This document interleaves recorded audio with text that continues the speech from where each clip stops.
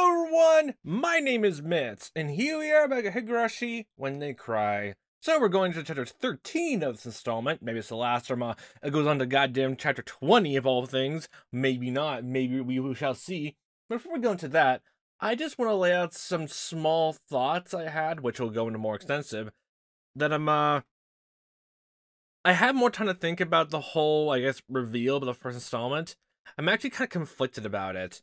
Because on one hand, I really do sincerely like it. It goes along the themes of the entire series up to this point, but at the same time, when I went back to the first installment and just reread it with that same knowledge in mind, it made some scenes make sense, but then others completely like, what was the point of this scene or anything like that? Because the whole scene paralleling just how literally Keiichi saw his own mind of him thinking back to a different timeline, scenario, other universe, whatever, and just imagining all over. He imagined what really happened there, which was instead of a syringe that Mion was using to stab into Keiichi's chest and all that, it was meant to be a marker just to draw onto his chest like Tomotaki, like they all did at the festival grounds itself.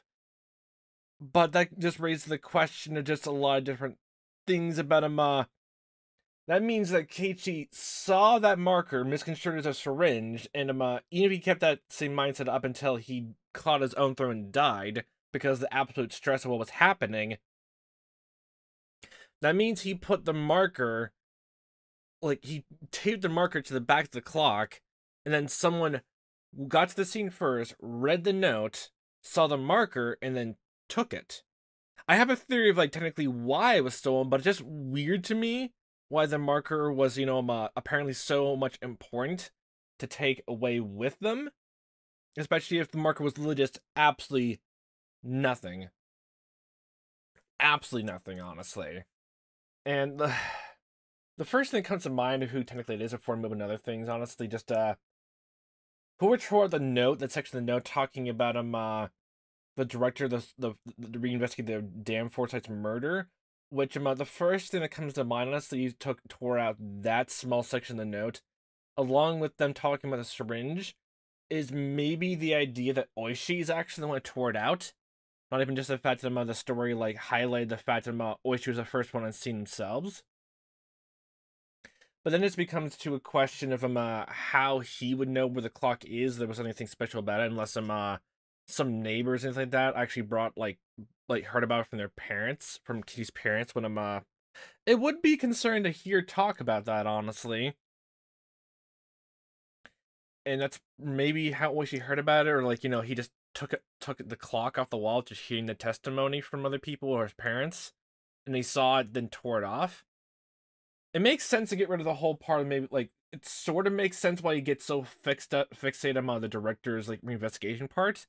The only thing that comes to mind is the reason why he suddenly changed his heart of looking all the way into the crime of what happened the whole town, the mysterious series of mysterious deaths, because maybe in that moment he kind of stood what was happening in some capacity, or realized in a sense that the truth is better not being known, honestly, or not to slight any more of what happened to Keiichi and Reina.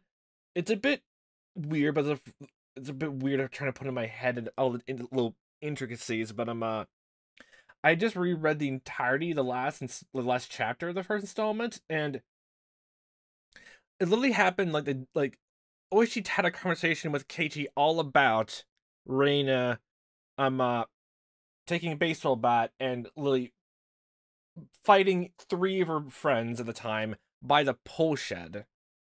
And it leads to even more questions in my head of why did Reina have a baseball bat, but like the whole time? If was she also just that stressed out from the Vorin was carrying it around and like talked to her friends with it right there, or the fact that maybe they had it, which led to the whole reason why they kept silent about him. They didn't want to talk about what happened back then at all, and Reina just took the baseball bat herself into the struggle and turned the tables on them, and then because of that stressor, and along with the stress of her divorce and thinking it was all her fault with her family, she then decided to let it out on the rest of the school. At least from the sound of it, actually, Keiichi had the entire dramatic thought when he first heard about something in the past from Oishi that Reina walked along the halls of the school and actually went into each individual classroom and broke the windows there. But when Oishi talks about it more indefinite, and it's like send this final chapter, he basically just says after like hitting her, like, you know, her three quote unquote friends, she then walked to a walked to the windows and broke it, and only a few minutes after the whole her beating up her friends up, that's when she came to subdue them. And just the sound of that, unless the door and window, like the door to the school, is like that close by to where the pool shed was, my immediate first thought is actually she actually broke the outside windows, honestly, and not enough time to do anything. And since there's a whole thought Keiichi was wondering that maybe nobody could have seen it coming, my immediate first thought is actually she was actually still absolutely fucking miserable from the divorce and moving away, honestly, even if she couldn't fully reconcile in her brain at the time before she came to the pseudo epiphany almost of Oyashiro so much saying they go back to Hinamizawa itself. My immediate first thought is actually just that oh boy, that I'm losing my train of thought now. Oh, I'm losing my train of thought.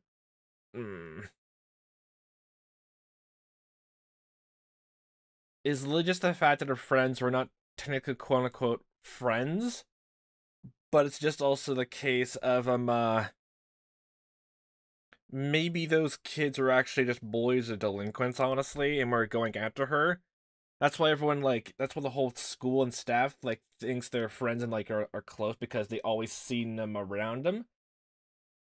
And maybe there's the whole justification, honestly, of him yeah, because like Keiichi actually says that maybe that Reina was as popular, nice, and caring, and adorable. But the very second he like mentions that nobody could see it coming, it mentions the whole fact of him like I got reminded of this whole like real life trope, honestly, of like I guess the quote unquote the quiet kid almost in school. Not even just the whole they go ballistic in some cases, but if you push them too hard enough, after like they try to stay down and keep silent, then just lash out then because they just hit the last straw in something minor. It reminded me just like that, and unless we learn more about what happened back then in Ibaraki in her school life, that's probably the best we're gonna get. But this is just spiraling my brain about how Reina like probably was, honestly, in the whole thing. Especially since we definitely are in the fact of Reina being directly parallel with Keiichi, and this is really making direct ties the first installment about the different ways of how they think about killing people, how that guilt or like how their thought about it carries on. But it makes me feel weird because at the same time, the first installment is the entry point in the whole series, which, and I won't deny, I still won't deny, it's an amazing first installment to the general first big population of this entire series. Like, I love it to death. But like going into the whole idea of the unreliable narrator, it makes some scenes in the first installment really interesting to read through again. But then other details, probably because I'm maybe it's just because we don't have all the details or hints or clues to it just yet. Even the answer arcs, which is just a bit weird to think about, makes it even weirder and at the same time a bit annoying unless it's elaborated on in the next two installments in some capacity. Because because if the whole thing was literally just Keiichi at some point misconstruing what's happening in the moment in some way, then it just becomes a question of about what parts he misconstrued, what parts he misremember, and what parts he literally just completely psyched himself out of his own thoughts, his own actions, and how he perceived other people's thoughts and actions, honestly. And since it's the whole entire thing of him, literally this installment just showcasing that you couldn't really believe whatever Keiichi was thinking. I'm also just a bit weirded out since the entire structure of this entire series in a way it's all about comparing, contrasting what is similar and different from the rest of the series. And I even like talked about this in a with some conversation with some people on a Discord talking about the game, just going through it blind, and just it just feels weird that out of 3 characters that we see their thoughts firsthand of where they actually killed someone both intentionally and unintentionally. It feels just weird that Keiichi is the one that has honestly just misconstrued the memory zone events to that extent, honestly. Because we've been in Reina's mind like halfway through this entirety of this installment, and we technically been in Shion's entire thoughts for the entirety of the last one of the chapter 5, and yet I don't think either Reina or Shion had a situation where they saw the events happening around them and literally misconstrued exactly what's happening.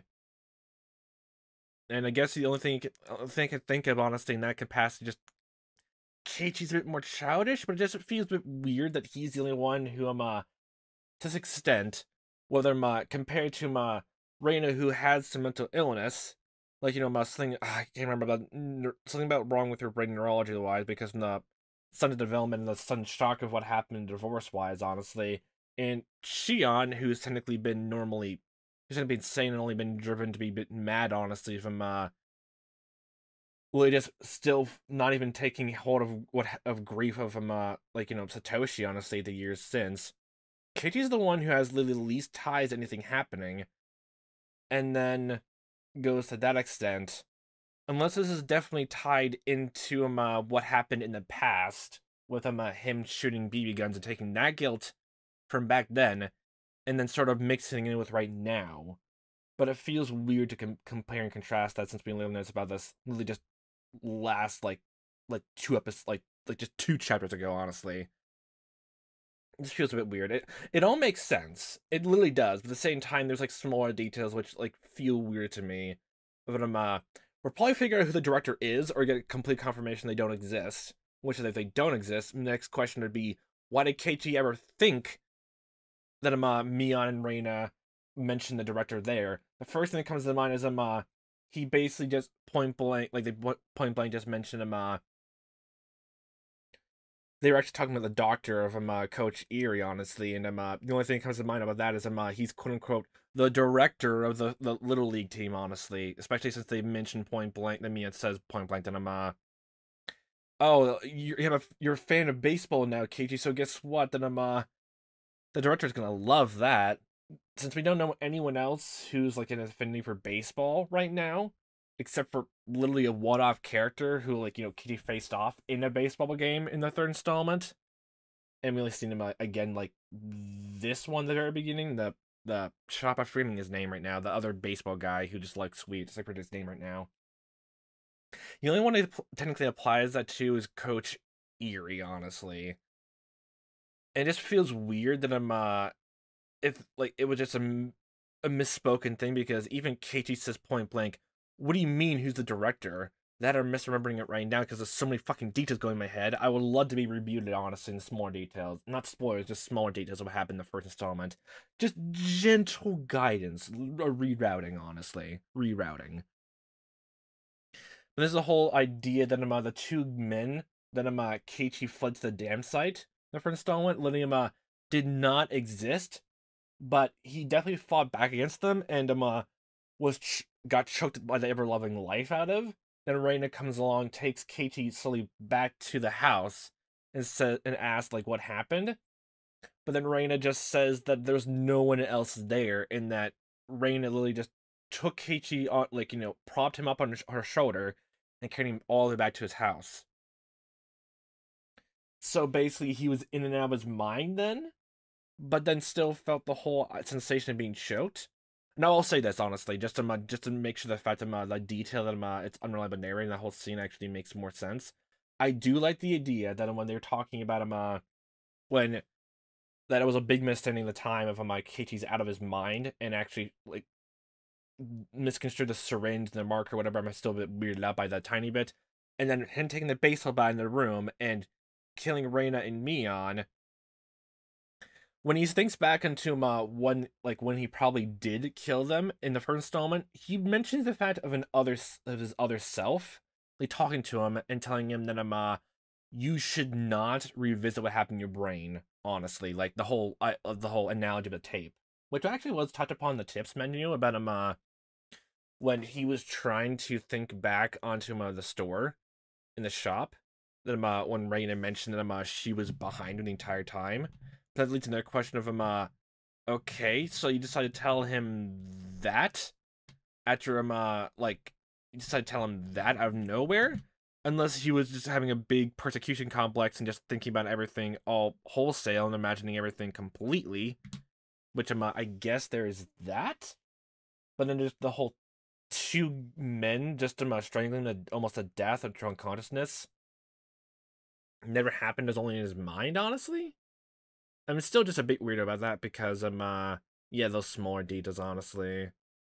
And like the intermingling of it's probably just that because I just don't fully understand. I like to have my mind change, honestly, but just the small weird incongruities just make me feel that like I completely understand and accept that there's an unreliable narrator in the first installment, honestly, completely, truly. I even came to that conclusion as well, even when I was firmly fixated in the idea that it was the whole entire thing, the entire culprit for the entire event was a person. It was human. There was absolutely nothing supernatural involved. It makes sense, but at the same time, I'm just getting weirded out by these smaller things, honestly. And unreliable narrator is not entirely fixing my brain right now. It mostly does, but these smaller details, especially, yes. There's also maybe the whole entire thing of the idea that because the note and the syringe at the very end was the two biggest focal points that make things more dramatic and gets more grandstanding was proven to be like almost dramatically lessened in such a way. Like after thinking about it for so long, honestly, is not that important, honestly. There's that disappointment probably mixed in, most likely, if I think psyche and disappointment, honestly, wise, but there's that.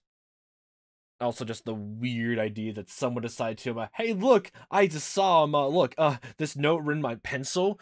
There's just this weird, marker taped to the fucking back of the clock here with me. Let me just rip this section out and take this marker with me because, marker, I don't have enough knees in my office at home.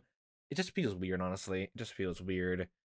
And that's enough for my preamble. I would love to have my mind change on that. I'd love to have my mind change on that. And also, before I forget, because I just remember I wrote some details down. Why was Reina laughing so much when I'm chasing after Keiichi before he went to the damn sun and got strangled out? Why was she laughing so much? And where did she have that hatchet on hand? Unless it was a whole thing as similar to Keiichi left a hatchet nearby in the school grounds, honestly. And just took that axe with her to go to treasure hunting, but then decided to change course and fall along Keiichi menacingly. Some of the dialogue actually makes sense if I'm like Keiichi's misconstruing the whole threatening aura thing, but why was she laughing so much?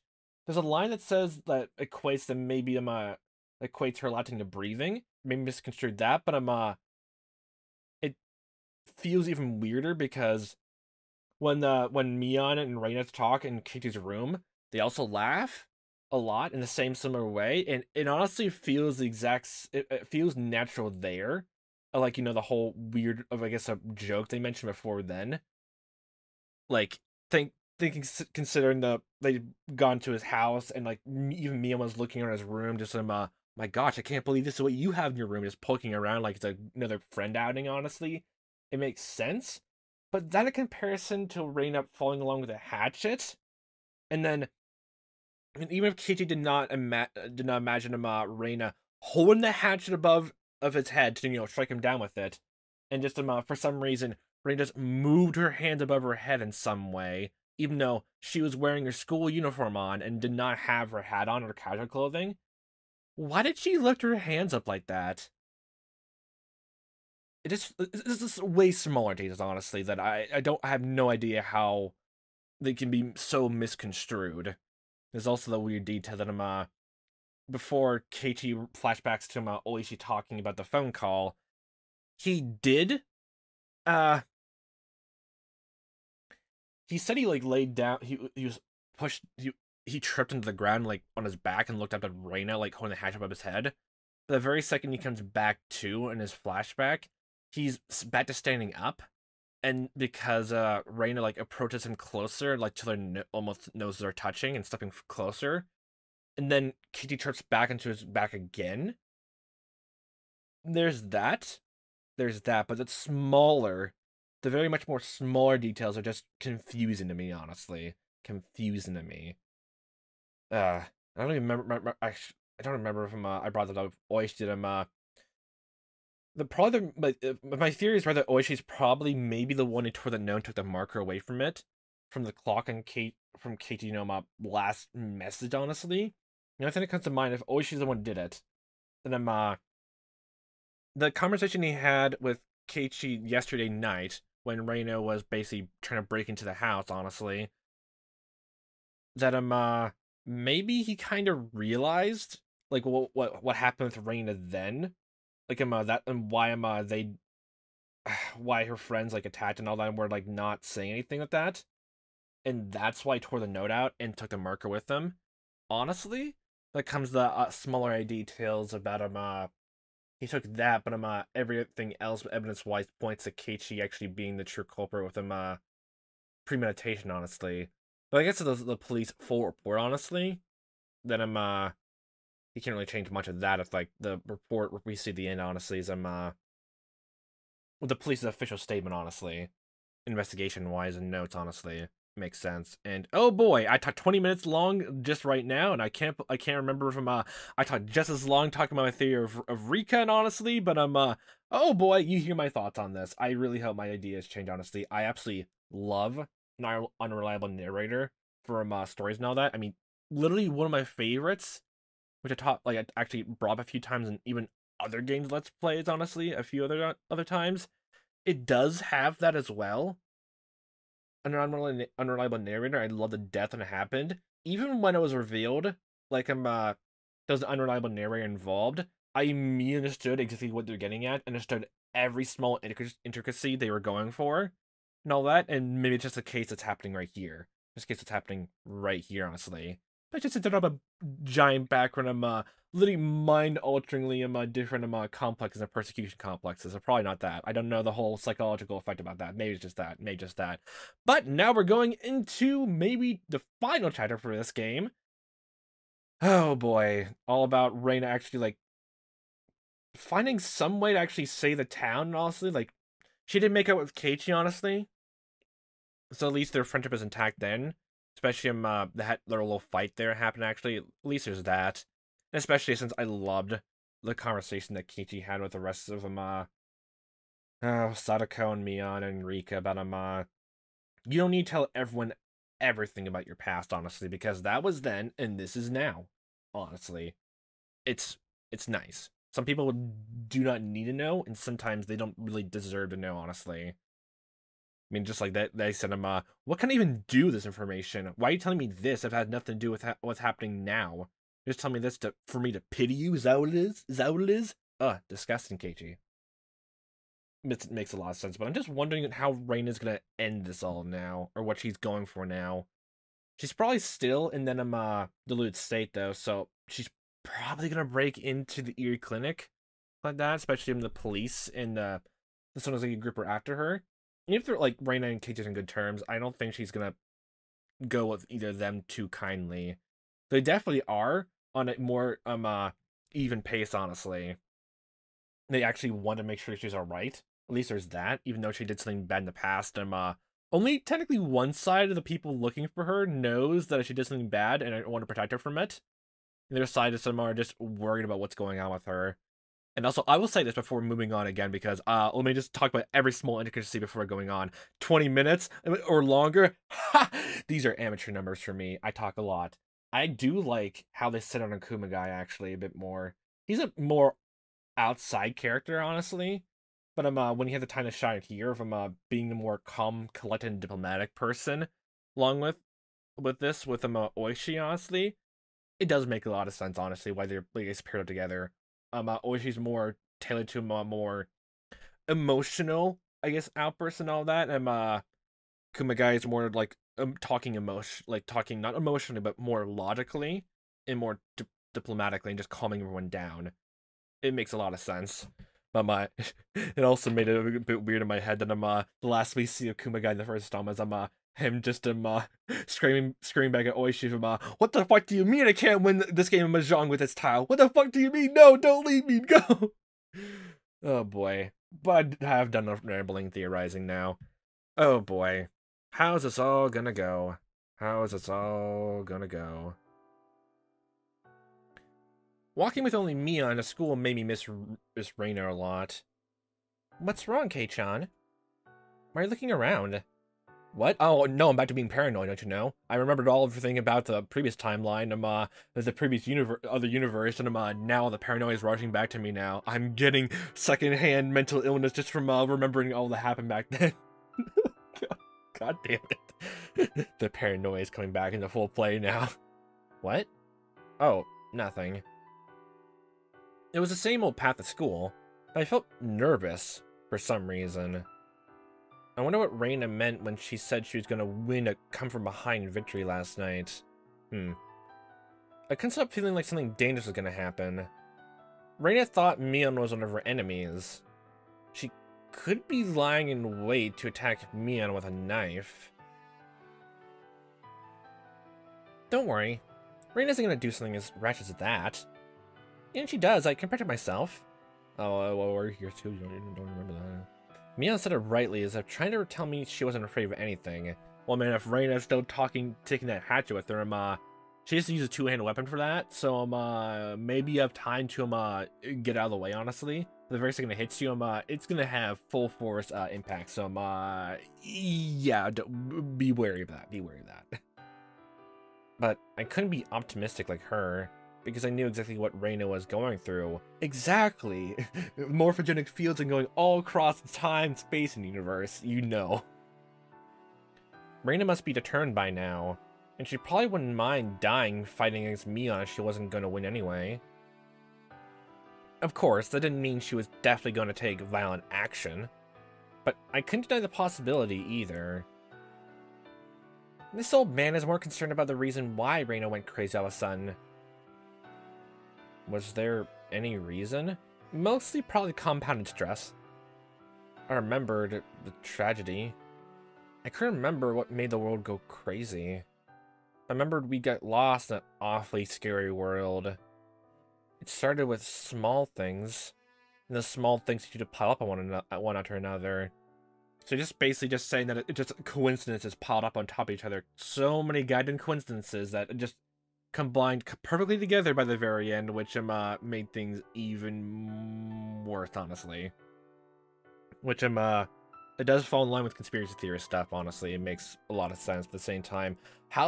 Why the fuck in real life, or everyone like knows objectively firsthand, why did so many people die the same exact day and the same exact every single year? I want to know that. Even if everything makes sense on a smaller scale about every single tragedy. And like everything like that. Why is that? Why did everyone just die miraculously on that? Especially different things. You know, the first one was murder. Even the other ones were just both Sadaka's parents fell over the railing, like by their own volition, or they fell over, or like the handrail just broke, even though that wasn't the case. The third one was like death from disease, and like the priest's wife couldn't handle it. And the first one definitely was a murder. Again. It all happened the same exact day, the same exact year. What is happening? That's too much coincidental, honestly. That's too much coincidental. Ah! If you thought about it calmly, you'd laugh, because it was a really stupid thing. But once those little tiny stupid things started to bother you, you couldn't ignore them. It was that kind of disease. Yeah, especially if you're insecure, honestly, about some things. Yeah, those kind of things kind of almost fester. It's probably better than there's the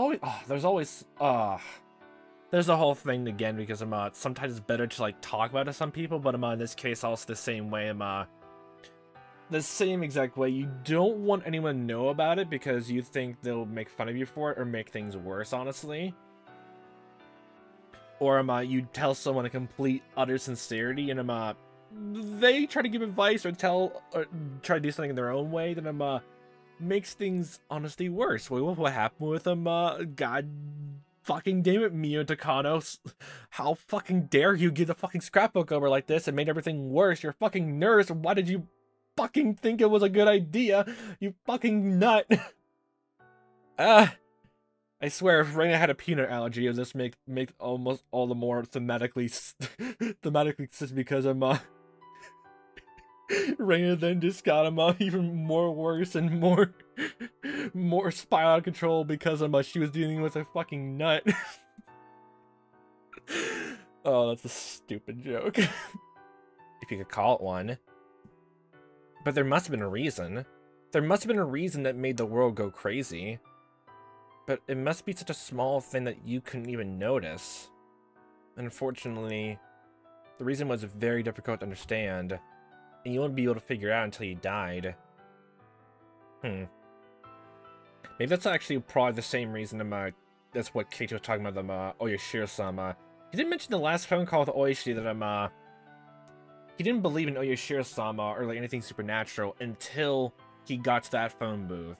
Which I just have to say, there's this another small detail I just realized when Kumagawa was telling him, when Oishi was trying to find the phone booth that Keiichi was at, the same phone booth that Akasaka got, like, trying to make a call from, honestly, I'm assuming. Kumagawa just hands a note to Oishi saying there's only one phone booth in town, let's head there. It just means that the phone booth, or the phone that that Akasaka tried to use the phone outside the convenience store, the drugstore, when he was going around the entirety of the town just to make a phone call to his wife.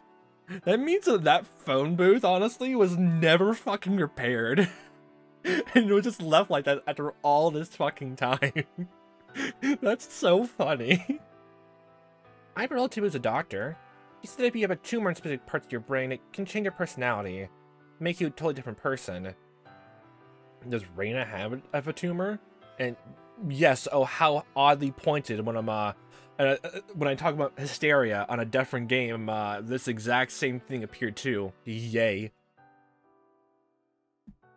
People who suffer from this disease used to be considered haunted by devils or possessed by foxes. Oh, kitsunes, okay, yeah, that's the first thing that comes to mind, honestly. People dramatized it like it was something occult. You mean Reina suffering from a physical disease in her brain? Yeah, well, it makes sense to that. Why do you think there's the whole analogy that the voice in your brain is a literal demon? It's your fucking inner demon saying don't do this, don't do that, honestly, and all that. But you should make peace with your inner demons, honestly, and make friends with them. Be whole again. Make friendship with your inner monsters, and then book them into bed in your closet. In her case, it might be better to say that it's a mental disease. Reina was upset and mentally unstable because of the murder of Rina and Teppei. Time like that, the stupid Oishi told her about what happened to Tomotaki-san in an exaggerated way. Yeah, that was another thing. I didn't mention that either when talking about my theory, but Oishi probably did it. He probably also realized right then, when I'm looking at the clock and thinking of all the evidence way, and if the police did not find the clock ahead of time, and only after Oishi got to the scene firsthand and like saw the note after getting all the evidence testimonies, honestly, or if there's that kind of person just to keep the note in the marker on hand and only gave it afterwards, honestly, that's why they interrogated him. Maybe he also just realized that him spouting all this to Keiichi, especially after giving the entire rundown of don't trust your friends or anything like that, probably made him go completely, utterly paranoid, honestly. And it's like, if it was him who tore the section of the note off the thing in the back, honestly, I guess he didn't want everyone to think he was even more insane than he was, honestly. But it still ended up the whole way of Keiichi being seen as a perpetrator. And the whole fact of everyone in the public thinking that Reina and Mion basically were called there by him, instead of Reina calling Mion over and Reina chasing after Keiichi. Whether it just be well, yeah, and the way how she kept bringing up Satoshi and wanted to not make the same thing happen back then, but actually want to hear him out. That's why she kept emphasizing them. Please ask me this. Please speak to me. That type of deal. It makes sense, but because of the whole thing of Keiichi going slowly paranoid and all that, he just imagined the hatchet But again, the whole detail of why did Reina lift her hands above her head when she doesn't have a hat on? Why? Why? Ah, especially in the forest with the heavily dense trees. There's no sunlight in her eyes. There's no reason why she keep her hand up above her eyes like that, right? And covering her face. God damn it, why? Why? What happened? At a time like that, that stupid Oishi told her about what happened to Tomotake's-san in an exaggerated way. Oh shit. Mouse, work with me here. I think Oishi-san and Takano-san's scrapbooks have many things in common. Really? Like what? Well, he believes in the series of mysterious deaths at Hinamizawa, but that's a delusion, isn't it? And it compounded again, but that just means Reina was also compounded by 2 different delusions, and also the stress and delusion of a third one. At least, technically not a delusion of that one, but just the absolute stress and mental toll it'll probably take, honestly, of killing someone. And I'm even more intrigued of again, of how the author is going to talk about I guess, you know, Reina killing those 2 people, honestly, because there's no way in my mind I can think of how Reina's death, you know, that murder and the whole thing could ever be resolved in that way of being of either her or Reina dying then, because that's how committed she was to getting money from her dad. That's how much it was, enough to point to him lead chase after her and kill her, especially if this is a junkyard, honestly, and even if she ran away, Reina's still in a very spotting, you know, clothes. She's wearing white and purple, a big purple ribbon, and a white outfit, and in a whole entire area with she has red hair as well. Even if that's just exaggeration for just, you know, anime's sake, honestly, just for that, she still is very noticeable, even if she ran away, and she would still chase after her, and honestly, and oh boy. Honestly, even then, it was not going to turn out even well. It was never going to turn out well. Even, because even Reina has a bike. And she realized that Reina was going to head back home and, run away. She would stay behind by the door and then literally go after her there, honestly. Literally. I cannot think of any other way from how she was so steadfast and wanted to kill her. Honestly, that was complete and utter self-defense, even that situation. Oh, good God. In Teppei's case, it'd be different, but still. I just want to hear the thoughts about Reina's death, honestly. I would love to hear more discourse about that. I would really love to. Well, he believes in the series of mysterious deaths in Hinamizawa, but that's a delusion, isn't it? I mean, something did actually happen for 5 years in a row. Yeah. But I think there is no series of murders in the first place. But that comes the idea of why the coincidence happen that way. That's not a whole thing of what happened in Reina's case. A bunch of coincidences happened. They are tangentially related in some way, because you can find some strained train of logic between all that together with what Oichi said to her, and then what Miyo Takano's scrapbooks. Honestly, you thought some insane delusion there about that.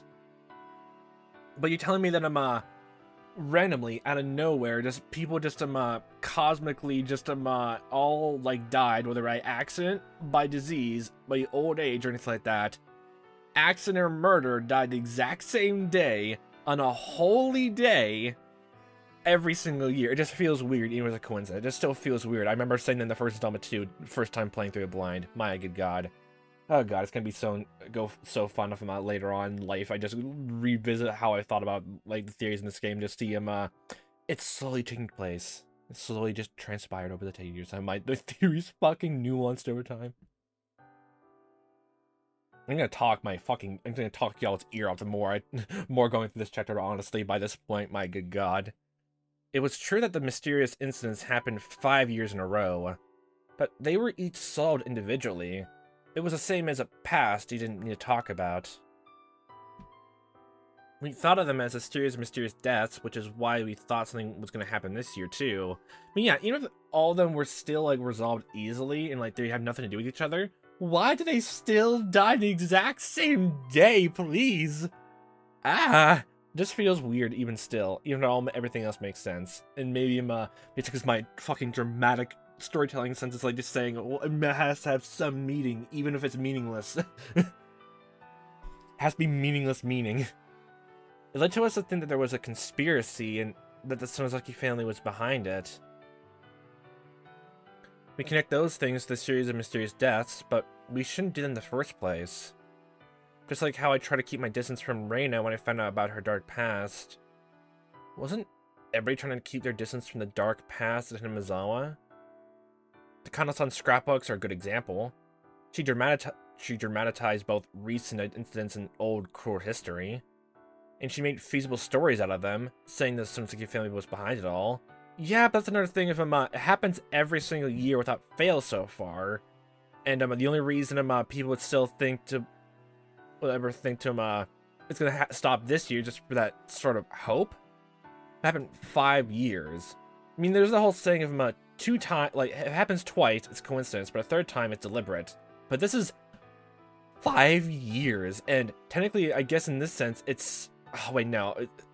It's not 6 years, honestly. It's not that. It's just not that. But still, oh my good God, it's fucking 5 times in a fucking row. What do you fucking mean? Oishi-san did the same thing too. He was so convinced the Sonozaki family was behind it all that it was making him interpret things the wrong way. Yeah, there's the whole thing about it's literally just confirmation bias. So I guess you could say that's also the fucking delusion. But if you're right, then it's not delusion, then is it? You're delusionally right, then, my good God. In that sense, we could say Oishi-san believed in the same delusion as Reina. I think the Sonozaki family is partially accountable for that because you guys act like you're behind it every time something happens. Yeah, because of the whole thing, that made everything spiral out of control, so it's kind of your fault, too, so, if, like, everything else is completely more down to earth and everything's more explained, then yeah. In this village, people think it's the doing of the Sonozaki family whenever something strange happens. It's like a magic word that makes everything settle down. It's like those people who say they can explain all phenomena in this world with plasma. That's new. What the fuck do you mean by that? What? What? What? I don't even understand how that make even delusional sense. Plasma? What? Oh, that's the illusionary fourth state of matter, and that's what causes everything to happen. You see, the stars are made of plasma, actually. And actually, the stars and the plasma are cosmic force taking place down to all of us now. That makes everything else. Spontaneous human combustion? No, that makes complete sense now. Oh my good God. Oh, what's that supposed to mean? Are you saying all this is the Sonozaki family's fault? Yes, what I'm saying. Exactly, it's all your fault. Completely fucking blunt. Amazing. I mean, Shion's whole thing when it came to that either, from the whole thing of him fucking tradition's sake of him Shion being pretty much ousted, honestly, and all that. And even if she completely forgotten about him, like, you know, when her grandma was actually being nice to her, let's just say if you're like that nasty to someone and all those stories actually take place over them, that's gonna influence you, honestly. And because in some places it actually tailors to me a bit, so yay, relatability. Yay. Even I'll still have also a fucking ways to go then to get over that one, won't I? Taking fucking other stories here, yay.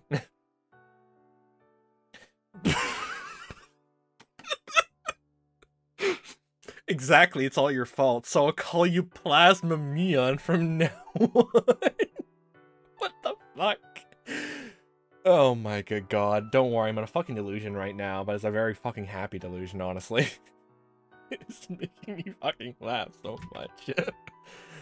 So I'll call you Plasma Mion from now on. That's like the wrestler's name. Ah, wrestling, you say? Well, I like professional wrestlers. Hey, Kei-chan, do you know what abdominal stretching is? What the fuck? So stop. I don't want to wrestle with you in this freaking hot weather. No, that hurts. Stop! And thus Keiichi was taken to the hospital and died from a heart attack there. Again. Oh my good God. Let out this energy a tiny bit. Ugh. Well, good morning, Keiichi-san. Good morning. I know you still know everything, all the other universes. I'll keep my eye on you still. Sadako and Rika-chan looked a little sad when they saw only the two of us. The three of us came to school together like always. They would have been really happy. But our classmates were as noisy as usual. Nobody seemed to make a big deal about Reina's absence. It's just a normal day in the life, apparently. I see. Chi-sensei was going to be here soon, and she started mourning homeroom. Everyone was fooling around as if they didn't want to miss a second of their time until then. This thing stinks today. Close the windows. How dare you? That's silly. It'd be hotter in here if we do that. It smells like gasoline or something, and it really stinks.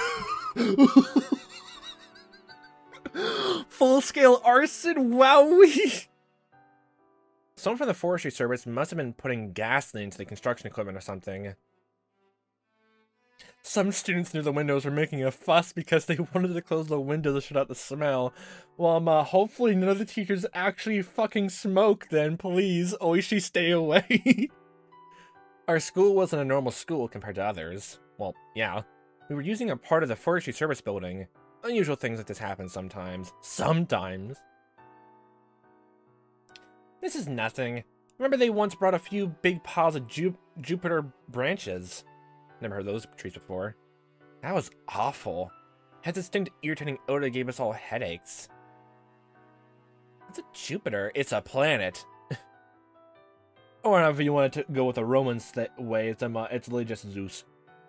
Meep. That's the name of a vegetable. What? You said it's put in the curry. Wow, okay, that's the first time I'm hearing that. Okay, so Jupiter the fruit, the vegetable, and then Jupiter the god, and then Jupiter a tree. Okay. You should look for it next time you do grocery shopping. Huh? I know a little about vegetables, but it sounds like it would be better to make Rika and Keiichi-san taste it first in case. What? Our ball is missing. You hit it again, didn't you, Hojo? Our ball. This feels like a whole bunch of unrelated stuff that's gonna coalesce into a giant payoff. I'm taking special notice of this. I don't care if all this is just means absolutely nothing. It's my fucking brain working storytelling wise. Okay, shut up you. Shut up y'all watching. Don't you dare think I'm crazy still. The boys seem to be looking for their ball for a while, and they yelled at Sadako. How about I had such a stupid thing? How dare you call it a stupid ball? It's moronic at best. If I was gonna hide anything, I'd hide something better than that. Like a bat. My good god, just find it even more hilarious. So the fucking bat, even Keiichi in the first installment just basically just mentioned him, that fucking bat is cursed. It has the weird vibes no matter what you do around it. Don't touch it, honestly. My good god. Hey, Chi-sensei's coming. Everybody take a seat. Hello, everyone. Get to your seats. I'm waiting for a flaming baseball to come flying through the window now and explode the room. My god. My good god. My fucking... Oh, my humor is morbid. My good god. I kept thinking about Reina the whole time during class. I thought about what she said last night. I wonder what her come from behind victory means. According to Takano-san's delusion, the masterminds behind the bioterrorism were the three families and a group of fanatical believers that controlled those three. In other words, the Sonozaki family. What could Reina do alone against them? Get a flaming fucking brick and send it straight through the goddamn windows, apparently. Mian lived with her grandmother, the leader of the Sonozaki family. There were only two of them in the house. It was possible that Reina would try to break into their house with a knife. You were solely just saying the exact same thoughts over and over again, Keiichi. I'm not doing the same thing here either, so don't worry about it. But I already come up with that possibility last night. That's why I called Mian and warned her. But did Mian decide to warn her grandma, though? Because in her maybe assurance that she'd be fine, she didn't tell anyone else about it. Which means everything could go to shit either way still. On the way to school this morning, Mian told me some bodyguards from the corps had been at her house since this morning. Okay, good. She told me she'd be guarded herself, too. There was a black car parked near the school gate. Hey, look, it's Oishi all over again. They must have been bodyguards. Wow, I can't believe it. Oishi's the exact same car as the Yakuza. I can't believe it. I can't believe it. No wonder people get bad vibes from Oishi, too. The fucking bad vibes emanate from everywhere. And, I wonder if that whole idea, actually, from, I guess, vibes from, certain objects actually contributes to them, it actually goes to the whole idea of yokai, honestly. Like, there's the whole... Every time I think of, like, yokai and Japanese monsters, honestly, it's like the first thing that comes to mind, honestly, is a monstrous, like, like, eye and sharp mouth, umbrella coming to life, honestly, and attacking. But just wandering around, actually, normally. I don't think most of the yokai actually are hostile. They're just there. They just look weird. That's it. That's nothing else, honestly. I wonder if that's actually how it came to be in Japanese folklore and just some culture. I wonder that now. Huh. There's the whole thing about the kokoro and, I guess, the soul, honestly, a few times. There's like this big distinction between the heart and the soul, honestly, so... More if that's it.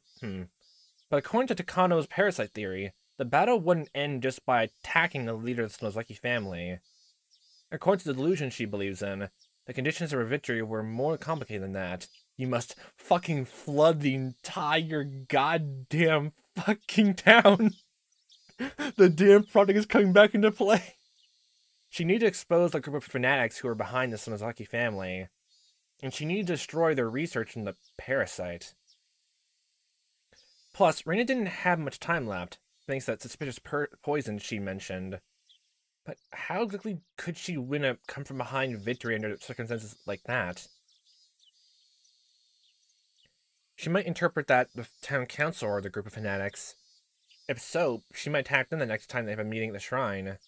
The town council meets once a month at most, especially in this case a few days after the fucking festival in Shion's case, apparently. It would be hard to believe that they were holding a meeting today. She probably thought the place researching the parasite is the Erie Clinic. I would love to see this fucking arson or just a Mission Impossible style mission just to find some documents inside there, honestly. And if literally just Mia and Reina were just missaying the director, honestly, even though there were some lines that even Keiichi said, and even Reina mentioned to them, the director of a film, honestly, she's just point blank out like that.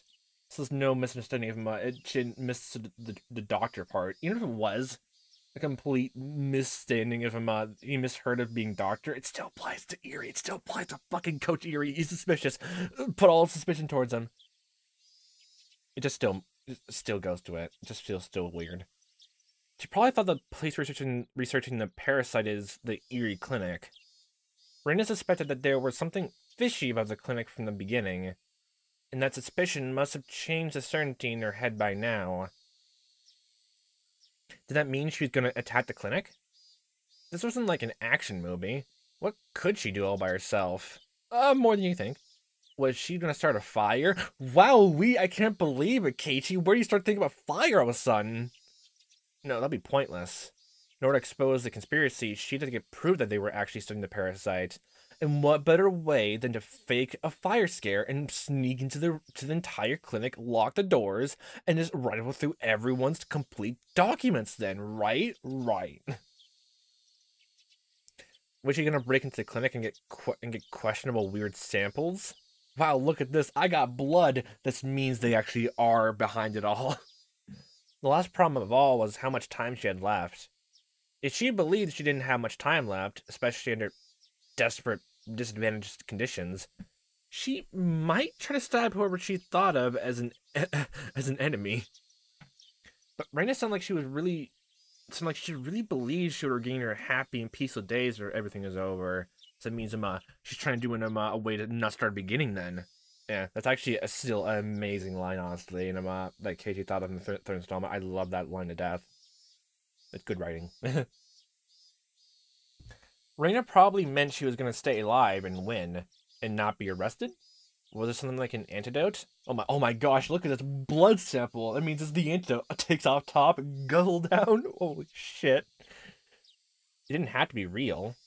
As long as it was an antidote to Reina's delusion, didn't matter what it was. It could even be the water you wash your vegetables with. But if she thought she could get the antidote so easily, she wouldn't have been so desperate about the time she had left.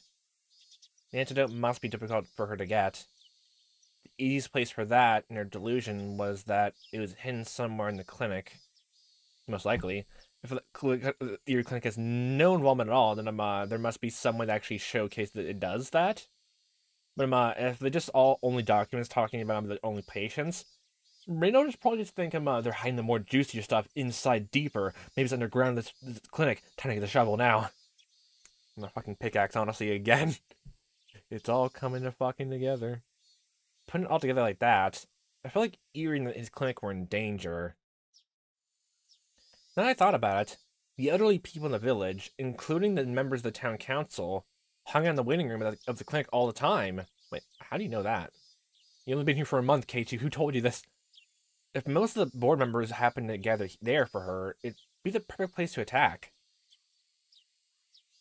I told Mian about that during lunch break. Yes, best music back again. Yes. Oh, goddamn, I love this song so much.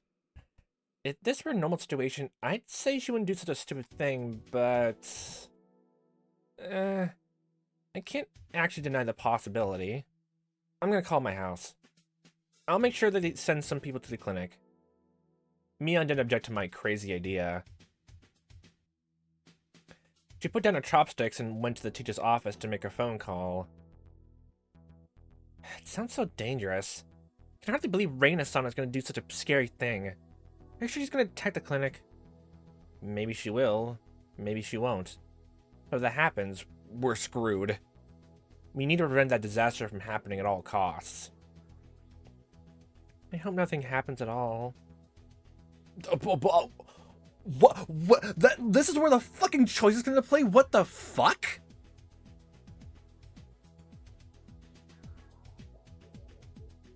After so fucking long, I'm weirded out.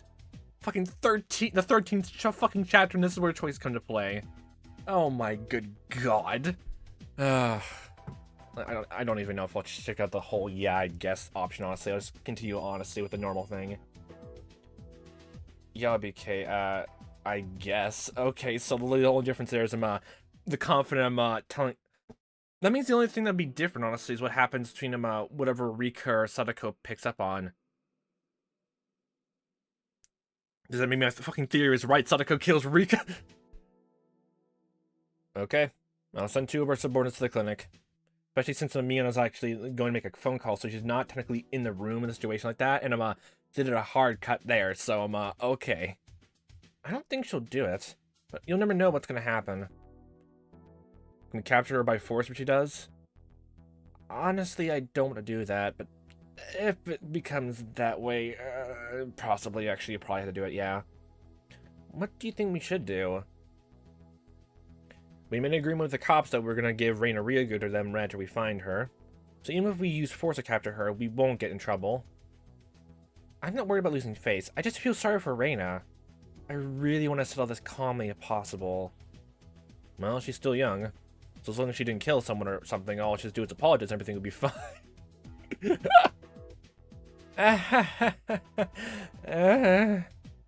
Well, then she might be out of her hands.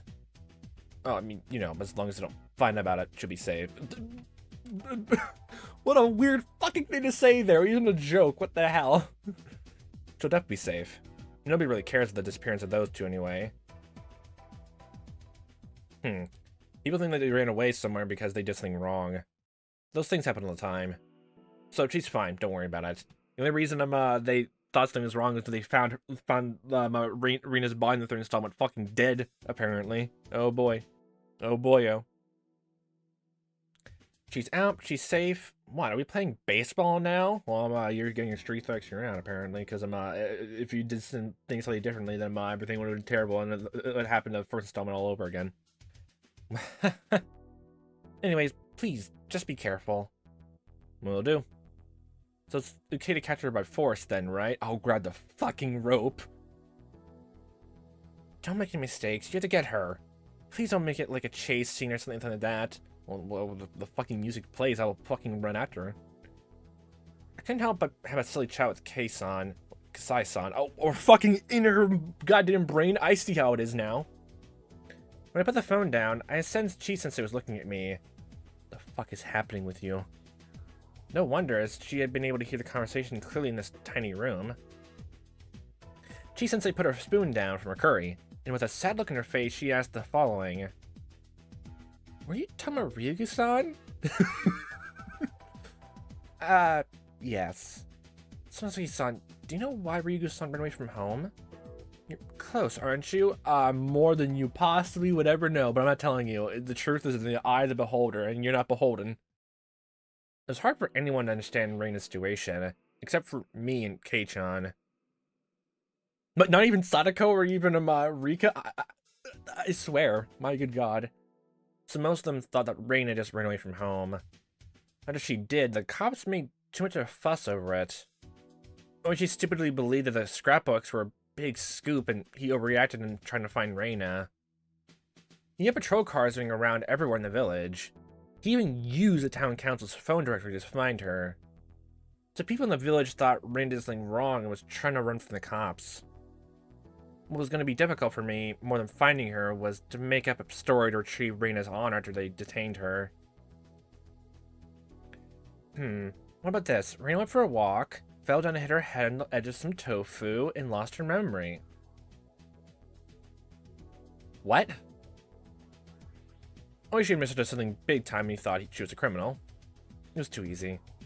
Anyway, we did make it clear that Oishi was the one who misunderstood everything in the meeting the other day. Had to make the best use of his name while he was feeling down for once. Yay! We're gonna take advantage of someone's fucking down attitude, which in this case I think it's just right, honestly. Take fucking full advantage of this, okay. Every other time it comes up, I just get really fucking heated every single time. What I had to do was not to make a big deal of the situation, and to create an environment that allowed Reina to forget everything that happened, in order to get her life back together as soon as possible. Everything's going to be fine, Chi-sensei. Reina's a little sick right now, that's all. The fat cop somehow made a lovely mistake and got things twisted around.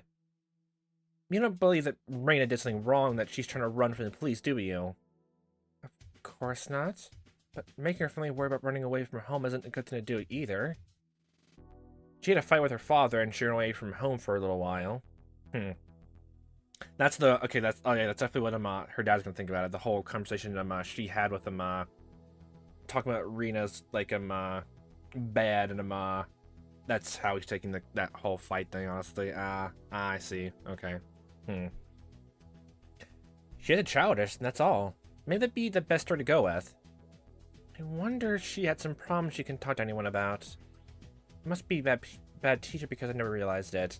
Oh yeah, don't worry about that, honestly, because again, when some people are in depression, honestly, they sometimes can become amazing liars sometimes. Or act, or like, just pretend like nothing's wrong, honestly, sometimes.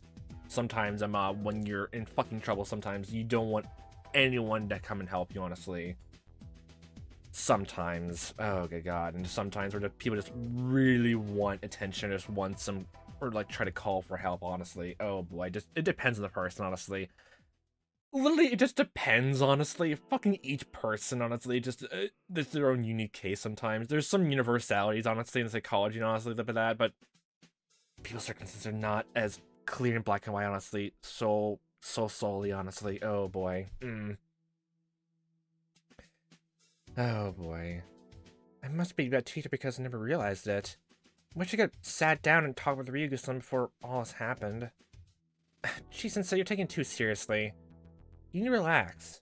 It's normal for young kids nowadays to run away from home for a while. It's called delinquency, or just acting out, apparently. No. If there's something that happens, like, something more happening, honestly. Even just, like, something, not just, that whole thing. It's just weird of the whole thing of, teenagers, hate, like, you know, suddenly going inks mode, and they hate their parents, like, have some weird phase. No, there's a reason why they're going through that phase, honestly. I mean, there's some teenagers actually absolutely love their parents, honestly. So, if there's those people that out there that exist, even from, like, you know, growing up, then, how would you then go and face these people who are, like, maybe, like, even if, like, they're taking their hatred, like, dislike their parents at full send, there's a reason for it. There's a reason for it. Oh no, what am I gonna do if Ryuga-san becomes one of those bad kids, starts doing really bad things? I don't know, just help in some way, I don't know. Oh. I had no idea how they'd be voiced, honestly. Okay. Ryuga-san becomes a bad kid. Arrow, she does something bad and gets arrested by the police. Arrow, it's her teacher's responsibility. Down, I'll be dishonorably discharged. My good god. Blank, I can't eat curry anymore. Blank, I'm dead. What the fuck? Oh no, oh no. Chi-sensei seemed comically upset by her own imagination. It looked funny, so I decided to leave her alone. Okay. Alright then. I made to leave the teacher's office to go back to the classroom, but right then the phone rang. Oh, hello? Just a moment. No, she's still more sad about that. Fucking, I can't eat curry, I'll just die. Hello? This is the Hinamizawa branch school.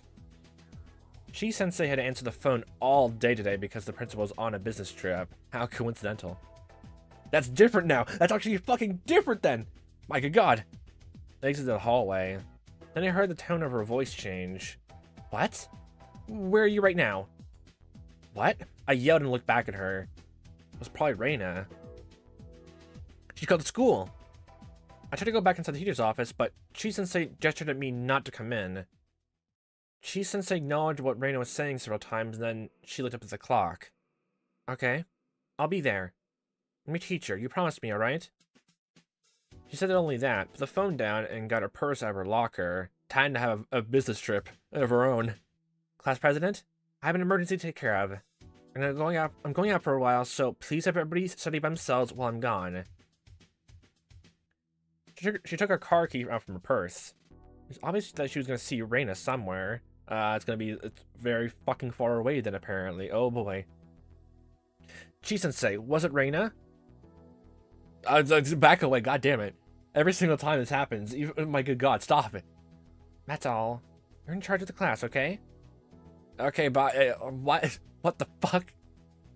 Chi-sensei completely ignored me and she ran out to the hallway. Okay, mixed a mad dash sprint. She ran to the schoolyard and got into her car. And when her car left the gate, I ran out to the schoolyard myself. I waited for the black car parked near the gate and knocked on the window. Are you doing, milady? Milady? Tips for Dora? God damn it. Everything is quiet so far. I know, but I need you to follow that car that just left. I think she's gonna meet Reina. Understood. Reina is very paranoid, so you need to be careful. Bring her to my house right after you catch her. After that, follow Kasai's orders. She's my friend. You better not get her hurt. Reina must have told Chi-sensei that she wanted to talk to her alone. I can tell it easily from the way she ignored my question. I did feel a little bad for ruining their promise, but it was very important that we caught her before she did something wrong. The fuck? What would she need to talk to him about the teacher for, honestly? Unless it's something to talk about what happened with the guys in the white van, honestly. And I guess the paper they had. It just makes if those guys and the doctor, honestly, like, it was like eerie that came to the door, honestly. The first installment, why were they there, honestly? Were they just... It's the same similar white van, and we haven't heard anyone else have a similar white van so far in this entire series, so, so the gardeners apparently decide to help a doctor to help restrain a kid? Okay, and they just hid in bushes, honestly? And if they weren't hiding in bushes, technically speaking, then,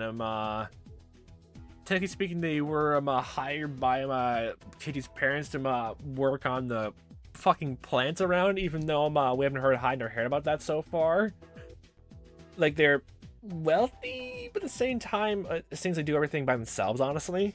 So, okay. We could still make up an excuse that she was just wandering around because she had a fight with her father and ran away from home. But if she set fire to the clinic or something, there would be nothing I could do. The car made a rough U-turn on the gravel road to some rapid squealing sounds and chased the Chi-sensei's car at full speed, ramming into her in the backside and railing her off the road. I watched the car until it was gone. All I could do now was to pray that this would be settled calmly. Hey, pay attention, everyone! Okay, we're back in Keiichi's perspective, honestly. Just sun shift. Okay, everyone, we need to study by ourselves the rest of the class today. So get back to your desks and study quietly. Self-studying? Mian ran up to me and spoke quietly. Reina just called. What? Really? Yeah, she just called the teacher's office. I think Chi-sensei went to meet with Reina. Reina? I wonder what she's gonna do. I have no idea. Anyway, I told my bodyguards to follow Chi-sensei's car. I feel bad for Reina, but we're gonna capture her there by force. I hope it works. They're used to doing this kind of stuff. I'm sure they'll do fine. So, if they catch her, is everything gonna be over? Not really, because she still has to, you know, get better, honestly, and deal with the whole thing with the police, honestly. So, no, that's just that's the next stage of the second act, yay! Of her, little, tirade, thing, yay. Yeah, we'll send her to a hospital. If Dr. sees her, I'm sure he'll find a typical kind of disease or something. Honestly. It'll be like obsessive psychosomatic disorder, or whatever. My good god. Or whatever, god damn it. God damn it. While we were spending our afternoon studying peacefully, where'd that come from? The members of the Sonotiki family would capture Reina, who's waiting for Chi-sensei somewhere, and the problem would be solved. It wasn't gonna be easy to that, but I was sure Mian would take good care of her. In the end, everybody would understand that Reina just ran away from home because of a silly fight with her father, a happy ending. Problem solved, right? Mian winked at me. She looked like she already thought everything was over, but that just didn't sound right to me. I couldn't see any connection between Reina and Chi-sensei. It was hard to explain, but there was something wrong. She's being targeted to be killed. She's actually the new target of the fucking goddamn mysterious death, honestly. It's the new tragedy. The biggest, most awful, most tragic event in human history. I wasn't saying that they didn't get along. Reina was a good student, so Chi-sensei had a good relationship with her. I just didn't understand what Reina wanted from Chi-sensei. While I was thinking about it, the door opened, and one of our classmates came back from the bathroom. What the fuck? That's actually kind of fucking terrifying. What the hell? With Reina. Reina?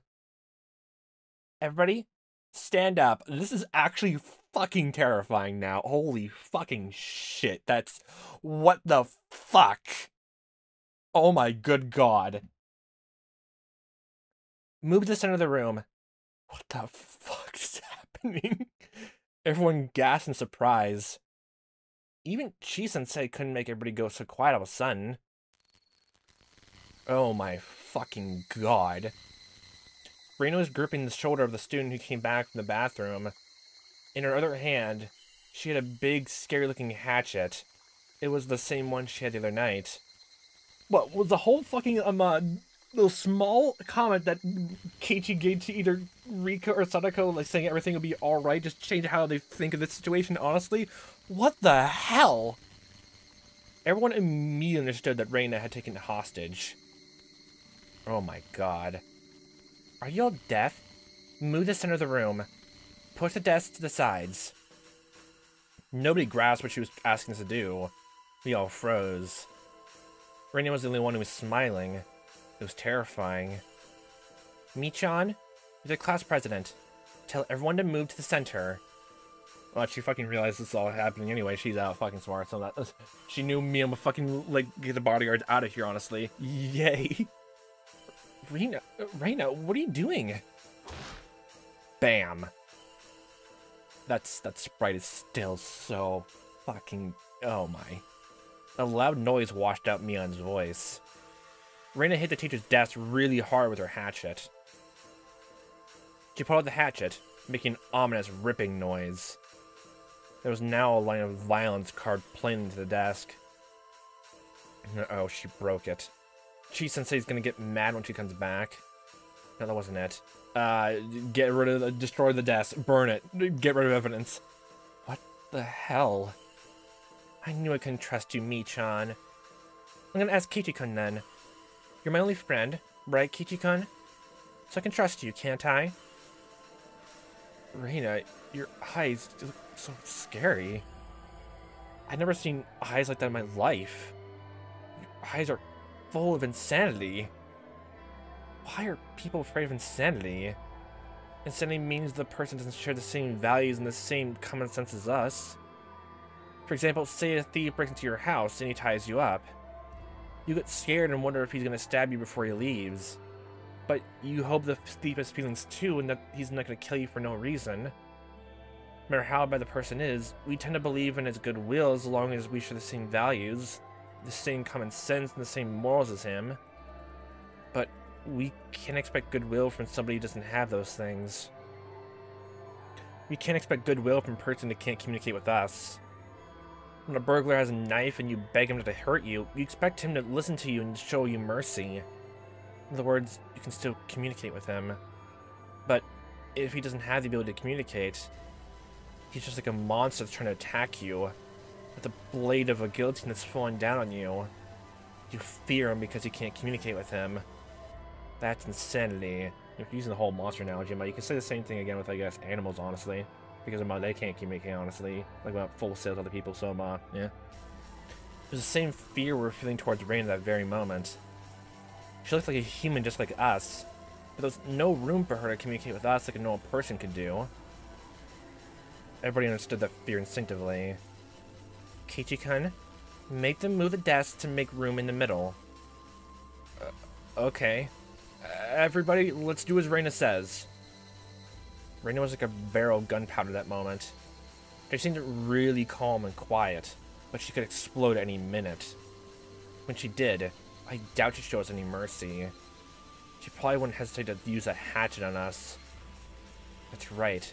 Just like I didn't feel guilty or hesitate to kill Reina and Mion. How is taking everyone hostage in this room gonna stop the entire thing of Hinamizawa?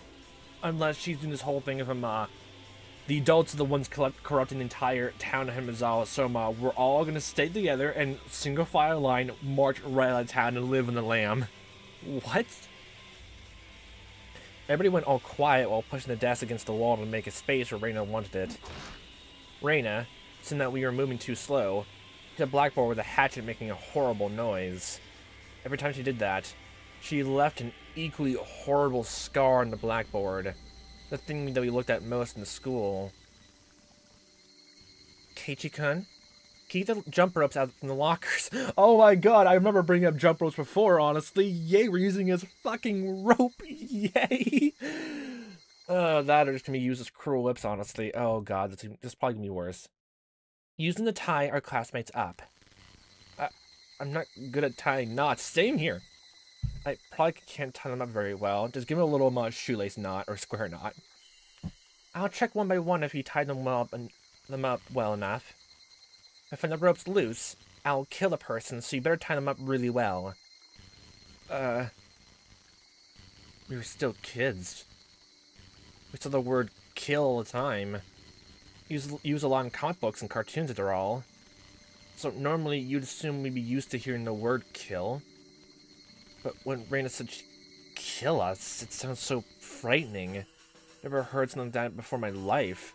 It's probably the same thing you brought up before from my insanity, that you don't know she'd actually go true to her word in the threat, honestly or not. To Reina, our lives were like cards she could use for negotiation. She'd get rid of one card every time somebody refused a request. Get rid of? Damn it, why did we use such scary words like get rid of for simple things like playing cards? Anyway, there were about 20 students in the class. That was a little bit too many for Reina to handle. She might get rid of one or two just as an example. I decided to do what Reina said just because I didn't want her to lose her temper. I got everybody's jump ropes from their lockers. All of you, get on the floor. Keiichi-kun, you can start tying their hands behind their backs. Tie them really tightly. You're on my side, aren't you? You wouldn't tie them loosely on purpose, would you? Mian trying to make eye contact with me. If everybody was tied down, we wouldn't be able to stop her from occupying the school. There are more than 20 students in this class. Half of them are boys, but most of them were smaller than Reina. But there were enough people here to overpower her.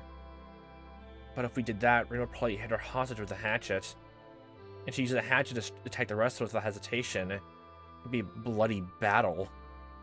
I'm sure somebody would get hurt if we tried to overpower her. Like, even if there's like small injuries, especially if I thought actually that the hatchet was actually like an actual axe thing, but if it was like a giant thing like that, it's like a machete almost. It's definitely way much more of a mark, honestly. There's gonna be less power behind it because there's more weight distributed around it, since there's a long, thin blade. But if she's gonna wield that, like thrust it like that, oh boy. The hostage would be seriously injured, or maybe even die. If that happened, it was over. No matter how hard we try to cover it up, she'd never be able to live peacefully like before. Mian can understand that too. I can tell from Reina's eye that she wasn't going to go easy on us. If somebody showed defiance, she'd break the hostage's head open immediately. Of course, Reina had done that before. She'd probably do it again with no hesitation. So if we basically gave hesitation, honestly, before this whole situation came up, even if we played the act completely, the thing that Keiichi said, honestly, it's the tone before this even happened, would stay ingrained in some people's minds, honestly. And things would probably get worse, I'm assuming. That's how that wrong choice came about. But as long as we did what she said, we could prevent that bloody tragedy. If we could somehow solve the situation without shedding any blood, with Mian's influence, we might still be able to pretend that this never happened. How are you gonna get away with the blackboard, honestly, and that one desk? Well, I can see the desk, honestly, but the blackboard itself? Okay. At the least, we had to make sure she didn't kill anyone. Let's do as Reina says. Kei-chan... Mian tried to think of ways to overpower Reina, but she couldn't come up with any good ideas to save the hostage. That's how easy it would be for Reina to kill them. The best thing to do at the time was to wait for a chance without agitating her further. Mian lay down on the floor, and everyone else followed suit, sluggish with terror. And I was alone, standing rooted to the spot with jump ropes in my hands. My classmates were lying face down on the floor.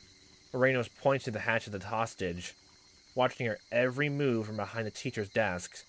I just stood frozen in the middle of it all.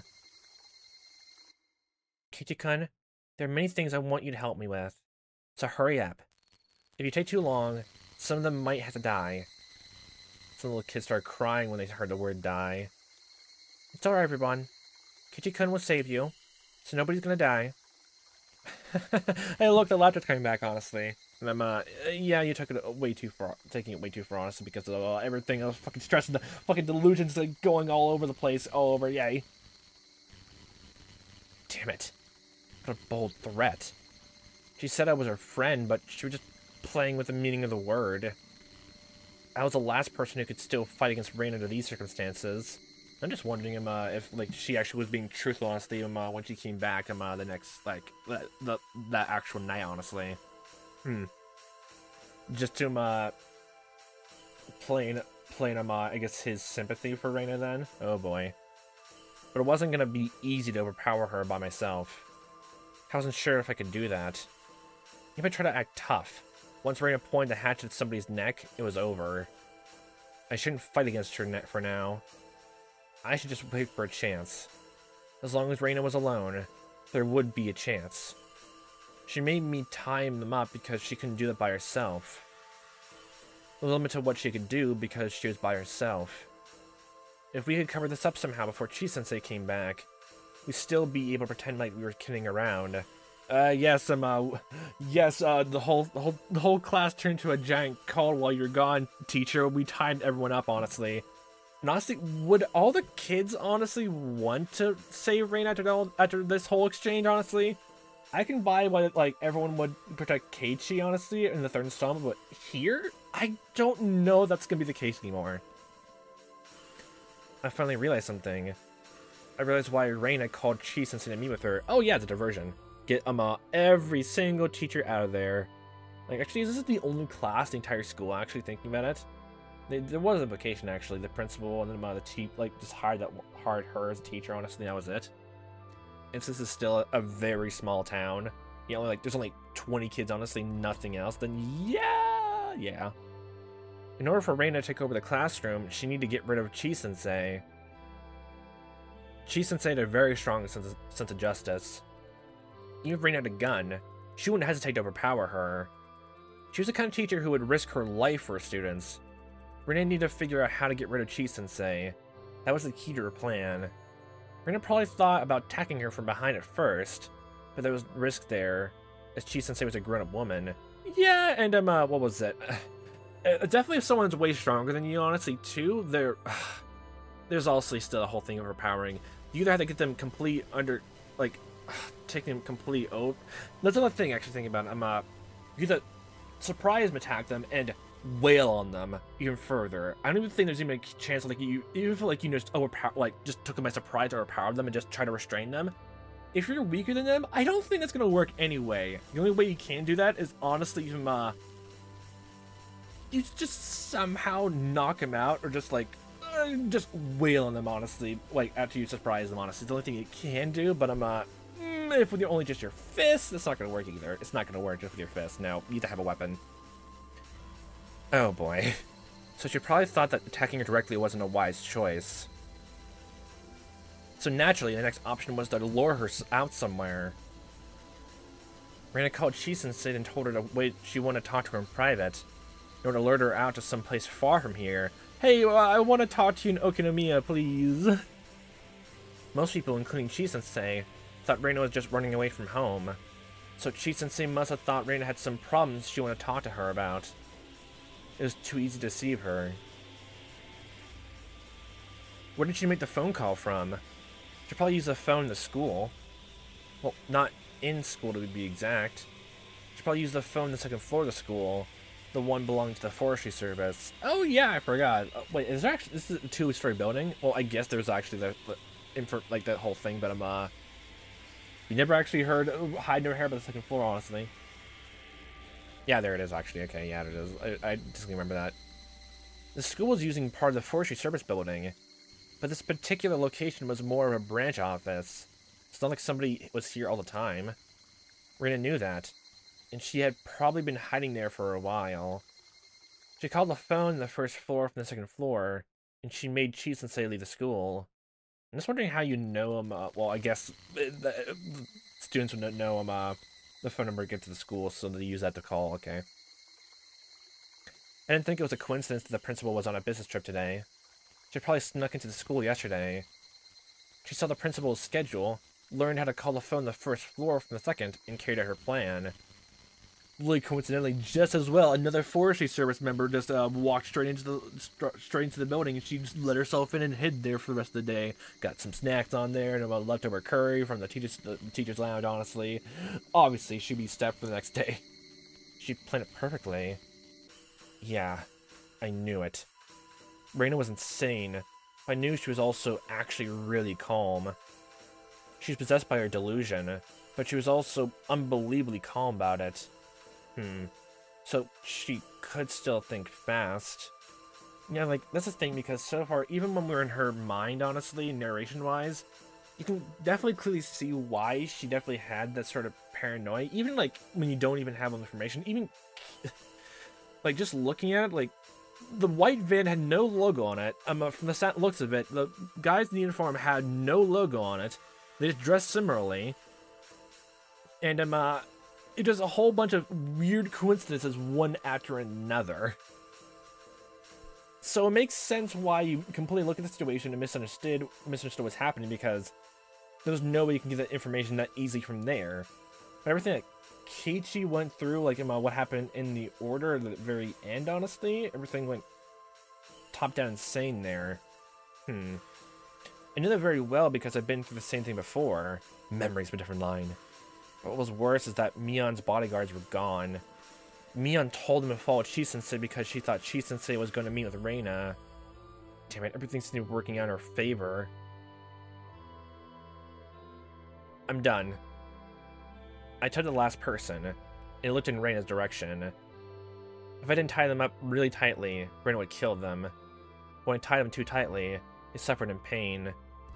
Their pain cries made me feel useless. Thank you, Keiichi-kun. I don't mean to doubt you, Keiichi-kun, but I'll make sure just in case. Please put your hands on your head and lie face down on the floor.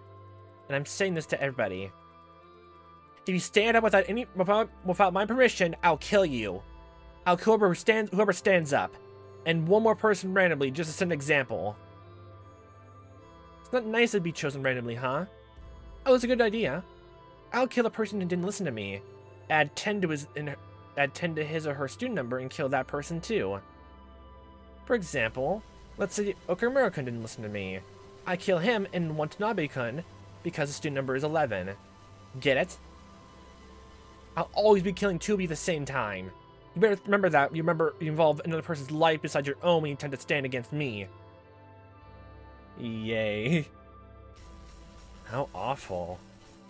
You totally understood how to threaten people.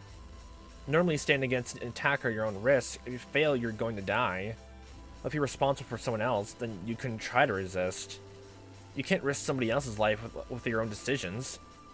Yeah, she's strategic. Okay, everybody's tied up nice and tight. You said you weren't good at tying knots, but you did really well, Keiichi-kun. You should be proud of yourself. Well, you can stand up now. It was too late to fight back now. I followed her orders. I just had to wait for a chance. We could still turn this into some kind of a bad joke. I had to do something. Anyway, what were you planning to do, Reina? Don't tell me this is the come from behind victory you're talking about. Okay, if I just think of anything that you think about this, honestly, the only thing that comes to mind for any kind of, I guess, like both a justifiable at the same time, almost out of nowhere, I guess, turnaround would be Sadako actually gets to the ropes. Because just the standard in my mind, if someone is used to setting down traps, they'll be used to traps being set on them in return. And when she was, well, maybe for that foresight and strategic thinking about it in that way, pretend to be an escapologist and try to get out of binds, honestly. I mean, that's how me and my sister actually spend time, honestly, in the past, honestly. Don't worry about it. Don't tell me this is the come from behind victory you're talking about. Oh, look, that's the halfway mark. Look at that. I was wondering what's happening. I was wondering. Good gall.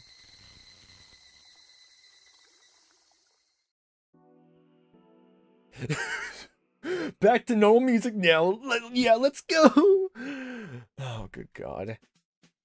Okonomiya PS to all vehicles. Okonomiya PS to all vehicles. A hostage situation has broken out at the Hinamizawa Forestry Service Building. There are reportedly multiple hostages. All vehicles are to head to the Forestry Service building immediately. Oh, it's too late now, honestly. Hey, look at that. Kuma-chan. Sorry I'm late. What's going on? Hello, sir. Today around 1 p.m. the Hinamizawa Branch School's classroom was taken over. All 25 students have been taken hostage. The suspect's initial demands were to prohibit all entry to the branch school's property and to secure a hotline to us. Ah, so want to negotiate with us from the start. What's going on? Also, the suspect is asking for you, Ochi-san. It's Reina Ryugu. Ryugu-san. Very well. He's taking it very well, apparently. We seem to be inseparable, huh? I'll be dealing with her until the end, then. Oh, she gave a crooked smile. We don't know if she has any accomplices. The curtains are closed, so we can't confirm the situation. Have you asked who told us about this? No. Reina Ryugu declared it herself. Therefore, we don't know what's going on inside. The teacher received a call from Reina Ryugu as she left the classroom before the incident took place. This has been well planned, huh? Has anyone from the forestry service been taken hostage? Nobody from the service was there today. All 25 hostages are students. The number matches with the attendance the teacher took this morning. Plus a suspect, right? Have you seen anyone else suspicious than Reina Ryugu? No, we've seen someone peeking out from behind the curtain, but it was the suspect herself. We're guessing there must have been at least one or two more of them, though. Well, maybe she really is doing it by herself. Maybe. Unless fucking somehow Mia's gonna do a whole thing of pretend that Reina was being forced into this somehow, and there's no one else in the fucking building, and somehow there's gonna be a fucking boogeyman just to convince Reina to do all this, honestly. Oh my good god, have fun with that, have fun with that, yay. Yay. Reina Ryugu was a true believer in Mia Takano's scrapbooks. According to the scrapbooks, the entire village was Reina Ryugu's enemy. She didn't have anyone she could trust. However, Oishi also believed in Mia Takano's delusion. It was possible that someone who was influenced in the same way was following Reina Ryugu. Oishi-san, the principal and the teacher are here. Hello, Chi... Oh, no, it's not you. Hello, Chi-sensei. Are you okay? Oishi ran up to Chi-sensei, who was crying with a handkerchief held up to her face. Reina-chan is a good girl. Her decisions like this, there must be some kind of mistake. Oh. If I were to do this by the book, I would ask you about Ryugu-san's recent behavior. When it comes to Ryugu-san, I probably know better than you do. Please don't worry. I'll take care of this as peacefully as possible. Chi-sensei was huddled over, and Oishi didn't think he could say anything else to her. On the contrary, the principal was staying strong, with no sprite whatsoever to speak of, trying to figure out how to take care of the situation. Mr. Oishi, please. If possible, I'd like to request to be hostage myself. I'll take the plates to the children. Let me do that instead. It's all my fault. Please don't blame yourselves. I have things I want to ask you, so I appreciate if you cooperated. Bunchi-kun, please show them the blueprints. Excuse me, sir. Section Chief Takasugi is on the radio. Hello, this is Oishi. We're having a whole entire, let's do a fucking plan to get everyone out, then. Oishi-san, how goes things? Gumi-ga-kun informed me of the situation. The suspect is underage, huh? Please keep strict control of the press. I understand. Also, the suspect is requesting me as a negotiator. Is that okay with you? You've known Reina Ryugu since the Paris incident from the other day. I bet she still thinks you're her ally. Only you can do the job. Good luck. I really don't want to, but since it caused so much trouble, I guess I'll have to do this to make up for it. Oishi-san, Reina Ryugu's on the car phone. That was faster than expected. She has everything planned. She has everything swirling around her head, honestly. Everything's working. To her advantage. Yay. I will get it. Thank you. Hello, this is Oishi. Oh, yep, we're definitely back in this whole thing. Yeah, when the whole background visual is like distorted as well in this sort of sense, like yeah, it means a different frame of mind, honestly, too. Yeah. But so far, I don't think I think of any moment in this installment where someone like really misunderstood what everything was happening. At least it's the case that we're shown anyway, like that anything. I was gonna say like even the background for the first installment, when Keiichi realized he killed Reina and Mion in the room, I actually equated it like the blood like you mentioned before in the room was actually coating the window. And it was making that red haze actually over the entirety of the background, honestly. Like, my god. But there's nothing of that sort here, so... I kind of wish it was a bit different now, but because of that, god damn it, I kind of want that now. My headcanon has to be true. Oishi-san, this is Ryugu. Hello? This is Oishi. Is the signal weak in your car phone? It's kind of hard to hear. Just like me, it's getting old. Oishi and I exchanged friendly words. A long, long cord trailed through the hallway from the teacher's office. That cord extended further to the phone and the podium in the classroom. So, let's get down to business. I'll try to see if you're qualified to negotiate for me. Okay. Yeah. Shoot. You are my ally, aren't you, Oishi-san? Of course. Let's expose the conspiracy to Sonosuke family together, you and me. Oishi answered without hesitation. Was he still my ally? Or was the sly detective just saying what I wanted to hear? Either way, I only had Oishi to depend on. If I couldn't trust him, I was stuck. There'd be nothing else I could do. You didn't believe me for a while either, did you, Keiichi-kun? But you do now, right? Keiichi-kun was sitting on the floor facing away from me, his head resting in his hands. We're comrades now, huh? Yeah, that's right. Reina Ryugu asked Keiichi Maebara if he was her comrade, but I couldn't hear his voice. Was she trying to tell me that Keiichi Maebara was still alive, or that he was being forced to obey her because of the hostages? Yeah. Oh boy, oh. Yay. Maebara-san is your ally too, huh? That's nice. But weren't you suspicious of Maebara-san for a while? Yep. Yeah, so basically, there's that whole thing doubt, though, so, yeah, let's bring it before, in separate case of Reina did, I don't think Keiichi, ever doubted any of his friends until he was forced to doubt them, honestly, with what Oishi said, honestly. But Reina just did not doubted everyone from the very beginning, so... This probably just says that Keiichi's technically way more better than Reina, honestly, in that capacity and morality, I guess you could say. Yay. Yeah, boy. Talk about morality in the comments, yeah. Yep, when I heard about the BB gun incident, I couldn't believe it. But we can't let the past fool us. We have to learn from the past in order to grow. That's very good. You're absolutely right about that. That was why we forgave each other. So don't doubt Keiichi-kun anymore.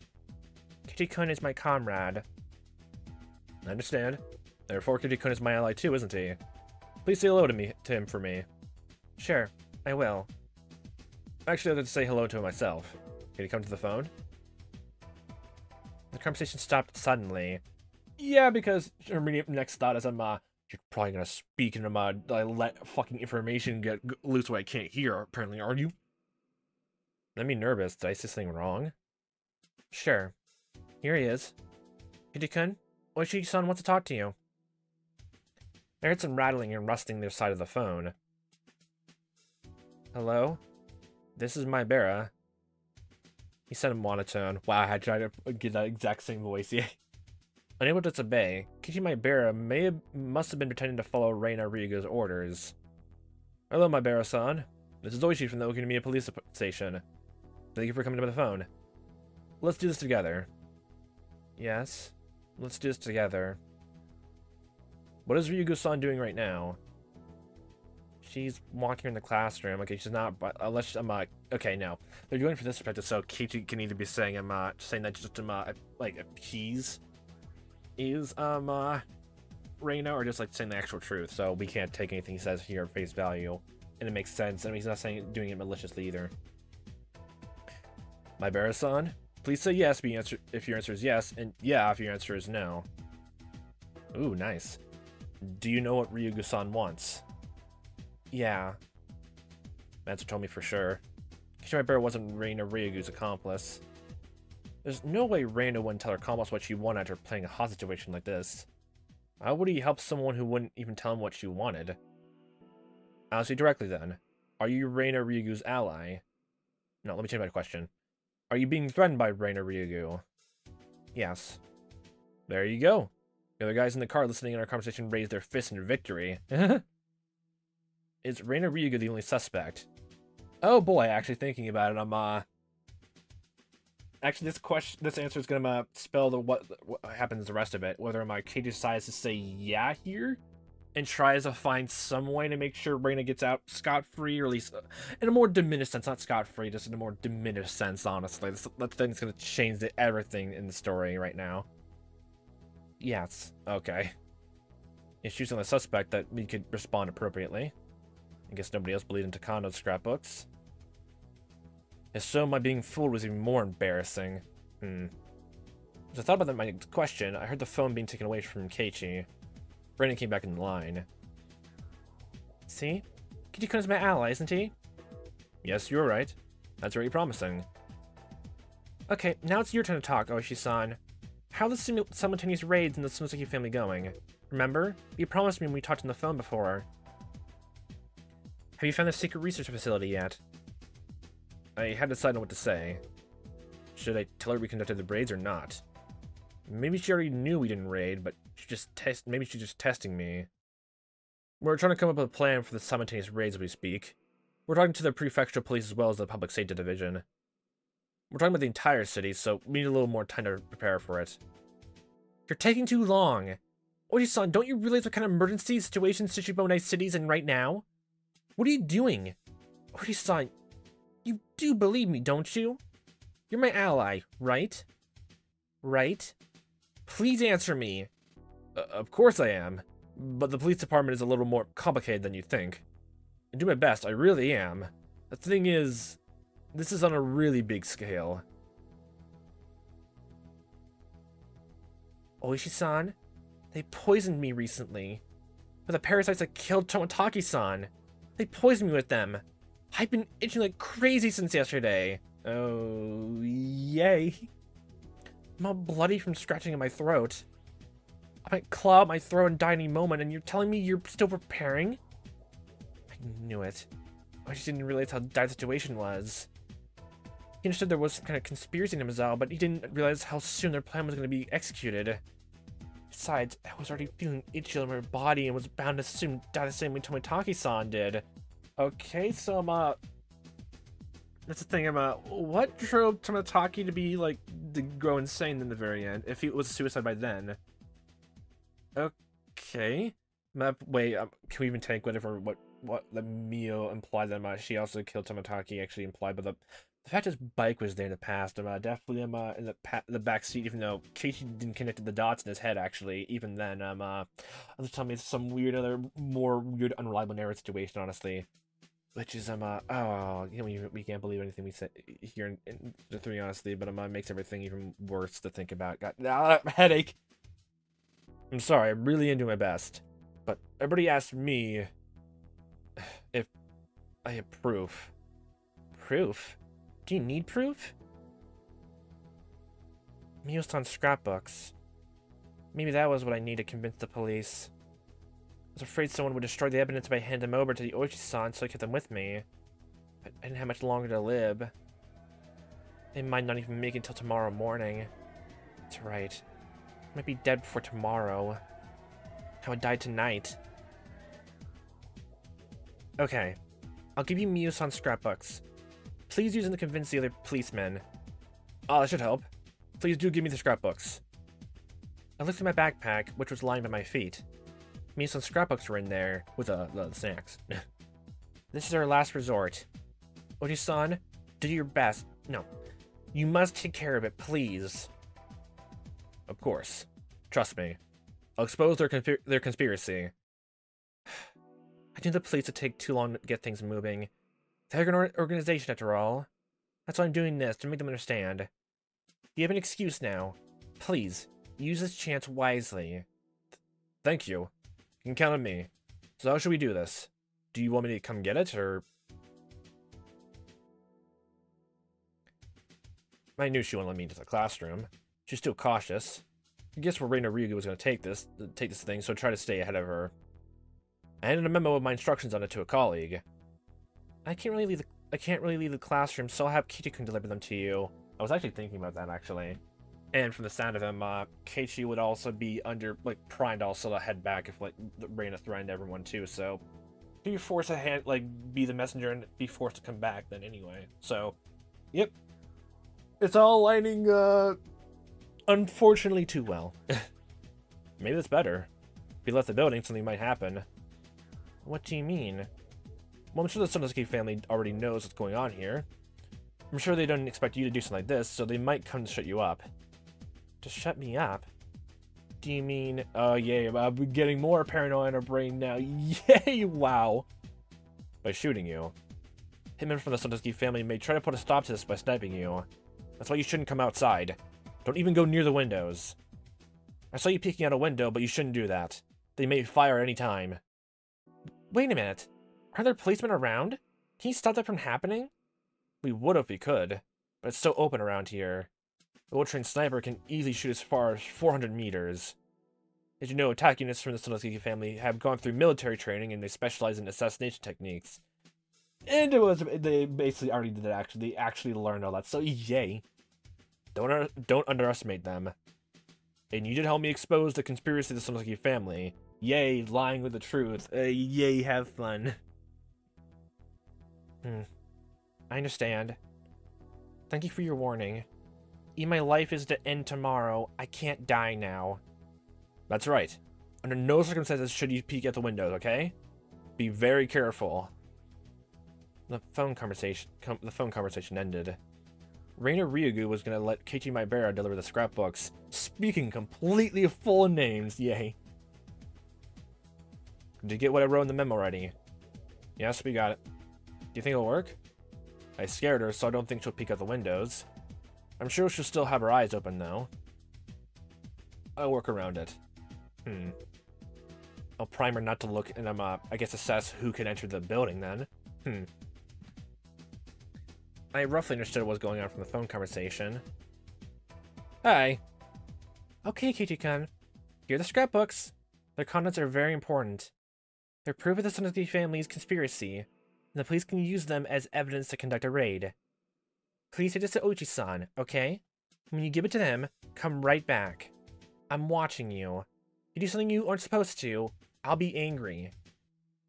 Reina took out a couple of old scrapbooks from her backpack and gave them to me. Then she cast a sidelong glance at Mion. I'll tell you about these later, Mi-chan. I'll tell you all about what a scary conspiracy your family's planning. Or maybe you already know, huh? In some capacity.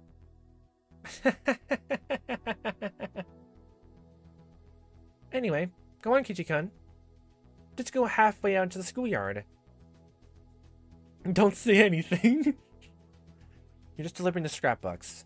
Don't talk, okay? If you do, if it was Chi-sensei, she'd slap you with a ruler. But, what should I use instead? Alright, I won't even say a word. Come on, put the hatchet down. I'm your ally, right? Trust me, okay? Yeah, you're right, I trust you.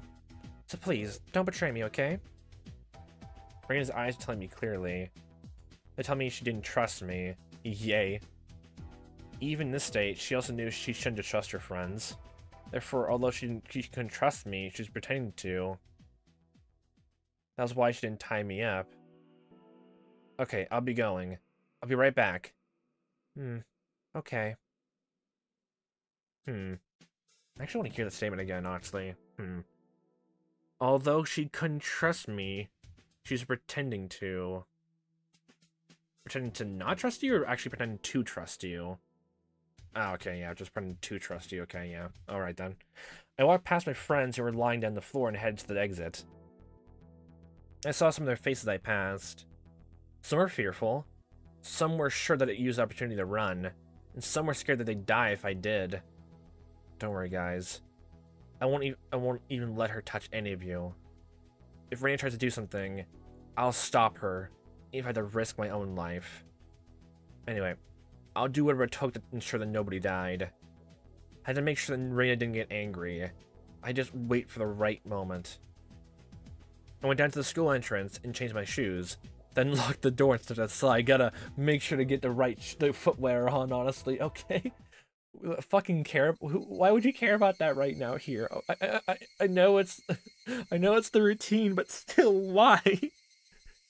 I felt the fresh air in my skin. I saw the lights and the police cars. I could feel all the policemen looking at me. As soon as I'm in the schoolyard, a little voice tried to tempt me. I was free from Reina now. If I ran off the school grounds, I'd be free. What was I thinking? If I did something like that, Reina would go crazy and who knows what else she'd do. The important thing here wasn't my safety, it was to make sure that Reina didn't kill anyone. I saw a big man coming towards me from the school gate. That's probably Oishi-san. Are you Keiichi Maebara-san? Hello, I'm Oishi from Okinamiya Station. Grips shoulders tightly. Now tell us everything you know! You can call me Kuro-chan. Sorry. Reina told me not to talk and just give these to you. So please, just take them in silence. I understand. These are scrapbooks, huh? I'll take them. I tried to hand the scrapbooks to Oishi-san, but he set aside a little. Huh? Confused at what he was doing, I changed my position to hand them to him again.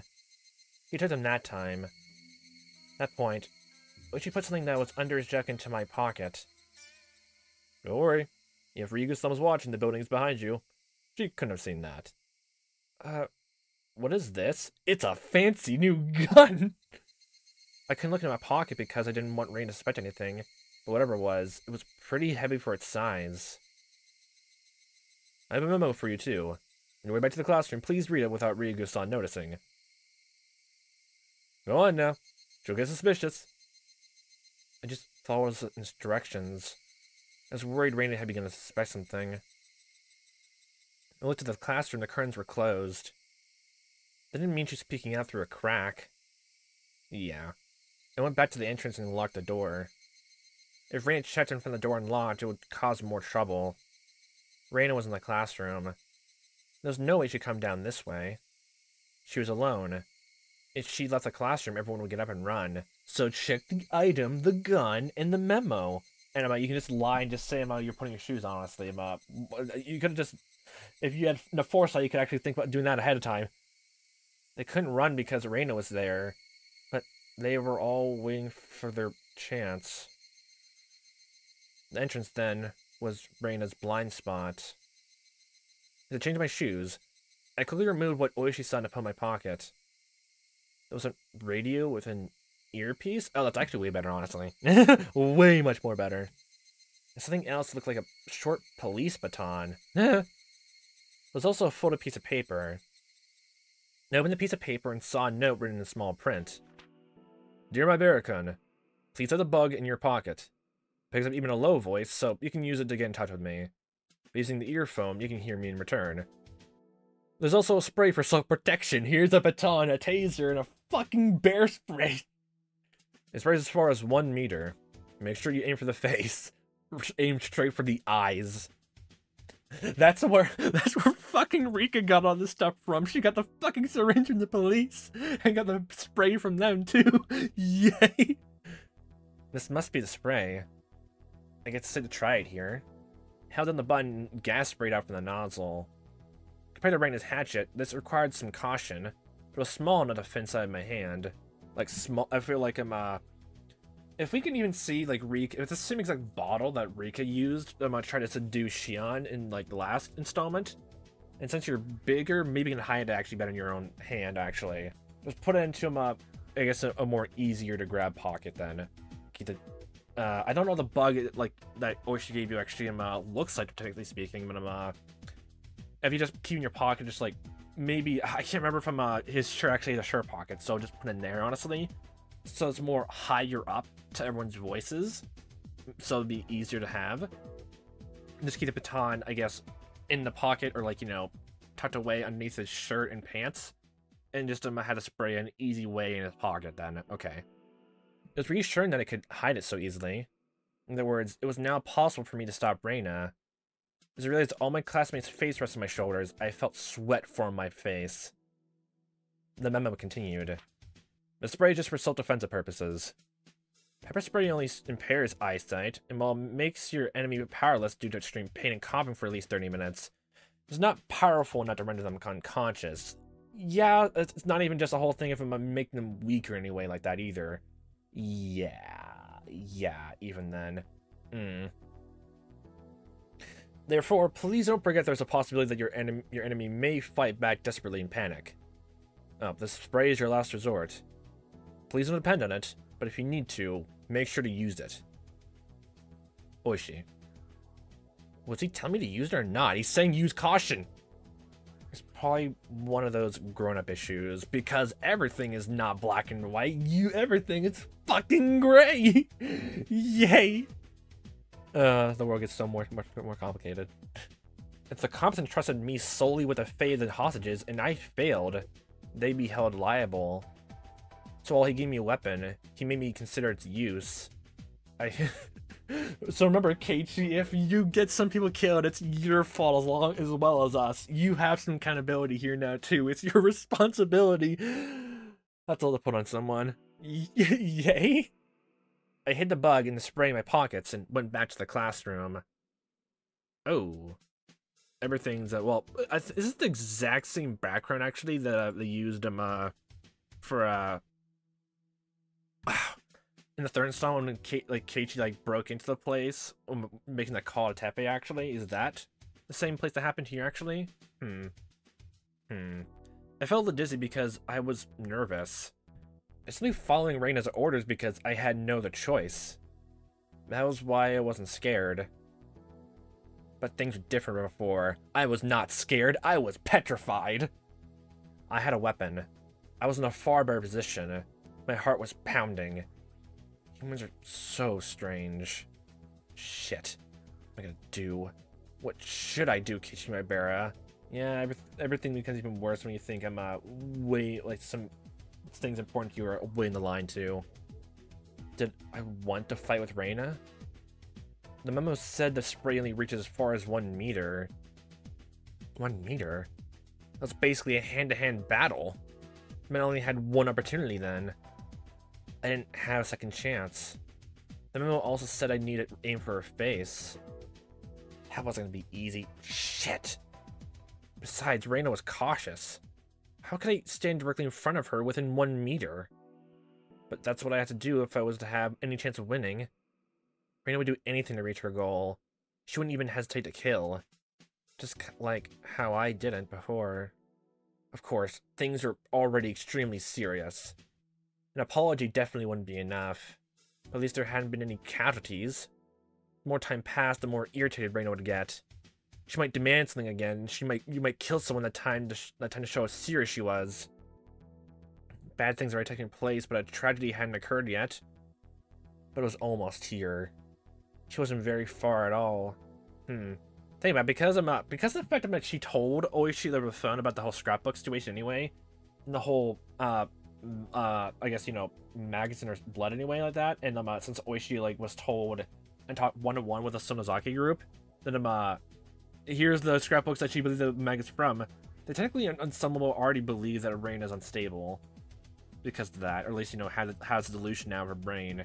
And even when she told the Oishi, he also fell victim to it as well. So when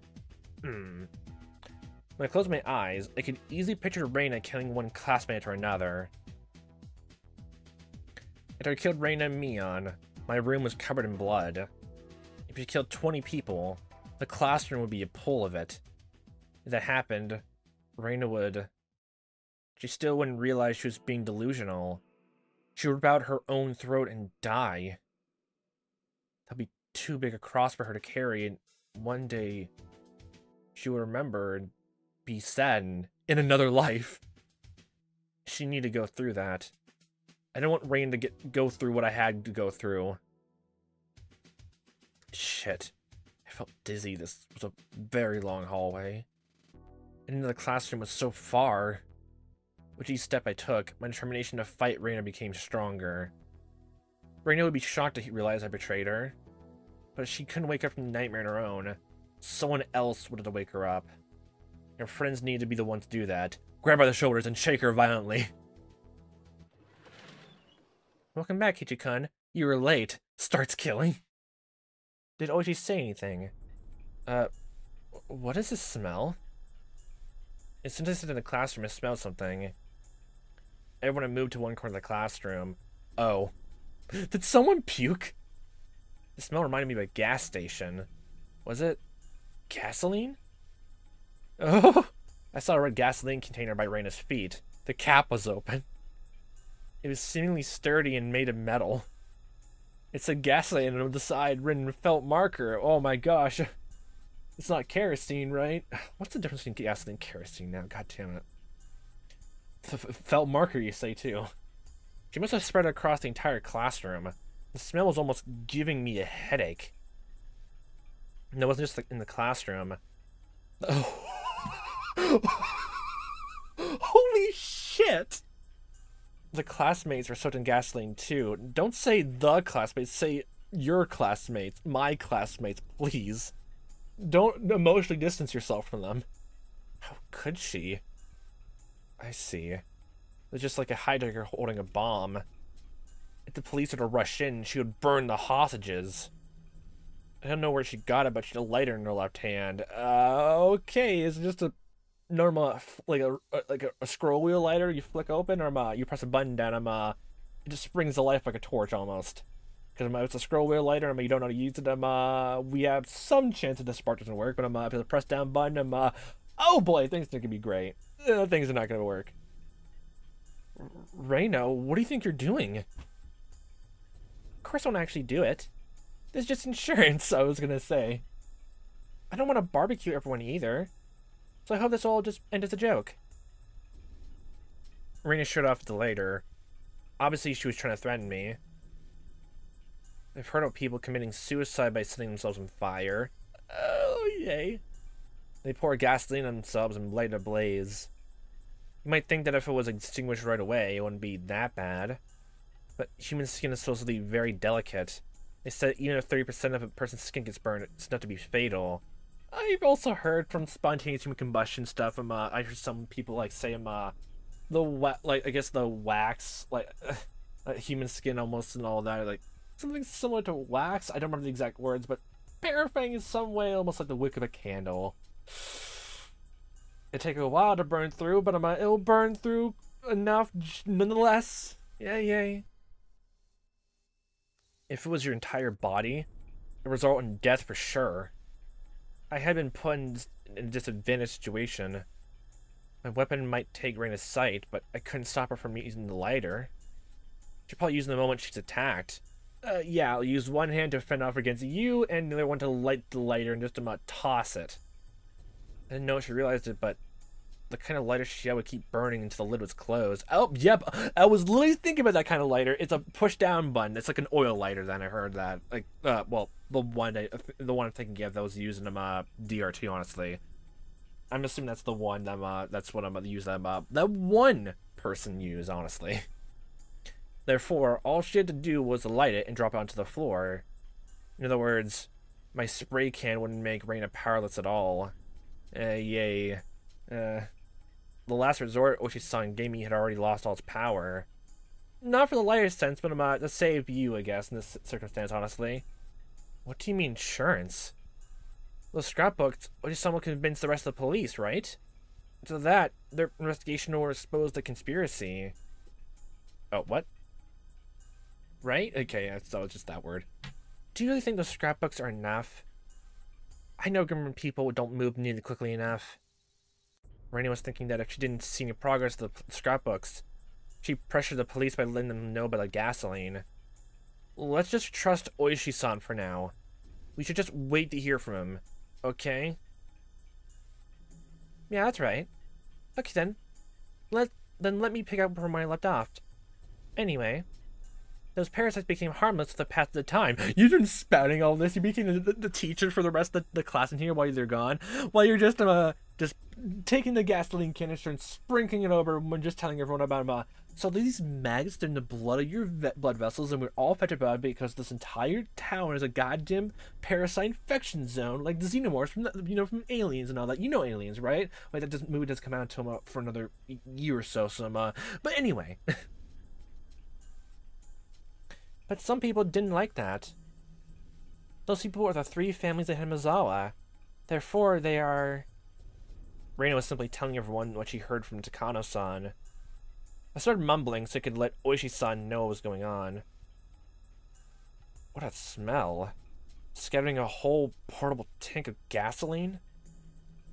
I was pretending to mumble to myself, and I can only say it very quietly. I wish I could say it louder, but that was probably impossible. I wasn't sure if Oishi could hear me. I thought of an idea to find out whether or not they could hear me. It'd be nice if we heard a car honk. Kuma-chan, honk the horn! Kumagai honked once quickly. Gasoline, huh? Shit. Well, hopefully Reina didn't hear that, honestly, or is weird about how Keiichi just mentioned that, or he better say that fucking softly than you. Gasoline, huh? Shit. Explains the smell. I'm sure she's trying to use it to get what she wants. I would find it so fucking funny if literally before any of the kids actually got to the fucking school, with a fucking gasoline hand. She literally just covered the entire outside the school with it, and just is prepared to light on fire as well to make sure no one can get over it easily, just the same way. That's why they could smell the fucking gasoline canister outside the in the room, honestly. And this is before Chi Sensei left the room, left the school, honestly. So the gasoline was coming from somewhere, maybe outside or in the school itself. So oh yay. I'm sure she's gonna use it to get what she wants. Kuma-chan? People usually mean 18-liter tank when they say portable tank of gasoline, right? Oh, I just realized why I decided to I told Keiichi to use a Kuro-chan as the nickname. Oh, that's sly. That's so fucking smart, honestly. I commend you. Kuma-chan, people usually mean 18-liter tank when they say portable tank of gasoline, right? Probably, I'm not sure. I don't even know what the fuck. 18 liters. Would you say would there just be 1 gallon then? We have several gallons of gasoline in the garage in my house here, so I'm assuming you mean by that. So yeah. Komiyama-kun, is there still someone from the forestry service here? Can you get him? I see. Those cans have gasoline on them. Do plastic kerosene tanks have kerosene on them? Ooh. Yeah, that was the first thing to mind. What was the difference between gasoline and kerosene? I don't know the distinction right now to my head, but I know a different wavelength they can be used to fuel something. The first thing that comes to mind for a kerosene is like a kerosene lamp. So, they still light things up, and maybe just in the very beginning of, from what I can think of right now, that gasoline is easier to light and kerosene is not. Hopefully. It's the only thing that comes to mind right now. Hopefully, if there are any differences, honestly. Any differences chemically speaking. Yes. We don't want to mix them up, although fuel containers have labels. Not too many people know this, but regular portable tanks can't hold gasoline. Gasoline, while common, is extremely flammable and can be lit with even static electricity. Yes, sometimes. I don't remember seeing, I heard that statement before, but I don't even know. I never heard anything besides just that little tidbit, honestly, nothing else. So this department doesn't know if it's fully believable or not. But I still know of it. Therefore, gasoline must be kept in special metal containers. Man, if someone was just just realizing someone was just carrying around gasoline, someone's having a birthday with balloons, and things that go awry really quickly. Then those are called carrying cans. So what Maebara-san called gasoline really is gasoline. Well, the different size carrying cans. 18-liter and 5-liter, I think. 5-liter ones are rather flat in shape, aren't they? Yes, it's red and flat with a handle. Keiichi Maebara called it a portable tank. Do you think it's the 18-liter type? Yeah, I think even our family has a small, even as a kid, our family had a smaller, one handle. I guess the one you could think is more flat with a nozzle, I guess?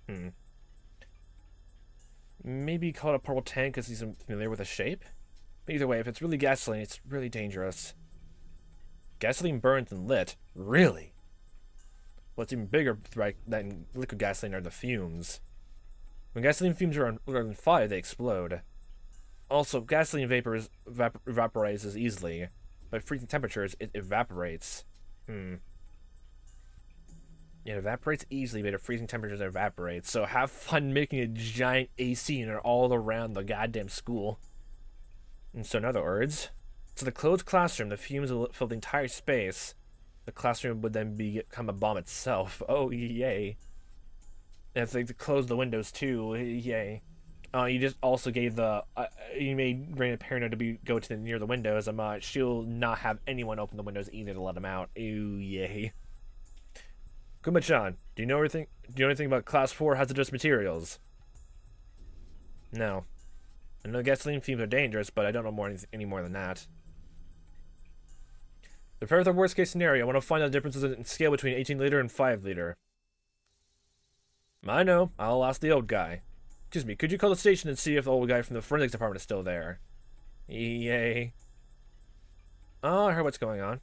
The criminal requested you, huh? Kaboom! Richi Ipatsu Ron! Not right now. Urodoro on top of that too. Fucking code words again. This isn't a laughing matter anymore, you know. Anyway, do you know about 4th class hazardous materials? We're getting a fucking science lesson, yay. 4th class, huh? But everyone here, we know everything about hazardous materials. The suspect spread gasoline or something? Yeah, that's exactly what's happening here. We bugged one of the hostages, supposedly the suspect spread gasoline throughout the classroom.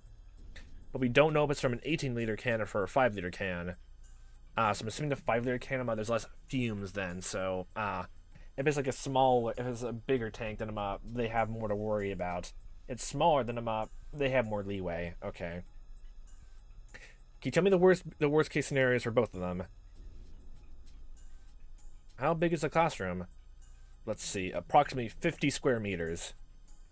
And the room is closed, huh? More than likely. I'm sure the smell must be horrible. That's not good, Oishi.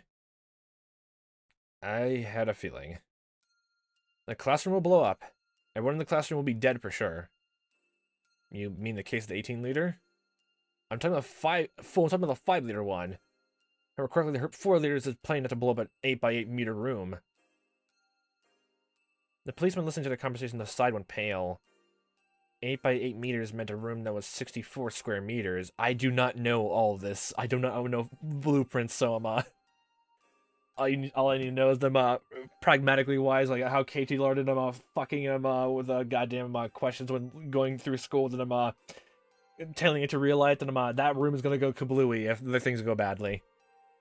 Only 4 liters would need to blow that up. At least 5 liters are scattered in a 50 square meter room. Just pulls the collar of the shirt. This is not gonna go well.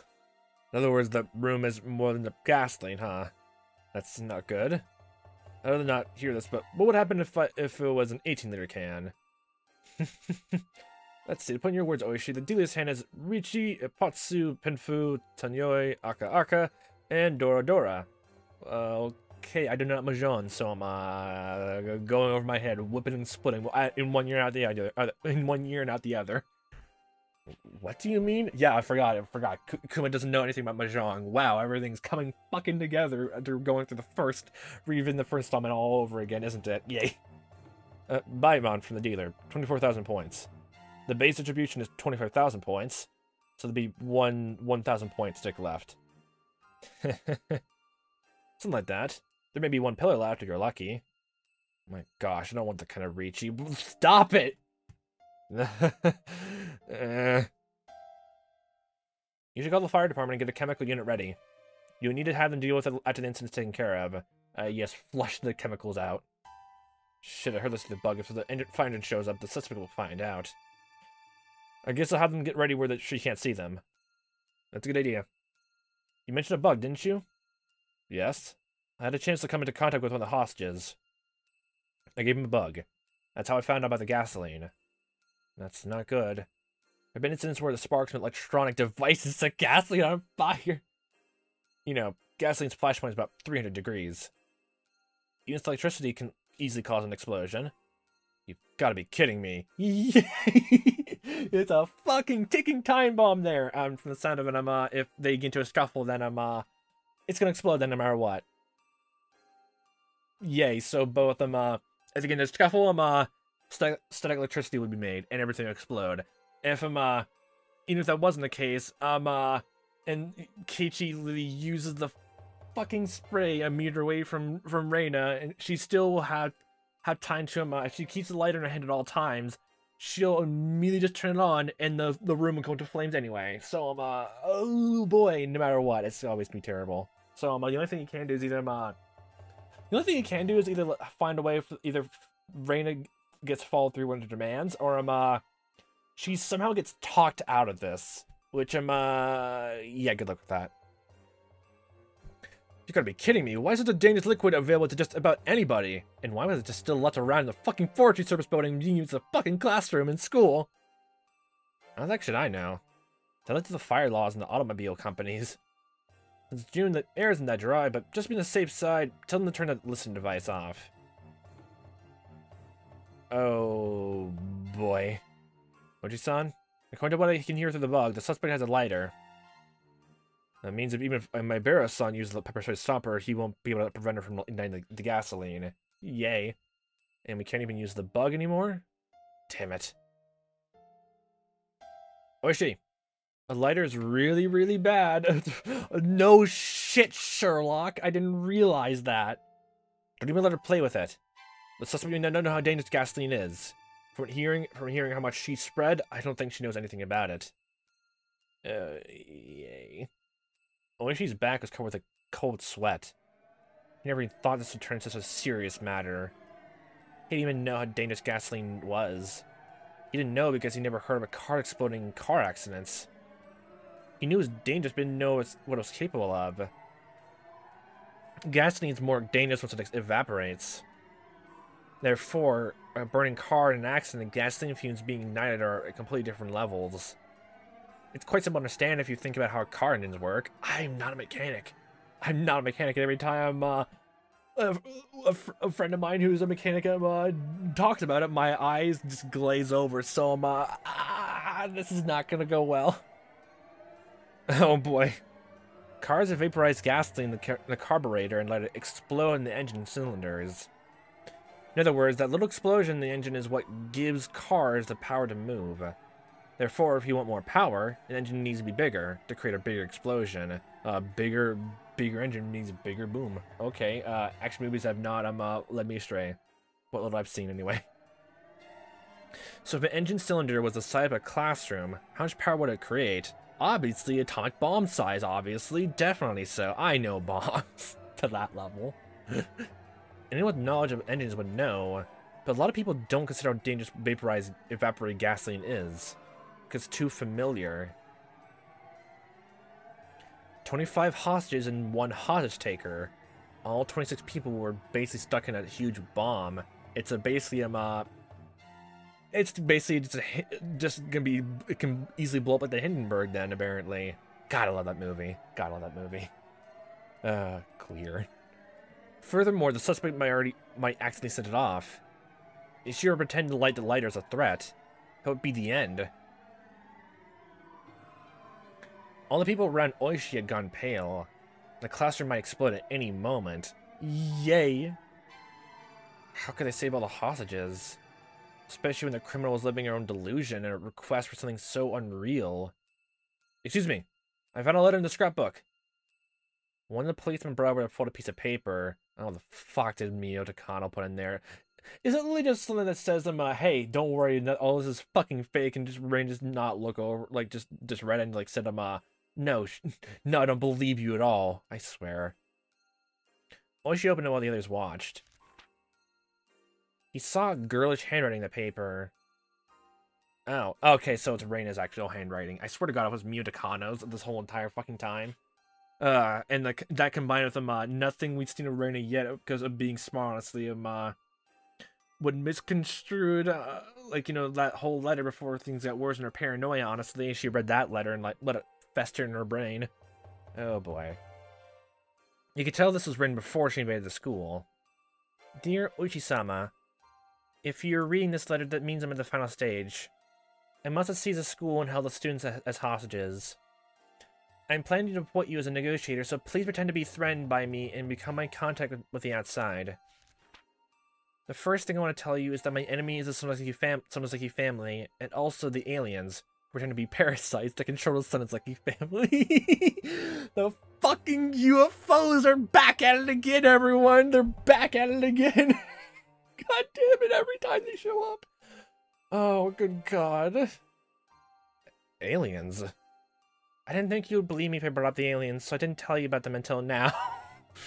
But when we read these scrapbooks, you will understand. The aliens came to Earth in UFOs in ancient times. They made the fucking pyramids. It wasn't the Egyptians who made them.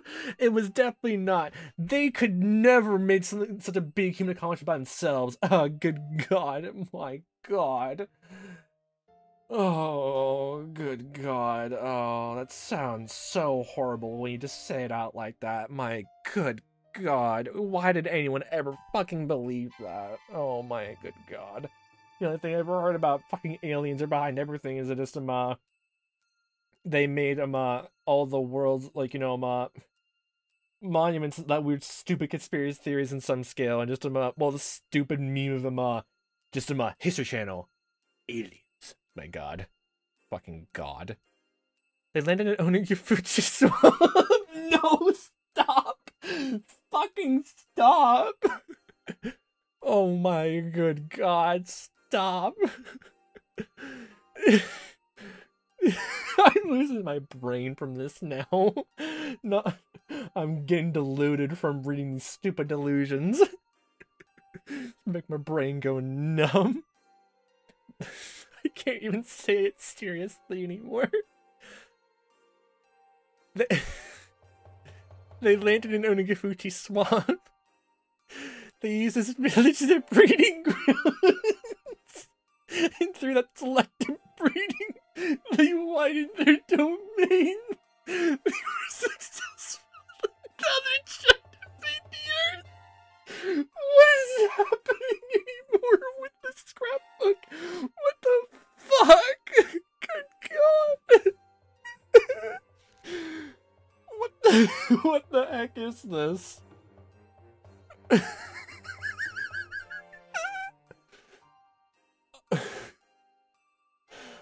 Oh, good god, I'm running out of breath now. All the other policemen found a letter. No, it's not surprising. I read Takano's other scrapbooks and they were full of the stranger stories. Personally, I like the one about Aussie the best. Aussie, the fucking, the one Oni in the Onigiri Swamp. My good god. I want an entire spin-off story about Ozzy, the Oni, in Onigiri Swamp. I want it. I want it so badly. Make it a comic book for make it a fucking comic book that in universe the students are read, and that's where everyone learned more about the fucking the Oishiro-sama's theory in Onigiri Swamp. Let's hear about it. I want to hear all about it. Let that side spin-off happen. Let it happen, people. Let it happen so much.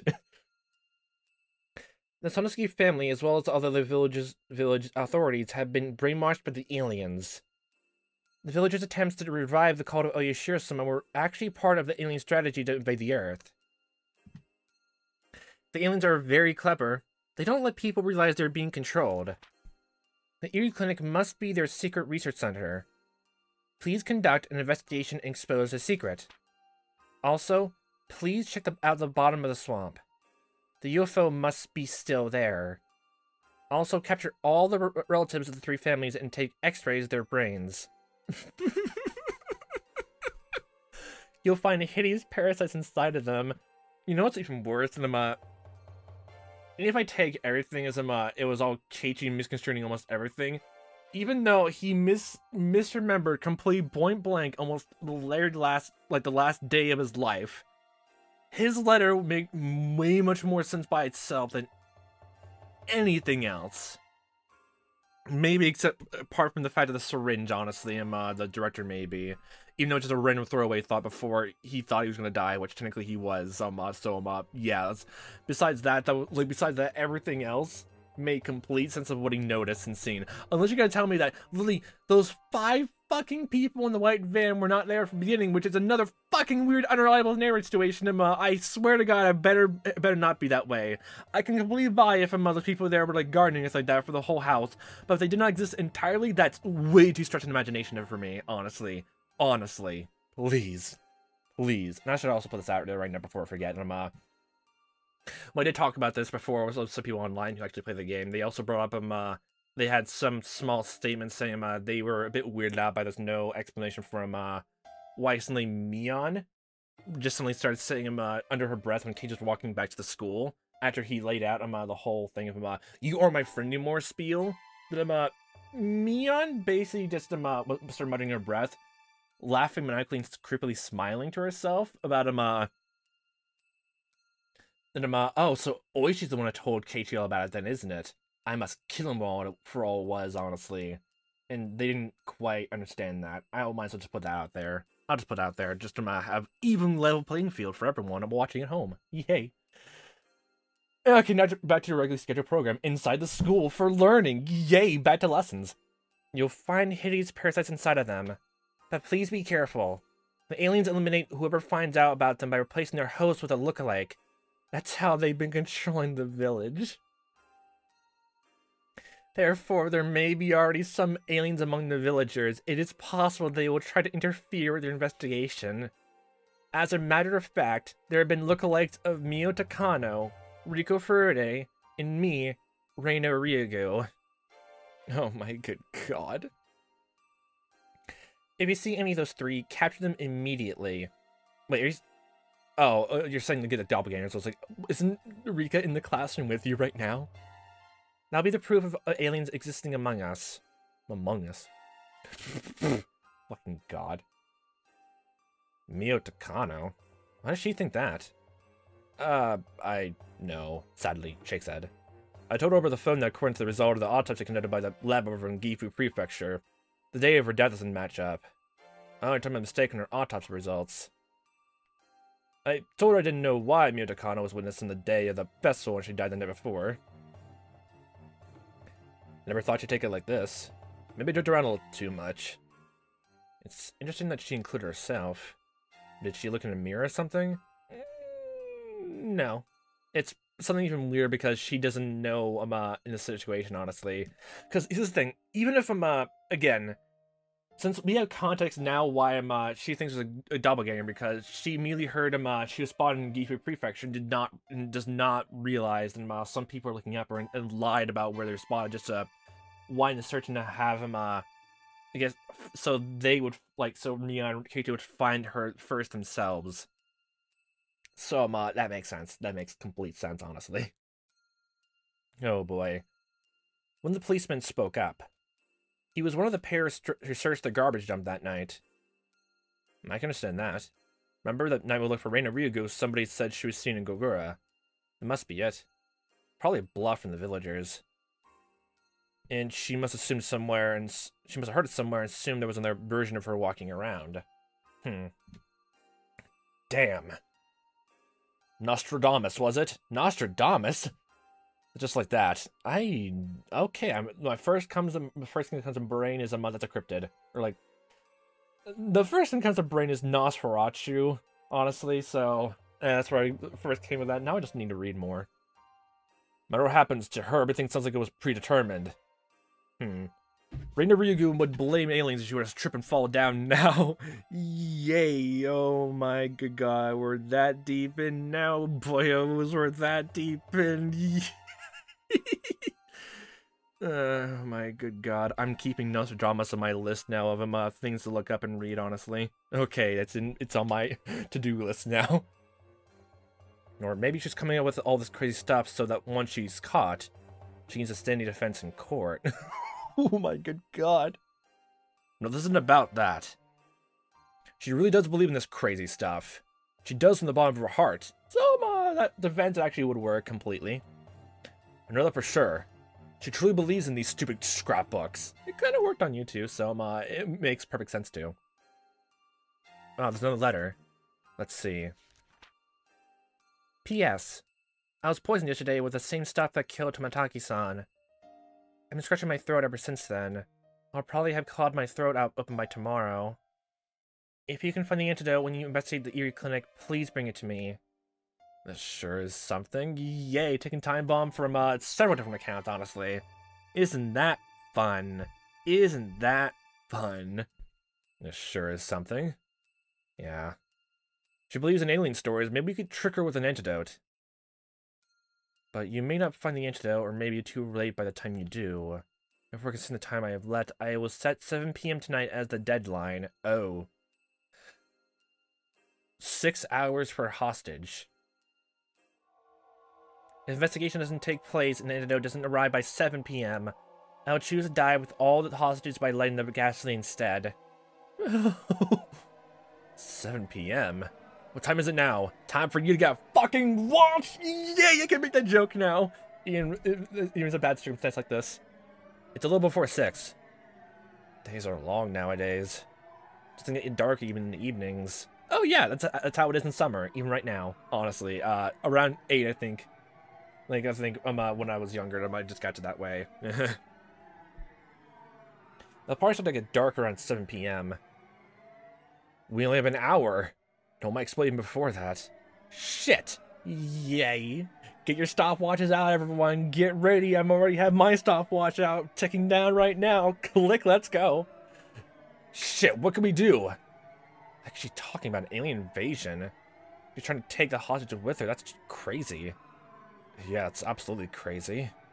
We can't negotiate with her normally now. Especially when she thinks she's absolutely sane. Yeah. Oji-san, look what comes next. Hmm? What? I'm planning to spread gasoline throughout the classroom. I'm sure you realize how dangerous it is. She knows perfectly full well how it is. If anyone suggests storming into the room, please tell them exactly how bad an idea that would be. Also, the hostages are anchored down with U-shaped bike locks. Even those alien policemen rushed in and killed me, they had to cut each lock. If we try cutting them, you might create sparks. Therefore, you need to completely ventilate the room first. In other words, it'll take an extremely long time to rescue all the hostages from the classroom. Actually, I have a different explosive system set up. Other than the gasoline I spread, I have bombs around the entire town. I'm ready to flood this whole town right down to the ground, everyone. People, let's go. It's a very simple time bomb using gasoline and a kitchen timer. You just have the place I can find is an egg. It's an egg timer. The kitchen timer provides electricity at a set time. I read the tip off its plug, so it will create enough sparks to not ignite the gasoline. I've already set the timer to set from PM. Even when I'm around, there will be an explosion at the time. My good fucking god. Sometimes, there's like moments where the game just like says and everyone clapped, but my good fucking god, ingenuity and pragmaticism at its fucking finest, I'll tell you that much. The classroom is ventilated by that time. It'll explode too. I'm sorry to ask you this, Oishi-san, but please help me so we can help avoid a tragedy. Please let the three families know that me and Sonozaki, the successor to the head of the Sonozaki family, Enrico Furude, a mascot for the cult of Oyashiro-sama, are in this classroom. If anyone from the three families helps you, I'm sure their conspiracy will be exposed by tonight. The alien invasion is going to happen very soon. Please get going quickly. To my ally Oishi-san, Reina Ryugu, with all the love and tender care in the world before I go out like a light. Snapped out the candle, Reina Ryugu. My good god. Oh, good god. Only she see the scrapbooks to the ground. You're gonna set up static sparks already. Damn it! How could she call me her ally? Is the kitchen timer like that, like an alarm clock in this instance? All appliances didn't have timers. A kitchen timer is a device that turns on appliances at a given time. Yeah, it's one of those things. When you plug it in, it provides electricity at set times so the appliance will come on when you want it to. Well, that's convenient. It's possible to use that to make a time bomb. Use a kitchen timer, that sure is something a girl would come up with. Oh my good god. Why don't we call the electric company and turn the electricity off? She hooked it up to a fucking car battery! There's no power, the timer can't go off. Oh, that won't work. Classroom became dark, should probably lighter. Yeah, and then realized the place is bugged too, so... Maybe we can give her a sleeping pill as an antidote. But it would have to take effect slowly. Man, if only Rika managed to somehow manage to get Reina to take that syringe by choice. I'm sure she'll have to try it first. Be very careful. Understood. I'll get one ready. I need to talk to Maebara-san one more time. Tell him to let Reina Ryugu play with a lighter. I'll also tell him to turn the bug off. How about that, by the way? Have you heard anything interesting? The suspect seems to be abusing a hostage. Oh, yay. Shit. I think it's me and Sonozaki. Oh, yay. Stop it, Reina. What the fuck is this music again? Oh, good god. Reina kept hitting Mion, who had her hands tied behind her back. You like this now, you fuck? You like me now after Roma? You terrorized me after all this time? You and your fucking family? Oh my good god. Reina wasn't using her fist, but instead the handle of her hatchet. Oh my good god. Keiichi-kun, you promised me you wouldn't move. If you do, I'll be angry. Reina's gaze intimidated me. Her eyes were full of madness. I can feel Reina's emotions boiling over on the inside. If I posed her, she would easily cut Mion's arm off. What I can't forgive is that you dug up the corpses and turned them into the police. I trusted you. I trusted you. Oh, you just heard of him, literally just Keiichi giving the suggestion of him, the police could have known what's happening to the corpses, honestly, and him, oh. Well, now she said it out loud, honestly. The police heard that already. Unless, Keiichi turned off after hearing him with a bug, honestly, yeah, oh, never mind. Yeah, they all heard it. Everything came out now. Oh, boy. Reina hit Mion's face over and over. It wasn't just Mion's hands that were tied behind her. Her neck was also tied to a windowsill with a bike lock. So there's no way that Mion could protect her face. I didn't know if her forehead was cut or if her nose was bleeding, but her face was covered in blood. Her blood gun handled the hatchet, and every time she got hit with it, more blood could smear in her face. The handle of the hatchet could easily smash her forehead. Because of her position of Sonozaki family, Mion can say that she hid the body, so all she could do was endure. However, Reina continued to attack her. Reina no longer had any strength. She might even continue until Mion's front teeth are broken. Stop it, Reina! Haven't you done enough? I'll tell you the truth, so Reina, please stop hitting her. The truth? What is it? Keiichi-kun? Are you gonna turn the bug off now, or just gonna let the whole police know? No, you can't. Kei-chan. Everyone, please listen to what I'm about to say. I may say some disturbing stuff, but it isn't anything wrong. So please, don't listen. If you hear it, forget that you did. Please. What are you gonna tell me? Go on, Keiichi-kun. It's not a complicated story. That was for your sake. We found out afterwards that the place you buried the bodies is gonna be clear-cut this summer. So we thought we had to do something about it, and Mion hid them in a safer place. You told me that same story the other night. Didn't I tell you that was something Mii-chan made up? Why would you lie? And weren't you in the first service? Wouldn't you read the bulletin boards, honestly, by this point? About reading the principal's schedule and all that?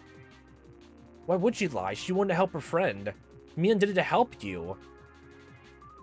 That's a lie. I won't believe it. Think about it, actually, since the whole building's a forestry service thing, it'd be easy to prove if we just find some flyer for it, actually.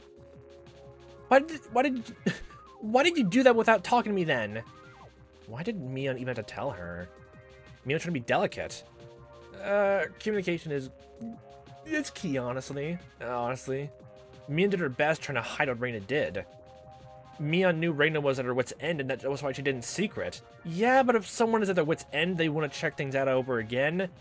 I'm pretty sure at this point, the whole phrase of, I guess the culprit return to the scene of the crime thing would happen and again appear in your brain, so, there's that.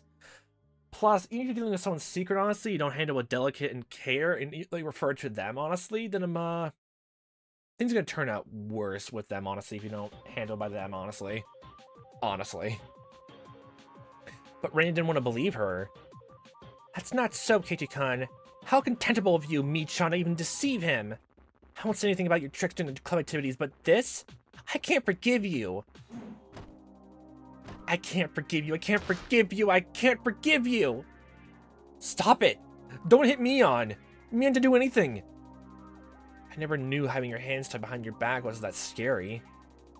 Mion got hit repeatedly. I handled the hatchet. She could only endure it. She couldn't even protect herself with her hands. Hey, is it true, Mii-chan? If so, why don't you tell me? Can't you understand Mion's position?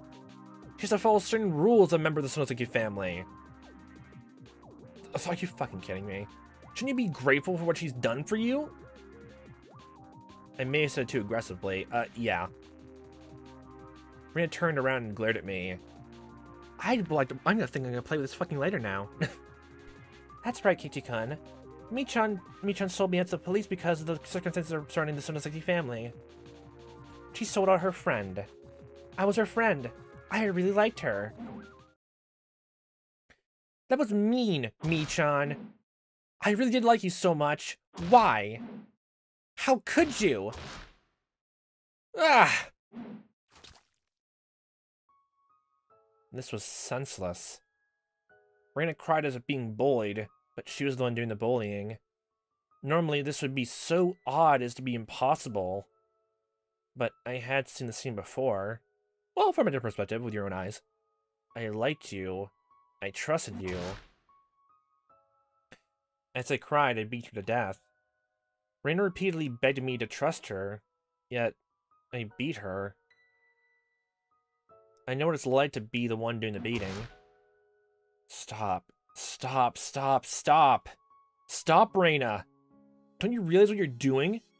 You're hurting your friend with your own hands! I understand what you're feeling. I know you're sad because your friend betrayed you, right? But it's a misunderstanding. We didn't betray you. We've been thinking about you all this time. But she just couldn't see that. Even if she died, Reina probably wouldn't realize she made a terrible mistake. But someday you'll realize. Even an insensitive guy like me realize, so Reina would realize it for sure. Probably way more sooner than you would.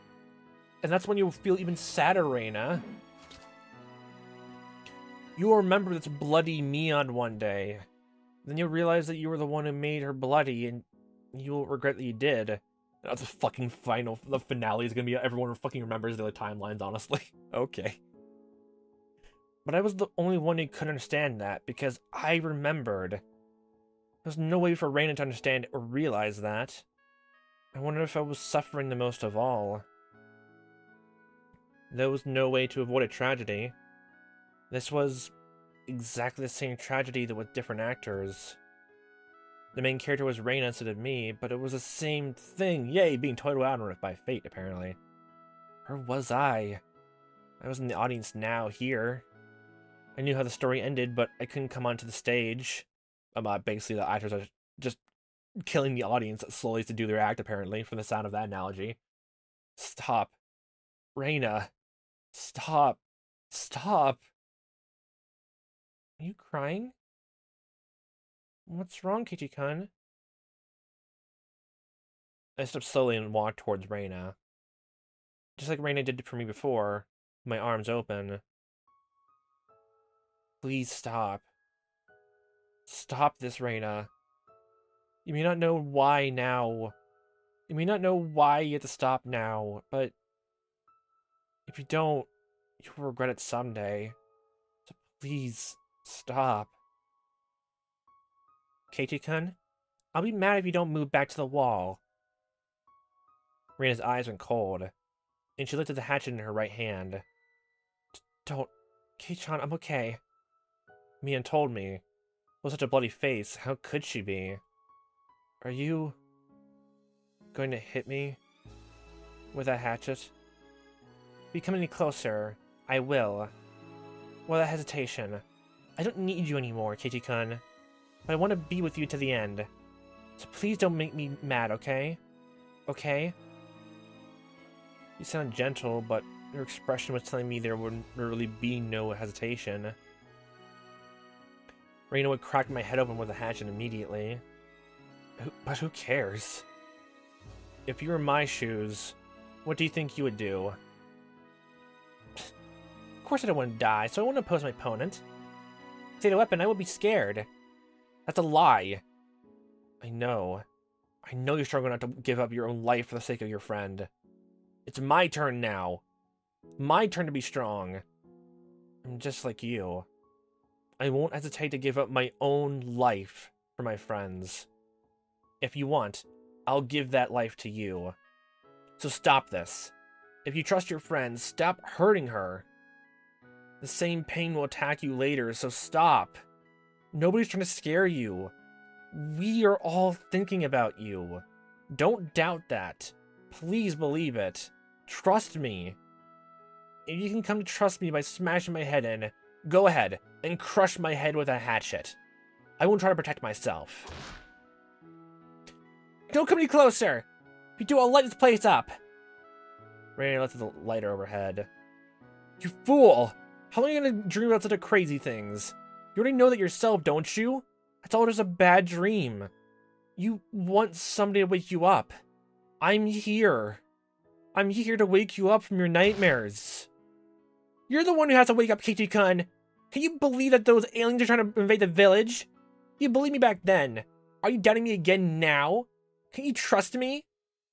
Reina opened the lid of the lighter. You can tell her thumb was where to light it. Reina was prepared to die along with everyone else. Reina would die without knowing the truth. She would die believing it was the world that was crazy. She would die cursing everything in this world. And that was the storyline of this tragedy, wasn't it? This was a theater from hell.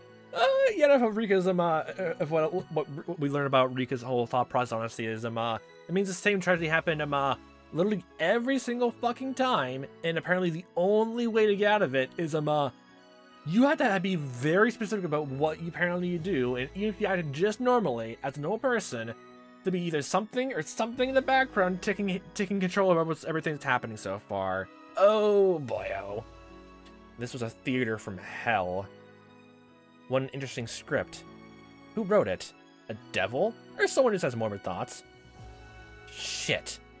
I won't let this happen. Don't underestimate Keiichi Maebara, the original main character. Are you fucking kidding me? Okay, Stop. Stop it. Okay, just stop, Keiichi. Don't think the same storyline will work again. I'll be taking over the script this time, and I'm going to destroy it. Well, the best way to destroy is lighting on fire, which I don't think you want to do that, so don't. I won't let this bad ending take place. I'm going to destroy their expectations. You're the one who doesn't trust me, Reina. Just trust me and shut up and trust me. This is all for your own sake. As the main character of the previous tragedy, I'm telling you this. You just shut up and listen to me. After that, I can't take that seriously. What are you talking about, Keiichi-kun? See, he's gone insane now. Look at that. Shut up and trust you. You're the one who doesn't trust me, Keiichi-kun. How don't you believe me? Shut up. I know you're wrong. I know how you'll end up, so I know you're gonna regret it in the future. I don't want you to finish your life without realizing what you've done. You just don't know how sad that is yet. I have no idea what you're talking about. Are you okay, Keiichi-kun? Just sets on the hatch in the lighter, just hugs him, just like, you need more help than I do right now. Pats back. Okay, let's go from the hostage situation. You're going to the mental hospital now. Shoves out the front door of the school. Yeah, I bet. I bet you have no idea what I'm talking about. I'll tell you. I'll tell you the story of a pathetic guy. Once upon a time, there was a pathetic guy named Keiichi Maebara. He had no complaints about his life. He spent every day having fun with his friends. But one day, he started to doubt them. Well, I mean, not entirely from his own will at the very beginning, honestly, so. After a while, he started to doubt everything. He didn't notice how worried his friends were, and he hurt them repeatedly. How sorrowful. They trust each other, but they couldn't let each other know. Can you believe something as stupid as that actually happened?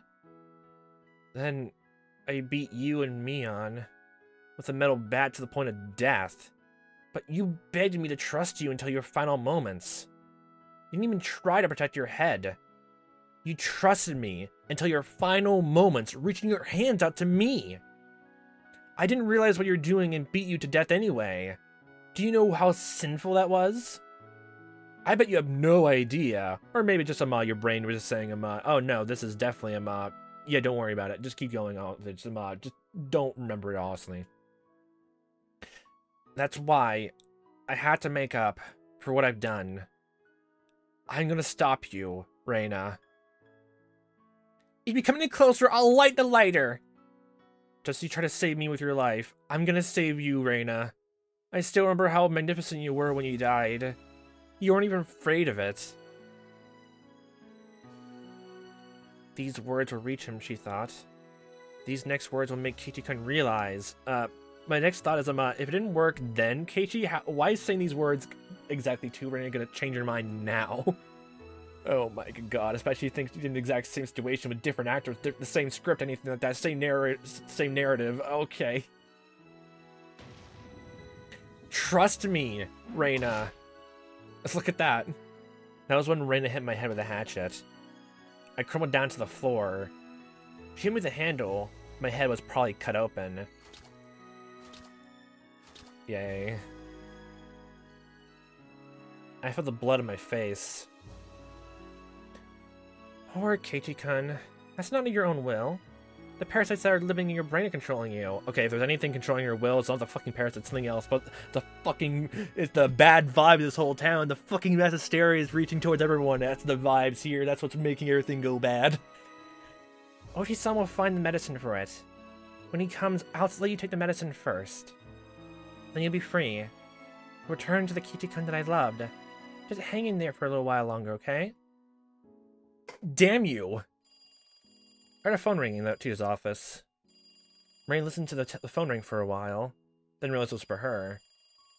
She tried to answer the phone in the classroom, but she couldn't figure out how to transfer the call, so she decided to answer in the teacher's office instead. I'm going to the office for a bit. Don't run away, okay? If any of you are missing, something terrible happened to me, Chan, okay? Reina glared at everyone in the classroom, intimidating them, and then left. Fucking listen to us now, Keiichi! Right now! Listen to this right now! Fucking listen to the fucking bug inside your ear right now! Pay attention right now, please. I remember the signal from earlier. Maybe you should fucking tell Keiichi to fucking turn off the bug right now, please, before everything goes up into fucking smoke, literally! I remember the signal from earlier. Did Oishi-san want to get in touch with me? I bent down and put the receiver earphone in my ear. You hear me? This is Kumagai from Okonomiya Station. Who are you? Doesn't matter right now. Please cough if you can hear me. Very good. Please listen carefully. The gasoline the suspect spread everywhere is very dangerous. The classroom is filled with vaporized gasoline right now. It's like a bomb. Actually, since she's gone to the room and the curtains are drawn, the best thing you can do is open the window right now. If the curtains are still closed and she still feels paranoid that going to the window would be the bad thing ever, open the windows right fucking now. It's like a bomb. Please don't aggravate Ryugu-san further, and don't ever let her play the lighter. Please don't provoke her anymore like you just did, okay? See, look at that! See, if you went more with that amount, things would go worse, honestly. This bug is awful. It's saying complete lies. I can't be my idealistic self right now. It's possible for gasoline fumes to ignite the slightest spark. Therefore, please turn the bug off after this communication. Let's just be on the safe side. Also, one last thing. According to suspect's note, she has set a time bomb. A time bomb? She used a kitchen timer to make some time bomb. The classroom will explode if it goes off. We're trying to get some sleeping pills ready to give to her as an antidote. We don't have much time left. According to her note, the timer is set for 7 p.m. Fucking looks at the clock immediately. I looked at the wall clock. It was 6:45 p.m. There are only 15 minutes left. Well, time for your final Hail Mary then, if we can't get the sleeping pills into her then. I can hear Reina screaming to the phone. I don't want any fucking Girl Scout cookies right now. Leave me and my friends in peace right now. Fucking go, bye. God. I could hear Reina screaming to the phone. No, the time has already been set. Hurry up, Oishi-san. I won't wait for even a second longer. As you can hear, Reina Ryugu is refusing to reach the timer. She's gonna kill herself in 15 minutes. I remember thinking the same way as Reina. If I killed Reina Mion, I knew the police would come. I thought someone would solve the mystery after I was dead. If that's what Reina was thinking, then she had been planning to kill herself from the beginning. What do you want me to do? The sleeping pills should arrive soon. But an explosion took place before we could negotiate, there would be no point. We want you to find a time bomb and disassemble it. You mean cutting red and blue cords like in the movies? No, you dumbass. Just unplug it from the wall. It's probably simpler than that. According to the suspect, she used a kitchen timer. It's not a battery-operated one, it's one of those things you plug in. It looks like an alarm clock. Do you see anything in outline in this classroom? There's one outlet in the back and another at the front of the classroom. Only those two. I checked but didn't see anything that was plugged in. Oh boy. No, I don't see anything. It's outside the fucking school, in a different room entirely. Oh boy. It's probably, if it was anywhere, just so no one would mess with it, and make sure she has both cards in her wrist, she would just put either like call us just a threat for everyone else, or just put gas where she hid last night. Honestly, she spent it overnight in the school here. She would put the gas right there, then let it trail from the class in the school right here, if she could. Oh boy. No, I don't see anything. If ignition was taking place somewhere else, it shouldn't work. It must be somewhere in the classroom. No, I don't think so. The only cord coming from the hallway is the one for Reina's phone. The phone is the one causing it right now. Is it possible for the kitchen timer to be battery operated?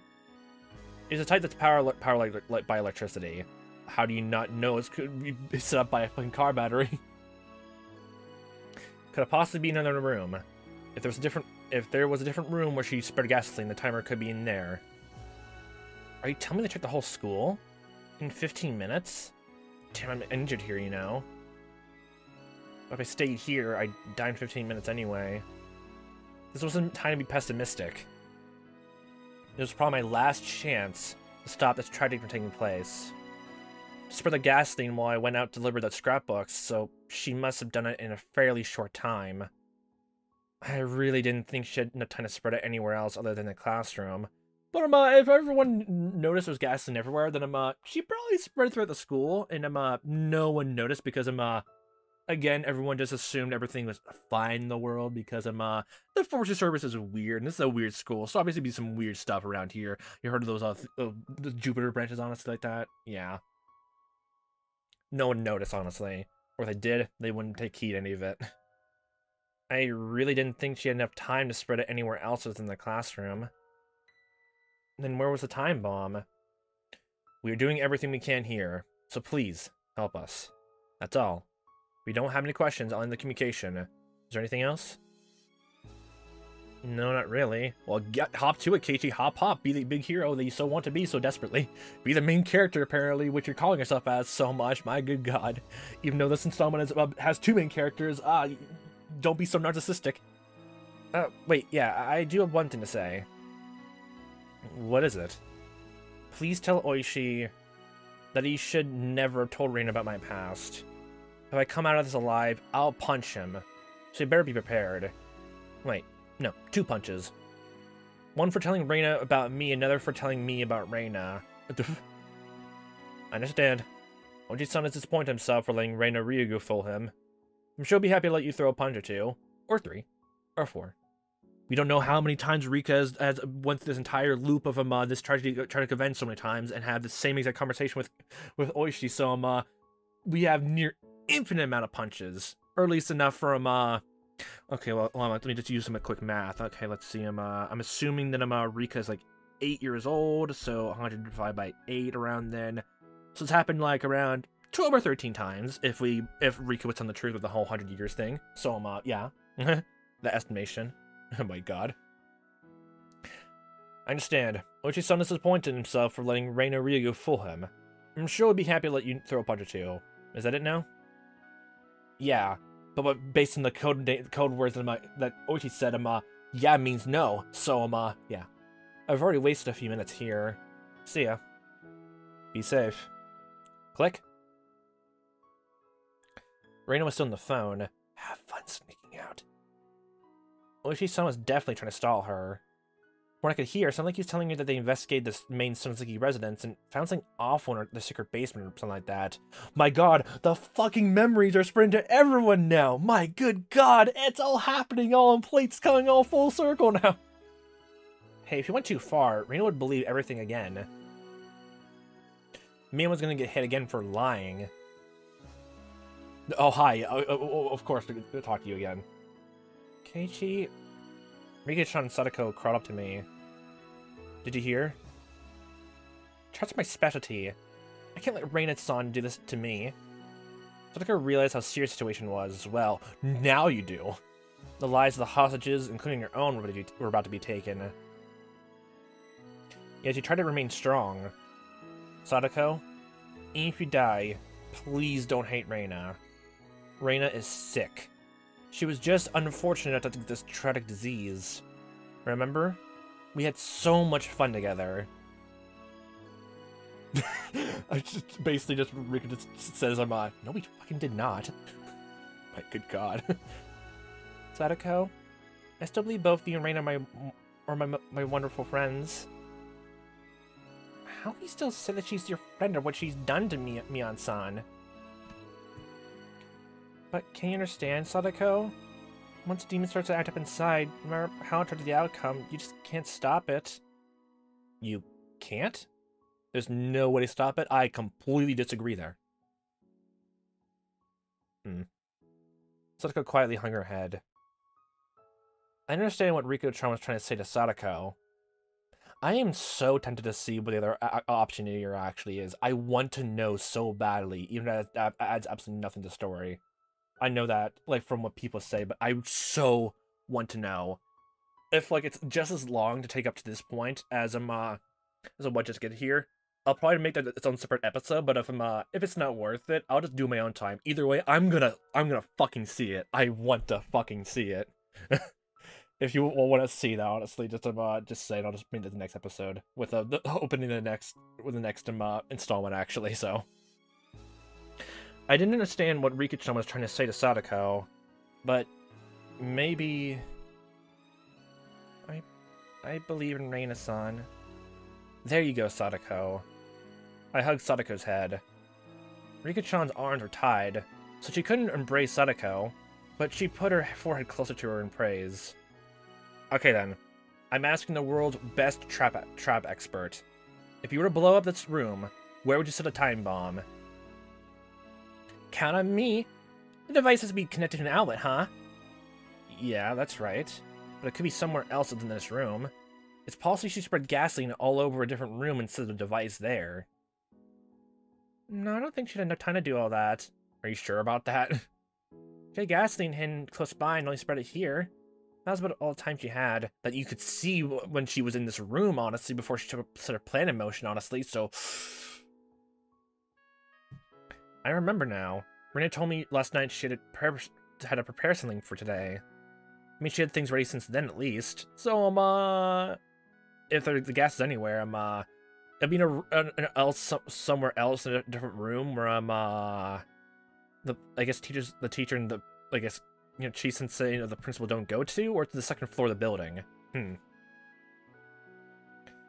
Those are the hints I get, huh? What a cruel mind-sweeping game. You can find it, Sadako. If you can't, there's no way I can. I'm wagering all my trust in you. You can't unlock her from the fucking jump ropes, honestly, either, so apparently.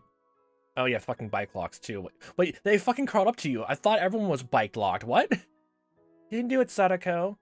In order to save Reina, please find it. Yeah, Nippon, Hoshi.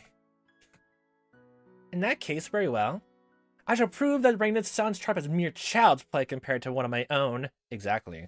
Never doubt yourself. Believe in your trap-making abilities. I'm gonna ask you one more time, but get a goddamn answer, apparently.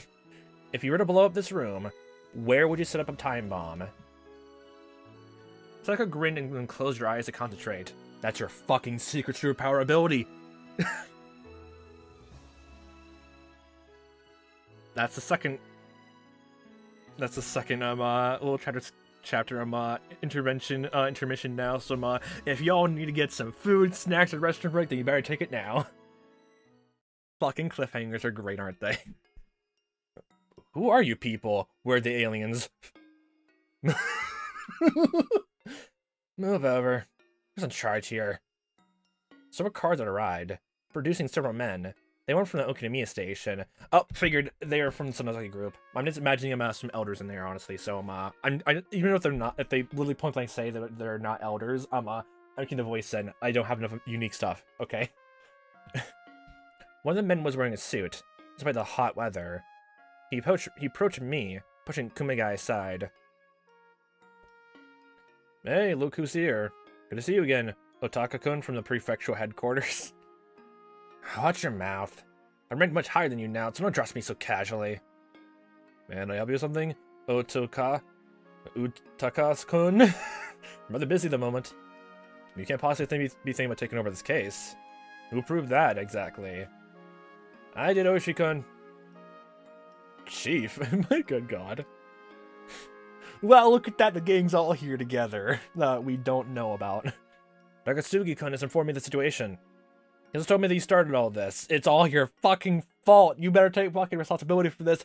Grovel. Forgive. Say sorry to everyone.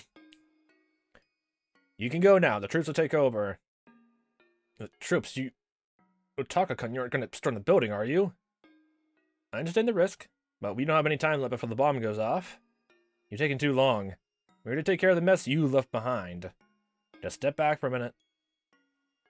They couldn't talk back if both the chief and the guy from our prefectural headquarters gave me an order.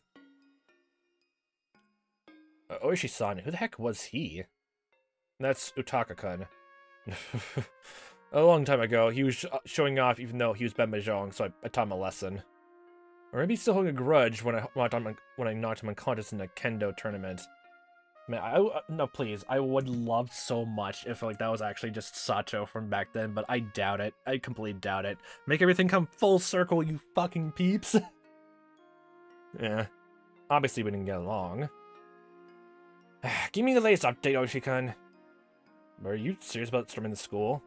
We're about to settle this thing peacefully with some sleeping pills. What are you trying to accomplish here? It's too late for that. I mean, yeah, like, I don't know about sleeping pills themselves, depending how strong they are, but if more time has passed, honestly, you somehow then had to both incapacitate Reina in less than 10 minutes. So those pills had to be fucking strong, and like I'm pretty sure they're not comparable to melatonin and all that. So yeah, I don't think so. It's too late for that. We had another hour that would be possible. Instead, a special unit from the prefectural police department will move in. Your unit will be their backup. Chief, you know what's going on, don't you? That classroom itself was turned into a huge bomb. But even the classroom isn't the bomb we're scared of. It's the suspect, Reina Ryugu. We finally calmed her down and found a way to settle this peacefully, and we were about to start that operation. I know we only have about 10 minutes, but I'll make sure this works. Oh, I guess I called it. It's 10 minutes. I'll continue negotiating. If it doesn't work, I'll be blown up. You can sit back and say, I told you so, okay? Oishi-kun, the such a unit from the prefectural police department isn't just any old unit. They got better kendo than you did, apparently, okay? You've heard about the special company, haven't you? What about the first and the third company? What's that, Oishi-san? My good god. Is this second company that well known? Do you remember about 5 years ago, when the JRA hijacked that airplane? Flight 422? Okay, this is more history, which I do not know about. Oh boy. It's a science and history lesson all over for this episode. Learning experiences, yay. I've heard that the special counter-terrorist units were put together in Tokyo and Osaka after that incident. So they really do exist. But why would a special unit from Osaka be here? Utaka smiled proudly. He just happened to be holding his training session with your prefectural police unit. He requested their help. You haven't changed, have you? A bad tendency to escalate matters quickly. Yay. The company members exited the vehicles one after another and took position. They didn't move like policemen. Otaka-kun, are you really gonna have a gunfight here? One shot is all it'll take to trigger an explosion. Yes, with Child's Play, that movie has anything to show by it. Using a fucking oven. Don't worry, I won't use firearms. I'm using riot shields and riot guns. Riot guns? Why not batons? These guns send out tear gas at high pressure. Oh my god. Have me no issue with explosions. Wow, never heard of such convenient water guns. Okay, that's amazing. I love that. I love that detail. I love that. Don't misconstrue anything else I say here. Anything else. Even if I'm joking a lot, honestly. That is honestly so goddamn great. I love that. That's funny and really goddamn great. Oh my good god. Oh, I love that so much. By the way, can that toy reach the classroom from across the schoolyard? Now this, Mion Sonozaki brought in a fucking water machine gun, but this is the true military water gun deal right here.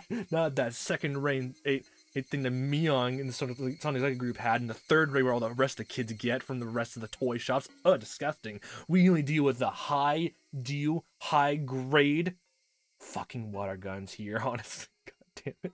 True authenticity at its finest. You don't need to worry about that. Just move over and let us do our job.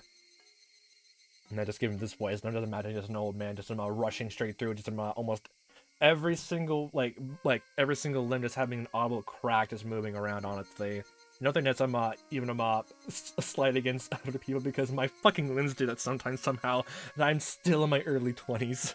My good God. As I lifted my arms exaggeratingly, one elbow accidentally touched the car horn, which honked. Of course, I did not on purpose. Oh, God. Are you trying to get Keiichi Maebara's attention? Of course. I just hope he heard it. We're gonna tell him now. They're probably thinking about breaking one of the windows with a grenade and then shooting tear gas into the room. They have no idea how serious Reina Ryugu is. Deadly serious. Even the noise of the window breaking could drive her over the edge. Are you saying the special unit can't suppress her? Of course not. She's a force to be reckoned with, apparently. More unpredictable than the goddamn weather, Rika. That's why we gotta be careful. Reina Ryugu has been intending to kill herself this whole time. It's just a giant act of self-destruction, honestly. If I can't find out what the mystery is behind all this, I'll make sure my death then has meaning then. Oh boy, I can just imagine it like there. Oh boy. A raid doesn't work on people who don't care about dying. Yeah. We only have Maebara-san now. Yay. Oishi-san. Here he is. Hello, this is Oishi. If you can hear me, please cough. Hack. Wheeze. This is an emergency. Please listen. I have a feeling it's not good news. It's never good news, okay? Unfortunately, you're right. The prefectural police are getting involved. They're gonna ruin everything we worked for so far. There's a special unit about to break in. Hey, the only reason I haven't used my pepper spray is because that won't suffer from igniting the gas. A raid won't work. Well, that's happened to maybe Sadako probably already figured out where the bomb is, honestly. So to keep that dramatic irony up. So the only thing you have to worry about now is the lighter, I'm assuming. The prefectural police don't understand that Ryugu-san is prepared to die. They're assuming the lighter is just a threat and that she isn't really going to ignite the gas. They'll break in within 5 minutes or so. Please take the lighter from Reina Ryugu before they move in. Is that an addition to your order do something about the time bomb? Okay, from the sound of it, you didn't find it. Okay, then never mind. Alright, yay, have fun doing that. 5 fucking minutes. Keiichi, use your second superpower ability and stop time and rush through the whole entire place looking for the time bomb, okay? If now's the time for superhero qualities to come out right now, they always come about. Superhero powers always come about in traumatic situations, so take the situation into account. Launch that little time stopping power right now and just save the entire goddamn school, okay? Please. Yes, that's right. You've got to be kidding me. No, I'm adulting you. God damn it. You want me to take the lighter from Reina and do something about the time bomb too? All within 5 minutes? Come on. You're the only one we can count on. I'm begging you. How is it, Sadako? You think of something? I just had to check the hall in the first floor. Check whether it's there or not. Knowing Reina-san's patterns, if it was on the first floor, it would be there. If it was on the second floor, it would be there. Don't put a fucking pronoun and just fucking... Don't play this fucking game right now, please. I just see there's a cord in the hallway in the first floor, right? It should be there. If Reina-san was in a normal state of mind, I would know for certain, but... with her like this, I really cannot figure out her thought pattern right now. Okay, I'll do something. We don't even have time to think about it. No, don't think. Act. Impulsive, Keiichi, go. I'll look into these 2 options myself. I don't want another tragedy. You demons down in hell? I bet you're just waiting for an amusing ending to unfold while eating some popcorn. If I had some too, honestly, I'll probably do the same, honestly. I have more in common with them, apparently, than anything else, apparently. I do love a good tragedy, apparently. Oh, good God, in some cases, apparently, apparently, if Shion and my favorite character from, like, V3, like, which I brought up in this, when talking about this game a few times, says anything about it, my favorite character just go talk a lot about, just have a tragic ending, even if I don't like it so much. My good God. My good God. Oh my good God. Is it bad I start liking Satoshi even more, honestly, from what Louis seen, honestly? I don't know if it's a good or bad sign, honestly. God damn it. Oh my good God. You demons down in hell. I bet you're just waiting for an amusing ending to unfold while eating some popcorn. I won't let that happen. I'm gonna change everything. And then, I'm gonna make you pick up your popcorn off the floor. I spoke to Reina as she continued with a story about the aliens. What is it? What's the matter, Keiichi-kun? Hey, didn't you hear something just now? No, Keiichi. No, just stop. Just stop. Reina went quiet and looked around. Reina had become totally paranoid about everything. When she became worried, she couldn't ignore it. Really? Are you sure, Keiichi-kun? Yeah, I'm sure I heard something. I knew she wanted to check herself, but she really couldn't leave the room for something like that. So in that case, she had asked me to check for her. Reina must have been thinking the same thing. Keiichi-kun? Can you go check? Reina gave me an order with a fake smile on her lips. Yeah, okay. Reina watched me go into the hallway. As it did, she spoke to me. Don't make me angry, okay? Trust me, I'm your friend. Yeah, I trust you. I trust you. So don't betray me, okay?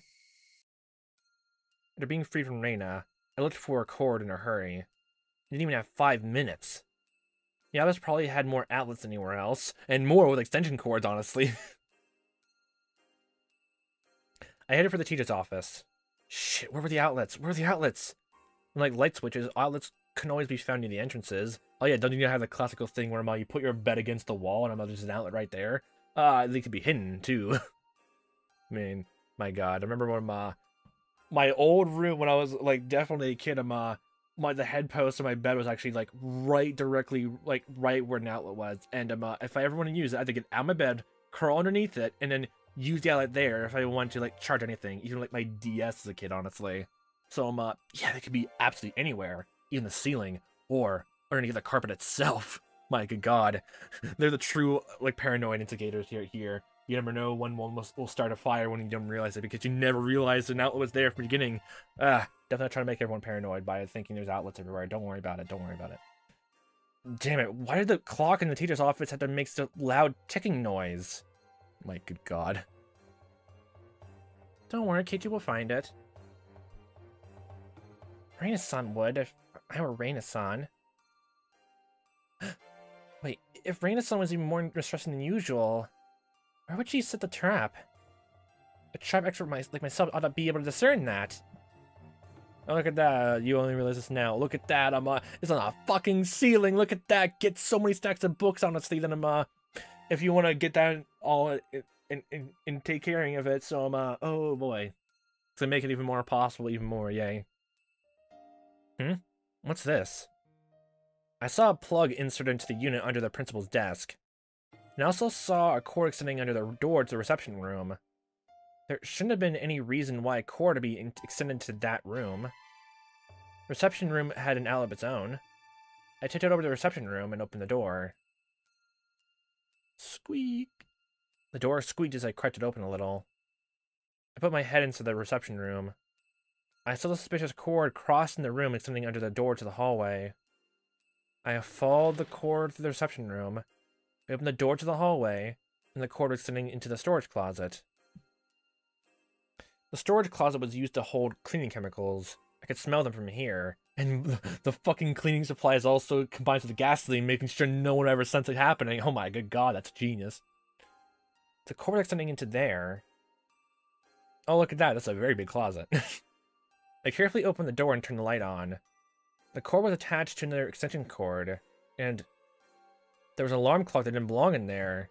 What's for the janitor? Don't worry about it. They're just here to showcase that when the school's over and with it done, they can now clean properly. Don't worry about it. Just look elsewhere. I found it.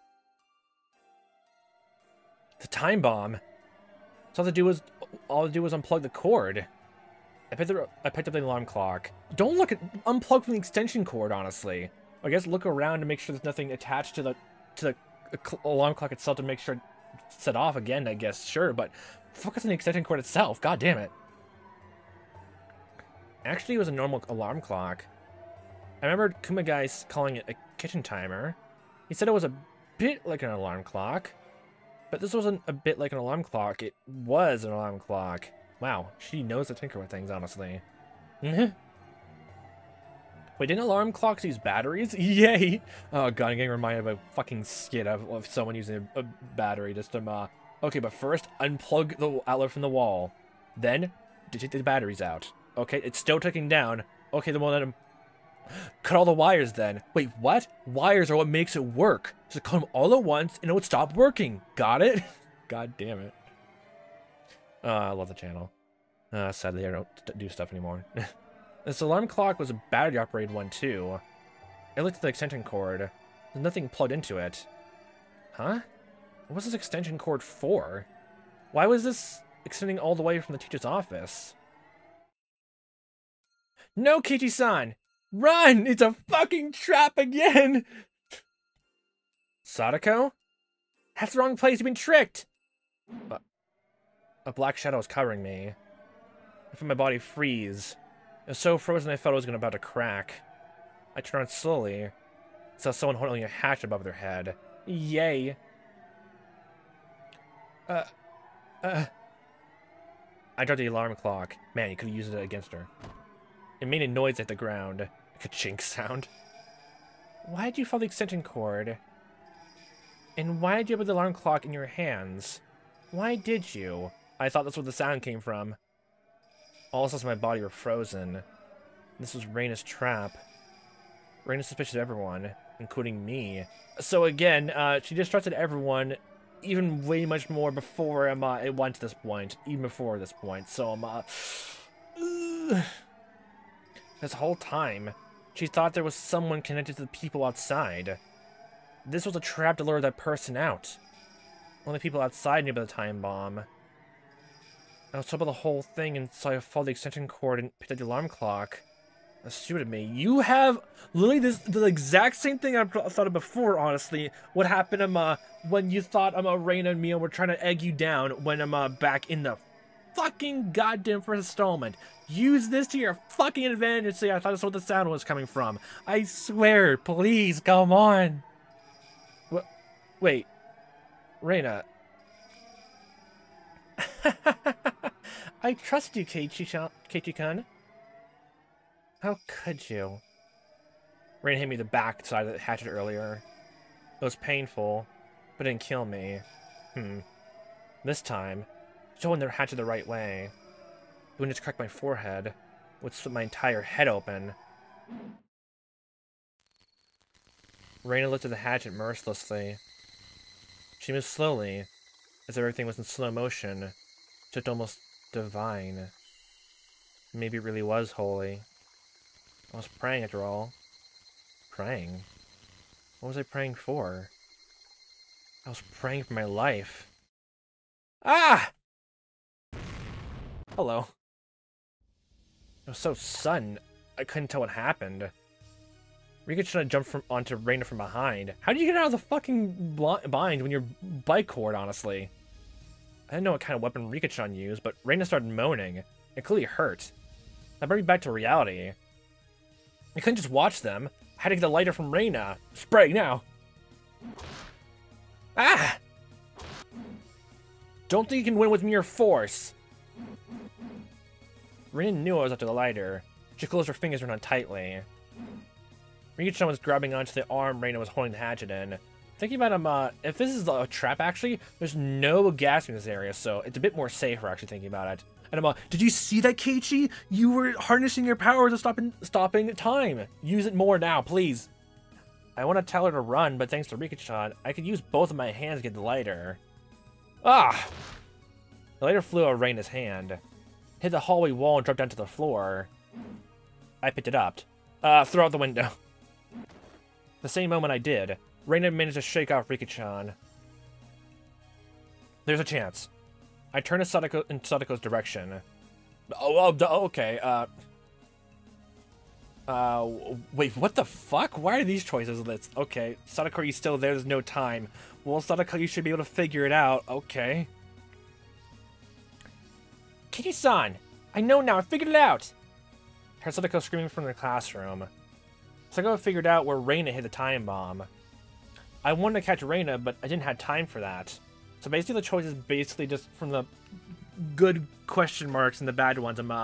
You have full, complete confidence in what's happening then. If you don't, even the slightest bit of everything goes wrong. Okay, wow, yay. How do something about the time bomb instead? Keiichi, hurry up and go back to Sadako. Rika-chan had spread her arms, blocking Reina's path forward. Again, how did you get out the fucking jump rope and bike lock binds? How? She locked it up to everyone else. Keiichi, this isn't the first time I've done this for you. Don't you remember? Huh? If I tried a little harder the previous time, you could have made it. So this time you're gonna make it. Just go! I didn't know what Rika-chan was talking about. The last time it technically happened was the third installment, unless you tell me all this stuff happened out of order, which I'm, brain headache again. But there was one thing I did know. Just like Reina and Mia were ready to give up their lives to their friends, and I was willing to give up mine. Rika-chan was prepared for that too. Therefore, telling Rika-chan to run was like telling her she wasn't my friend. Look at that, you betrayed your trust again. And so I would depend on my friend Rika-chan. Thank you, Rika-chan. Keiichi-san, we're running out of time! Come here now, you fuck! Come on! Leaving to Rika-chan, I dashed to the classroom. As soon as Rika heard Keiichi's footsteps reach the classroom door, she sighed in relief. Hello. And she did. Reina's black shadow came ever closer. That's great, that's just great. This isn't a club activity, you know. You'd be killed for real. You'd be killed by an angry Reina.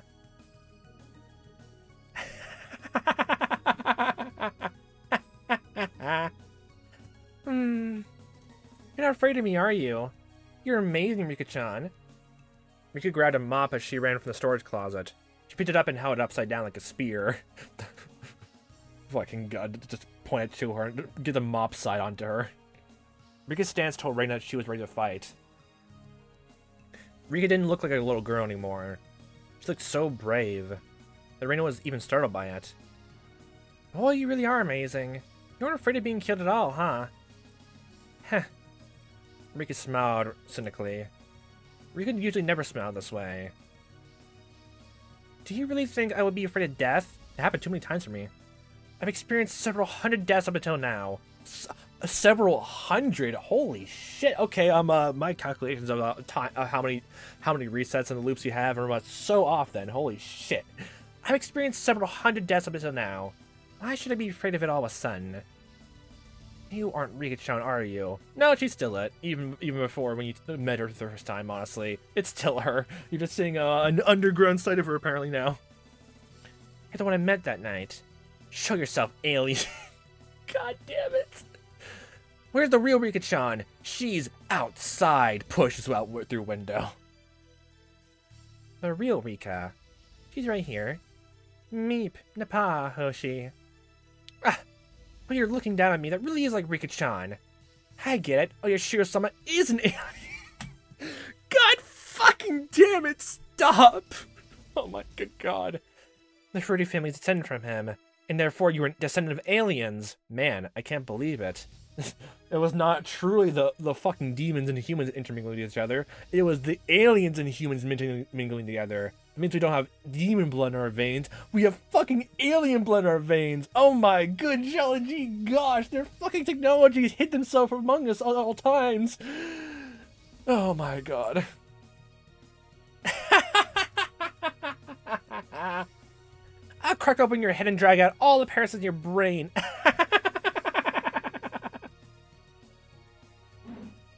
Reina raised her hatchet and charged at Riko with a scream. Hi-ya! One swing is all I need to smash your head open! Reina looked like a beast charging toward its prey. Oh, nice. No fucking... the fucking mop stance. Go, let's go. Riko took a step backwards and lowered her body, preparing to counterattack.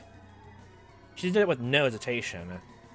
Even a minute is plenty. Hey, madam, she'll probably, if she practiced some all self-defense arts and all like that after so many times, the reflex would stay still after all this time, right? All this time, it would still... Even a minute is plenty. I'll play with you. Come on, hatchet girl. Okay. Do you not get it, Keiichi-san, you stupid ignoramus? The thing is right there. How the hints are already in place this morning? Calm down, Sadako. Oh, we're in her perspective now. Oh my god. This is hype. Explain more slowly so I can understand. We don't have time for that! What are you trying to say? A symbol you just remember? Come on, it's quite obvious when you do. A ball. That was the first thing to the brain. Comes to my brain anyway. So, a ball went missing? How does that tie into that? Fucking tell me he's gonna be in the fucking ceiling because balls get stuck in the gutters of the school or something like that? That sounds stupid, no. Hey, something stinks today. Close the windows. Silly, it'd be hotter in here if we close the windows. We've been smelling gasoline coming from outdoors. Oh, yay. There are no forestry service people in the office, so they weren't doing any work today. The smell wasn't coming from anything they were doing. In other words, it was the smell of Reina's gasoline. Reina had the gasoline near the classroom. She had it in a plastic container. You can't smell gasoline in a plastic container. So in other words, she had more gasoline ready that's just in the container she used to spread it around the classroom. Where was the smell coming from? Was it coming from outside? It's literally the second floor, honestly, or something like that. Was it literally at the fucking roof? Are you serious? Oh my good god. Vaporized gasoline is heavier than air. It stinks. It stinks, actually, so sorry. There's another hint other than that. Oh, okay, wait. Oh, wait, it's denser than air. I forgot. I misread that in my fucking goddamn brain. Never mind. Okay, fucking god. Wowee, I'm stupid. There's another hint other than that. What? Our ball is missing. You did it again, didn't you, Hojo? Okay, I don't know what the ball would be unless another baseball thing again. Why am I hiding such a stupid thing? If I was gonna hide something, I'd hide something better than that. Kids love to play there with their ball and never lose it. It should have been in the same place it always was. Unless they're forgetful, so but it was gone. Does that must mean that Reina used it for something? The gasoline was coming from above. Which is it then, apparently? A ball was missing, so maybe it was stuffed somewhere. Reina-san blocked the drain with the ball and poured gasoline in the drain canal. My fucking god, my first thought was right then, actually, but then I misread things over and over again. My... God damn. Where? On the roof of the second floor. Have fun sprinting up there and going out the window. I'm, getting that ball again. My good god. Holy fucking god. Oh my god, it's showing it off there. God damn it, too. The drain canal extended along the roof of the second floor and then came straight down to the ground. If it was plugged and filled with gasoline, it was like a huge Molotov cocktail extended from the ground to the roof of the second floor. Furthermore, the drain canal ran by the classroom windows. Oh, yay. The canal exploded, the classroom exploded too. That's amazing. That's actually a cool plan. Don't take notes. Please don't. Therefore, the time bomb must be... I bet you ran an extended cord out of the second floor window. It's on the rooftop. Oh, yay. My first thought was right then. Okay. Because I fucking misread what you were saying for several times over and listened to... I picked up a pair of scissors and cut Sadako's bonds. By the way, how did Rika-chan free yourself from the rope? I apologize for not being thin enough to slip out myself. Oh, I was already thinking of a contortionist, but the fucking bike locks too? Are you two literally the smallest in the class? Oh my god, that's kind of funny though. If that's the only reason you get out of it, actually, that's kind of humorous. I rubbed Sadako's head. Take care of the rest here. I'm going up to the roof. As I jumped out of the classroom, Sadako stopped me. Keiichi-san, here! What is it? Something silver sailed through the air. I caught it. Look at that, you have a thing for baseball too. It was a metal... No, not the metal bat, it's the bad fucking vibes. It's gonna ruin everything. It's gonna ruin the entire plan because you have it on you now. That's Nini's. Make sure you give it back to me, okay?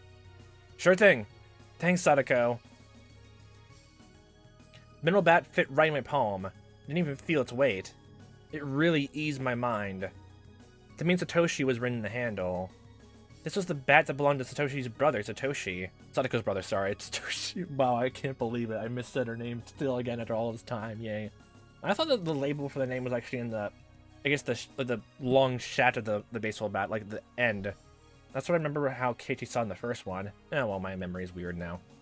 He was a victim to last year's tragedy. You and I were the same. I won't let another tragedy take place. I'll treat this as a gift from you, who's waiting in the wings. I mean, let's hope he's not an angel right now, okay? Let's hope he's still grounded, and not anywhere else, okay? Let's rip apart the script of this demonic tragedy together. Let's go, Satoshi! As I tried to run up the stairs, I heard a loud noise coming from the hallway by the teacher's office. No, don't worry, they're having a Dragon Ball Z fight in there. Don't worry about it. Rika has it all under control. And this is another 100, like, more than 100th try, honestly, during this whole entire thing, and she knows how to handle stuff. She knows Aikido, Kondo, Karate, and of course, even Neo Aikido, apparently. Just make your own techniques after so many failed attempts. I saw Rika-chan rolling the floor. Damn, Rika-chan! You had out as long as you could! Damn it. My body were 5 years older. You're next, Keiichi-kun! Whoa!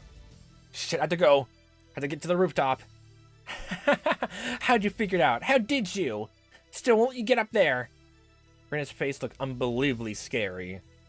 She's ready to rip me apart if she caught me. In that case, just try me. I jumped up the stairs, skipping every other step.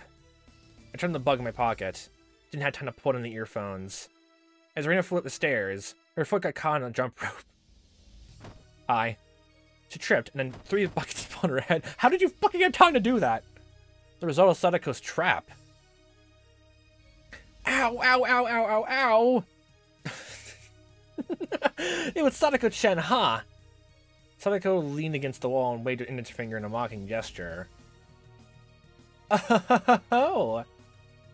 You were pretty good, but you were about 300 million light years too early to go up against a tribe expert like me. Fucking stared absolute daggers. No, not even daggers, fucking black holes. Sadako-chan, light years are a unit of distance, not time. Don't be technical right now. Actually, keep going. We'll continue upstairs. Smash. Okay. The 4th bucket hits Sadako in the head. What the fuck? No! Just oh my god, hold on. Just like the whole thing. 3 buckets hit Ray in his head. Light years are, distance, not time, Sadako. Oh, really? Smash on head. My god. Fucking god. I don't know my math and measurements right. That's what got her. My good god, that's fucking slapstick. My good god. I get up to the rooftop. Rena ignored Sadako and ran after me. Oh, Ishii-san. I did it. I got the lighter. I know where the time bomb is. It's in the rooftop in this drain canal. I'm heading up there right now. Ishii-san, is that it? Oishi grabbed the pair of binoculars from the Kumagai and looked at the rain gutter on the rooftop. There's something like an alarm clock sitting there. Wow, it was sitting in plain sight. The cord from the clock was extending into the 2nd floor window. It was so obvious I didn't notice just then. You weren't primed to see it, okay? Sadako was working hard to remove her classmates' restraints. But she couldn't do anything about the bike lock on Mion's neck. Oh, it was really just in her, but she said bike locks. Plural. Just run, everyone. Forget about me. That doesn't sound like Mion-san. Why not act like our club president even in a situation like this, huh? All I have to do as our president is to give me an order to undo this lock, okay? Sadako reached to the back of her collar and produced a bent hairpin. It's accidentally made it's a flint hairpin on it accidentally. Sadako opened the window, climbed onto the windowsill, and faced the bike lock that was turning me on. Everyone, open the curtains and the windows, then run.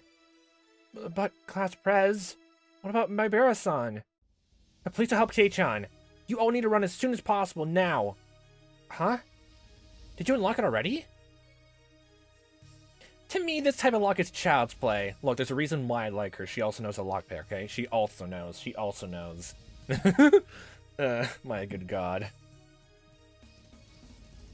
The binoculars were trained in the classroom. All the curtains were open, as well as all the windows. The children, in turn, were all running out into the schoolyard. Hey, school's out, kiddos. Oishi pushed Otaka's side, then grabbed his radio and yelled into it. All units, go! Go, go! Secure the hostages! The suspect is going up to the second floor, running after one of them. Hey, what are you doing? Oishi, come give me back the radio. Fucking restrained. Utaka tried to grab the radio from Oishi, but Kumegai stepped in. There was a dull noise, and Utaka crumpled to the floor, convulsing. Oh my, what the fuck? Nope, sorry. I guess my knee happened to hit your ball. What the hell? Oh my god. I think it's the first time I've actually seen him smile, so okay. The classroom is still filled with gasoline. Be very careful.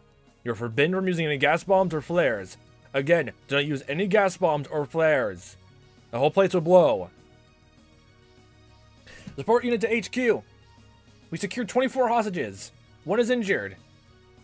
This is the assault unit. We're trying to take control of the first floor. We've got a problem. Electrical room is locked, and we can't get... They planned ahead of that, so it makes even more sense. You can't get in? Can you break down the door? It's located directly opposite the classroom. The smell of gasoline is strong here. We might ignite the gas when breaking down the door. We'll wait for their orders. Shit! We could have just turned the power off. Yeah, they even thought about that too, honestly. So yeah, I was already expecting that from Reina, so I didn't bring it up. Raid the electrical room. Go secure the second floor. Assault unit, roger that. Alpha, go, go, go! Utaka-kun, what were you gonna do if you failed to secure the electrical room? That's what the special unit was for. This is the problem with you rich boys. What do they use? We'll just have to secure the clock's outlet now. Sniper unit HQ. I can see a male hostage on the rooftop of the first floor. Sniper unit! Sniper unit! My good god. Oh, look at that. Oishi wasn't too far off from snipers being involved. Wow, we jolly lookers. Look at that. Oishi-san, that's Maebara-kun. Give me the speaker. Maebara-san! The clock is plugged into the back room of the second floor. I shook my head repeatedly. Oh, back to this little background. It's been a hot minute since we've seen this. I couldn't do that. Rena was coming after me, so I couldn't head that way. What else could I do? Go on to the little shimmy and the little rooftop. The only way was to go up to the roof of the second floor and get the clock from there. Don't worry about falling. It looks in the sound of him. Even if you fall, honestly, unless you fall on your head, you'll be fine. You'll be fine. Okay? You'll be fine. It's not like anything taller than that. Maebara-san! Could you up to the roof of the second floor?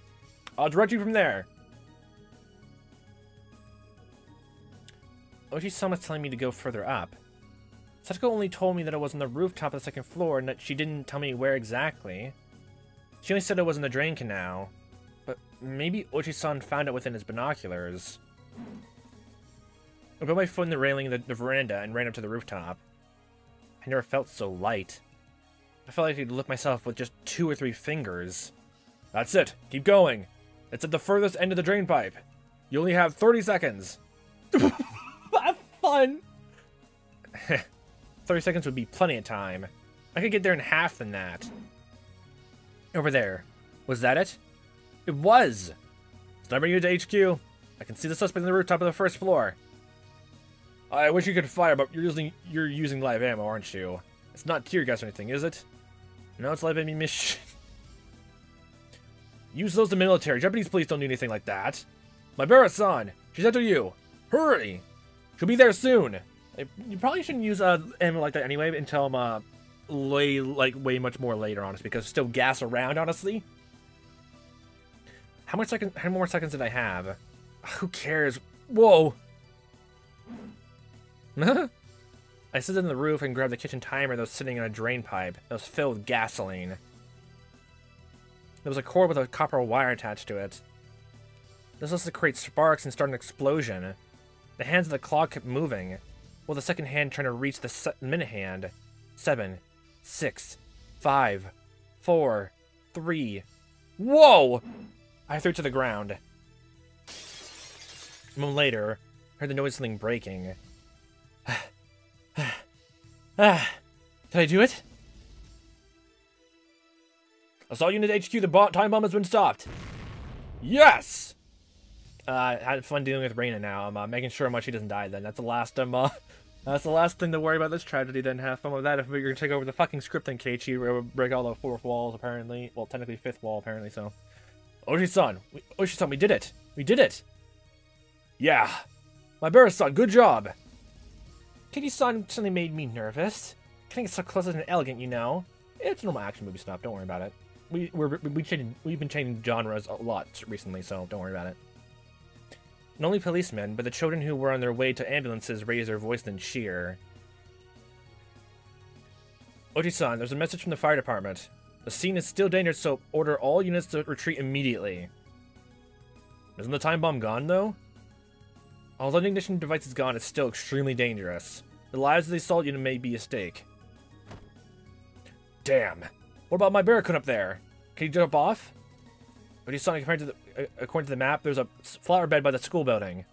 Well, tell him to jump there. Fucking land in the fucking flower bed and ruin the teacher's goddamn curry then, yay. He's never gonna get out of this alive anyway, no matter what, is he? Oishido units. Start the operation. Fall back immediately. Fall back. I'll be here. Roger that. Beta here. Roger that. Fall back. Fall back. You hear me, Maebara-san? Ryugu-san too. It's too dangerous to stay there. It might explode any minute. There's a flower bed by the school building. Jump down there. A flower bed? Damn it, I can't see it from here. It didn't sound like I had enough time to be looking for it. Hi, Reina. I noticed a white hand at the edge of the roof, followed by Reina's head. Man, if there was a CG for that, that'd have been so fucking cool, honestly. My god. Reina slowly crawled up to the rooftop. I waited for her here. I never thought you'd find it. It was all for nothing, then. She scratched her throat. Oh boy, have fun with that, too. The band-aids peeled off, and her throat started to bleed.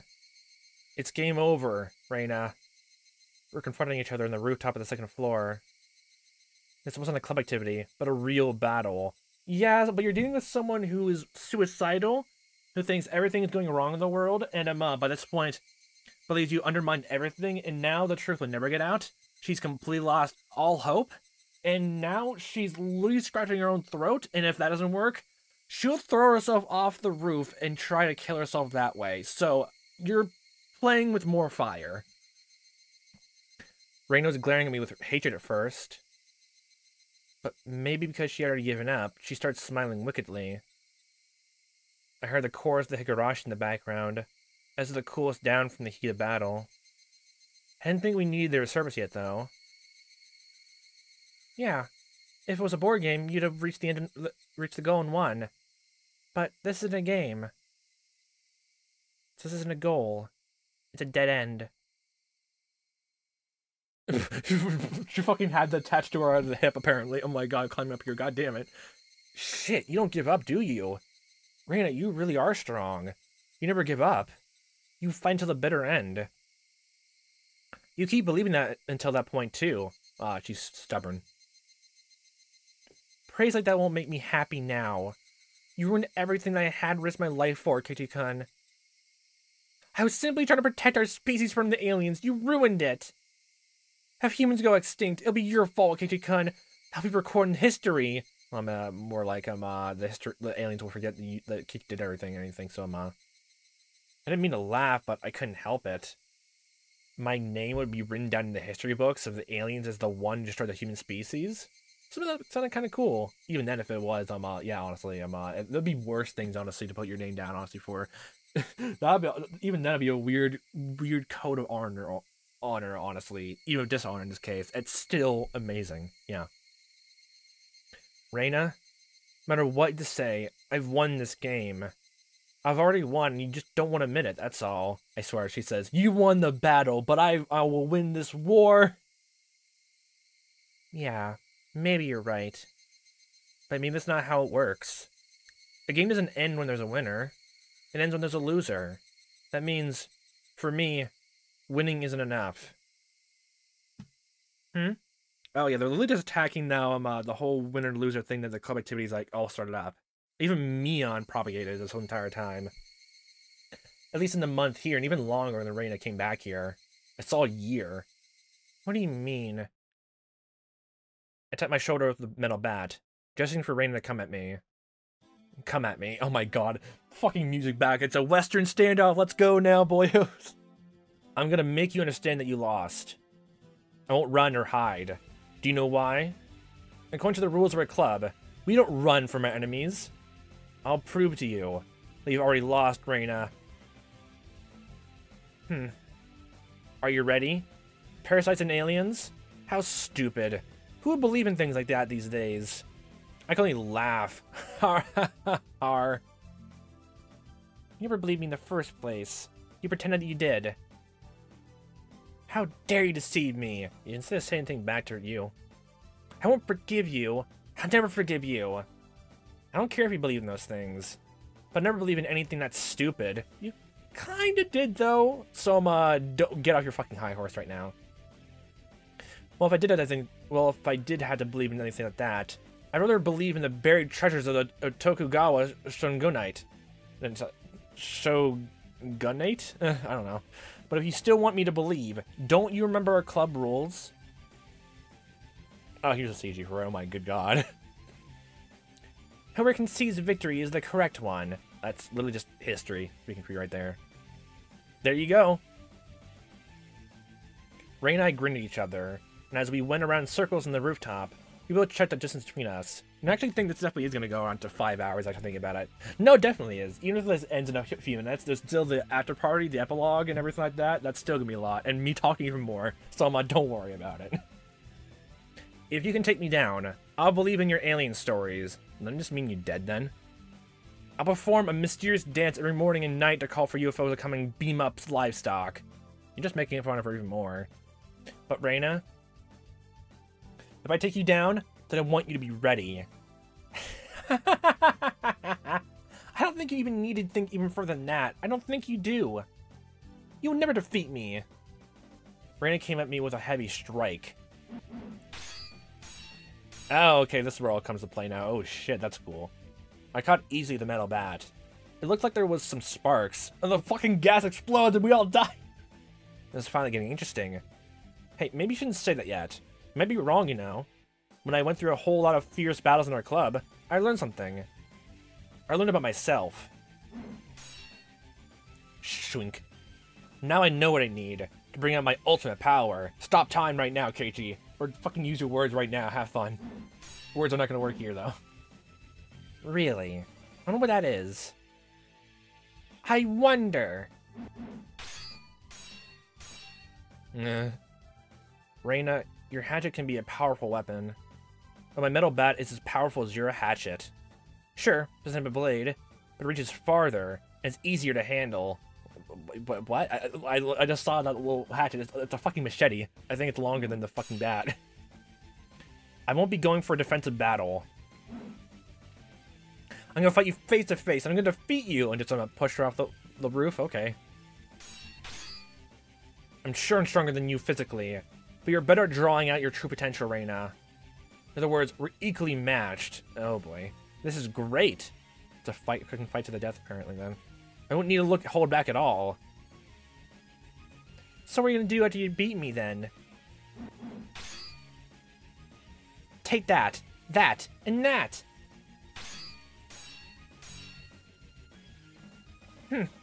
I think I might have the upper hand.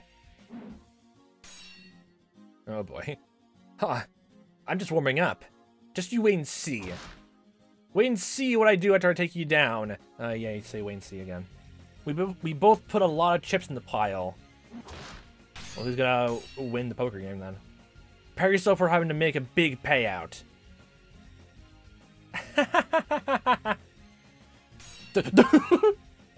My god.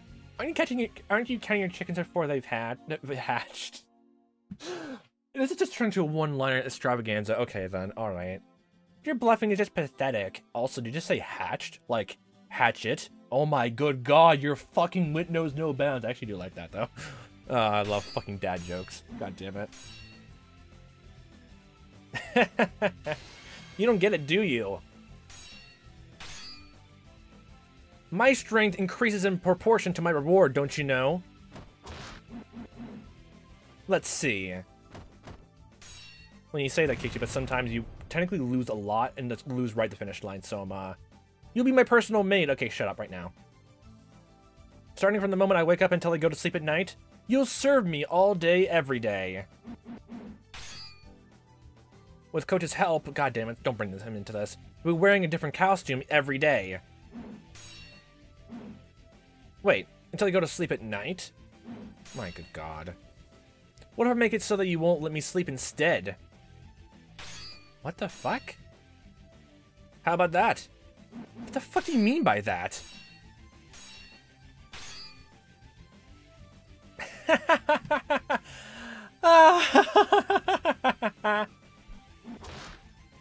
That's so like you, Keiichi-kun.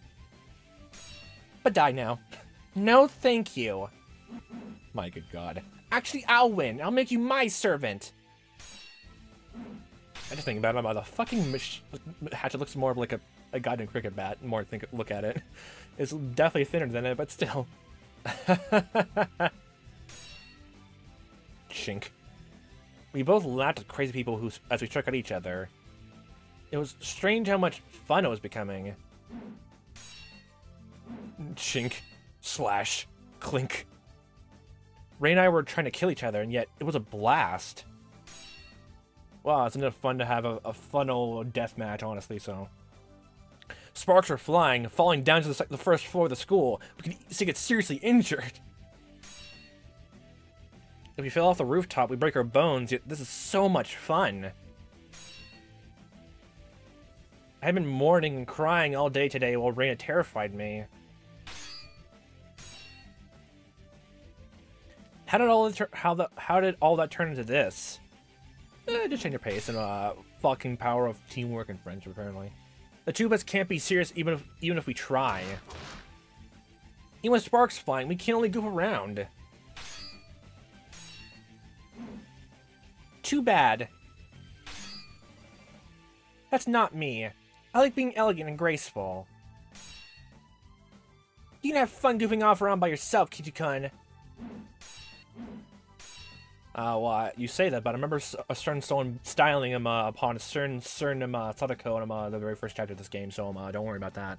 You say you're elegant, but it's technically you elegantly styled upon Sadako, even though I think you still should have lost that Sadako still should have been in the game. So there's that. That means you technically cheated his entire time. You never would have won. My good god! Reina's next strike came at a strange angle, but I managed to deflect it. Whoa!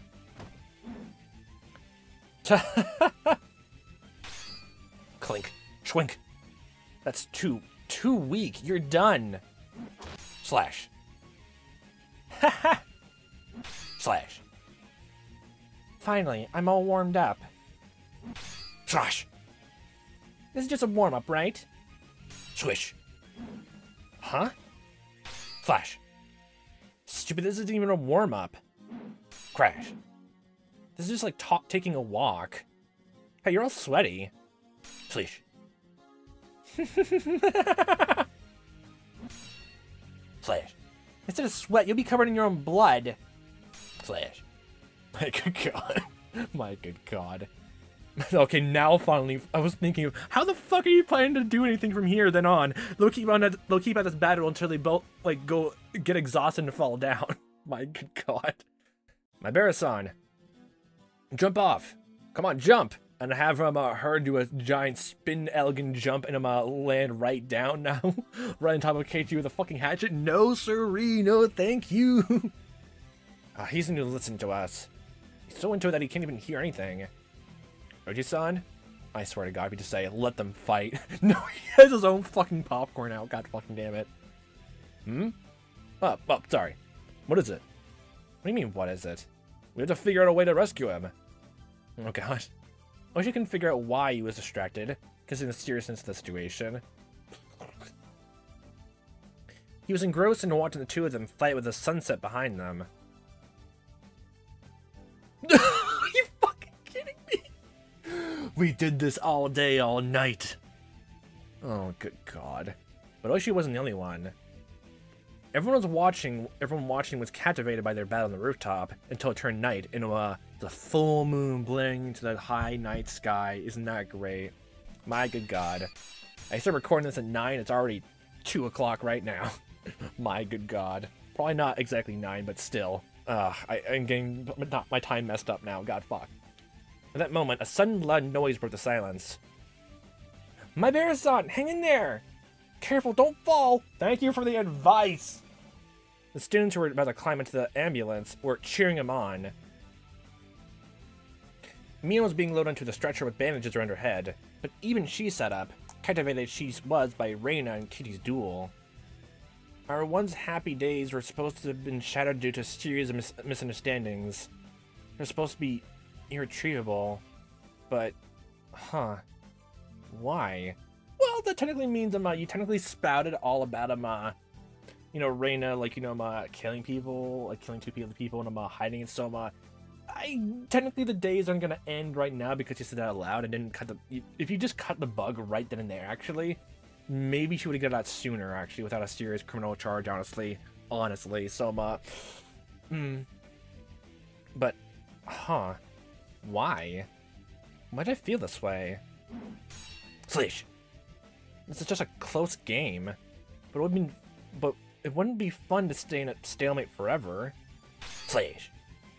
Ray and I kicked at each other with perfect timing and increased the distance between us. It's like basically just a pirate dueling on top of like, you know, the mast of a ship, honestly. Goddamn. That's still such a fun action trope, though. Ray and I kicked at each other with perfect timing and increased the distance between us. Hey! This is a blast! Slash. What do you think, Reina? Swoosh.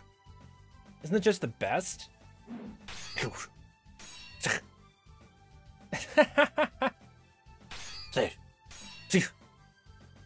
I've been having fun since the very beginning. Oh, really? Swoosh. But it'll be even more fun to split your head open, Kitty-kun. Oh, yay. Split it wide open. Swoosh. Wow, that's dangerous. Oh, really? Over here. Come back over here. Let's use more space. Something like this doesn't happen too often. Let's take full advantage of it. Let's enjoy as much as we can. My good God, the fucking full moon is out still. I called it.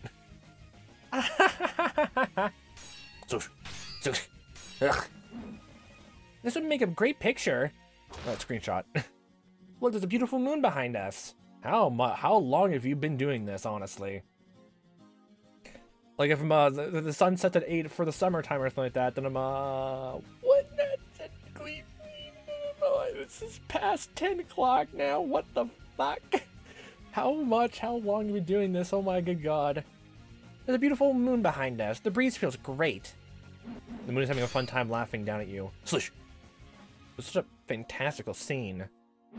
The 2 people were fighting on the rooftop of the school building, with the moon behind them. It was almost unbelievable.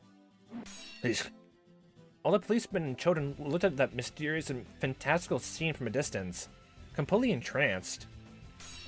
The ambulance aren't even taken to the hospital now. They're just sitting and watching like a fucking like drive-in movie theater. God damn it. Everyone was thinking the same thing, but nobody said anything. Don't break the magic. Why does it look like they're having fun? Getting all fired up in the breeze this cool? It reminds me of the one to Nagashi Festival. Sploosh. I don't really like to just sit back and enjoy the cool of the evening in silence. Kaboom. When the moon comes up, I turn into an animal. Oh, so you're a werewolf now. That's your real power. All its club members went crazy the night of Wanta Nagashi. The mayor scolded us by the end of it, but we laughed at each other and promised to do the same thing again next year. Going crazy in the moon, huh? That sounds cool, doesn't it? Maybe we're already crazy. Yeah. Yeah, I feel the same. Yeah, that's basically if you ever get into a weird groove, honestly. You already are. In a sense. We're having fun trying to kill each other. We must be mad already. Well, I mean, but you're calm, Keiichi. You're not that mad. This must be what insanity feels like. You're just repeating it over and over again, so have fun. The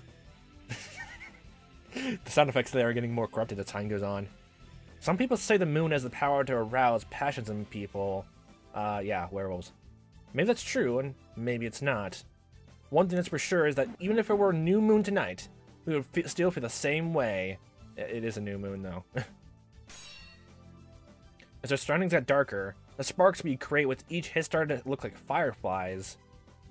Hey now, in the gasoline in the drain pipe right nearby? Yeah, I've been making sparks everywhere, and it's been lying right there in the drain pipe, and I swear to God, you'll just, when you actually do manage to just finally jump off, then it just lights off. It just lights off then, apparently. I'd be more funny if the gasoline gets it off. It just, literally just on the opposite end of the school building, it just gets on fire. And nothing else. The gasoline doesn't get set off either, honestly. It just goes in flame. There's no explosion or anything like that. That's more funnier. Who cares when an explosion happens? It just happens. Hey, what are you doing? You're getting too sweaty to hold the bat. Flash. Why don't you take a break and dry your hands off? I'll do it when you do it. I'll split your head open while you do that, though. Nah, I don't want to get spliced open like a watermelon, please. Cantaloupes are better. Flash. That's a good one. Flash. Get better one-liners, though. Isn't your skirts clinging to your legs? You can take it off if you want. What? No. Flash. Flash. I'll just watch you instead of attacking. Bash. Really? Flash. I'll give you a good blow to the head while you're charmed by my legs. Okay. Okay, I was thinking... okay, now the watermelon thing, this thigh thing's kind of got the head. Okay, yay, wow. Slash. Swoosh. This really is so much fun, isn't it, Reina? Maybe you two should take up fencing by this point. Kaboom. Yep, it sure is. We flew, we danced, we pirouetted into the sky, and fell down. And thus, it's now 3 fucking a.m. in the morning. We struck. We laughed. Slash. Sloosh. Sloosh.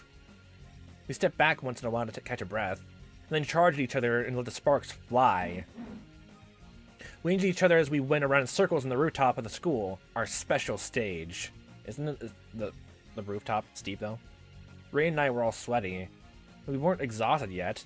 The beads of sweat rolling down my body just tickled me. Slash. We exchanged furious blows one after another. Neither of us was an advantage or disadvantage. Neither of us exulted in victory or rage in defeat. The battle with Brain itself was fun. It was like a dance. Slash. A dance I couldn't dance by myself. You mean a tango? Okay. It was a dance I can only dance with someone with whom I was equally matched. Slash. Can you think the same thing I did when we did the club activity with the whole class? The day we duel with water guns? Man, that was almost like a whole lifetime ago. Yeah, I did. Foosh. Hello again. We wanted to fight like this again. Slash. Foosh. Whoosh. It's so fucking dark out. Everyone's just like, okay, they're gonna be out in a while. Okay, Mom. They're just fine now. The fumes are already gone and all that. The gas is out of them. The fucking drain. We can just go now. Okay, everyone just go. The second they just stop and stand stock still. Like, okay, we're evenly matched. We can't win, honestly. They just turned. Everyone's just completely gone, honestly. Not even Raina's parents or Keiichi's parents are even here. They're just like, they're just gonna be on us for a while. Don't worry about it. If you thought that way in the roof, our classmates down below must have thought the same. Our fight was so pure and passionate that everyone thought the same thing. We want to join them. Have fun climbing. It was the same back then. Slash. We were using water guns, but we did the same thing. Quash. This is far more fun, because there's more stakes and more exhilarating, so you could possibly die at any single moment. I don't have to worry about how much water I have left in my gun now. Yeah, because you're using melee weapons. Sloosh. Yeah, we can't create sparks with water guns. Man, if only these blades like create fire with more of it. My good god. Slash. Whoosh. You couldn't strike at each other like this either, unless you pistol whipped each other with the fucking plastic guns apparently. We both were breathing hard, waiting for the right timing to take a step forward. In the midst of that, we grinned at each other. This is exactly what I said then. I'm gonna say it again. Okay then, I'll respond just the same. We both smiled wickedly in the same moment. This is so fun. I don't want it to ever end. Don't hate me if you lose. No, never. I hate myself for ending this game, but I know I won't be the one crying in the end. I don't know about that. Your feet are getting weak like they're made of straw. Arms weak, like spaghetti. Shut up. Swoosh. Whoa! Swoosh. Squeak. My good god. Everyone is captivated by our fight. Man, it's been going on for a while. It's losing its luster a tiny bit. They showed up in our big fight. We both had weapons. Weapons deadly enough to seriously hurt one another. Or you should just listen to the megaphone. Okay, now just get it down already now. You're both pretty ladies. You're fucking evenly matched. Come on down. My good god. But we were both perfectly matched and neither of us had hit the other yet. Once. Why did it look so happy? This was just ridiculous. All the people below were just watching this fight in the rooftop with a beautiful moon as a backdrop.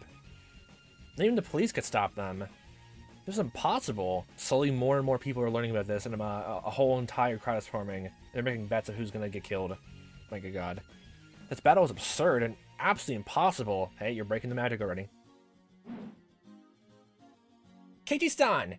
Try to stay in the middle of the roof! Use the height to your advantage! Have the high ground! Sadako and some of her classmates cheered Keiichi on, but there were some who were cheering for Reina too. Okay, we're different perspective now. To them, this was no longer a fight to the death. It was just the second round of their water gun battle. How can you tell them when the first act of their water gun battle for the sword battle stopped and next took place? I want to know. Slash. Okay. The club activity is a club activity, and a game is a game, and destiny is a fucking destiny. God damn it. My god. This is just the second round, so nobody would die. Slash. Even though they had real weapons, nobody thought they would get hurt. Rika wasn't cheering, she was just looking up at the roof, tending to her wounds. I've never seen anything like this before, Rika thought to herself.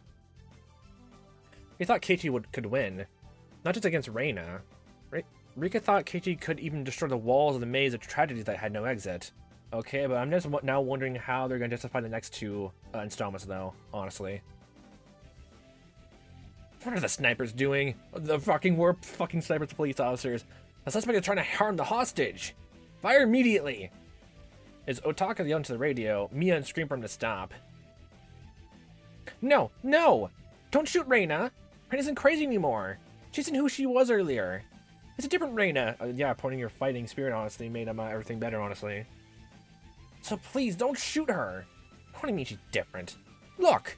She's swinging around the weapon. She's trying to kill him. Unless we shoot her down, the house is in danger. No, no! Don't shoot at Reina.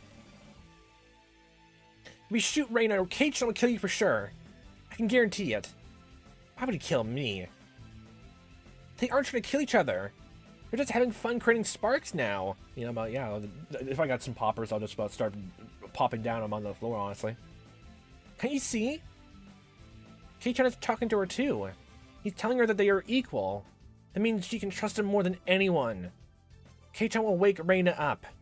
No, he's already waking her up. Reina's nightmare is almost over. My good god. Keiichi-kun, you're the best. Why, good god, well, thank you. Your little slashing skills are also good as well. Okay, just get some fencer in here to critique your literal slashes and splooshes, and crashes, and kabooms, and any other glitches. I don't even want to kill you anymore. Or without you would be so boring. Flish. Huh. Thanks for the compliment. I appreciate it. So what's gonna happen to the world, huh? Aren't aliens trying to invade it?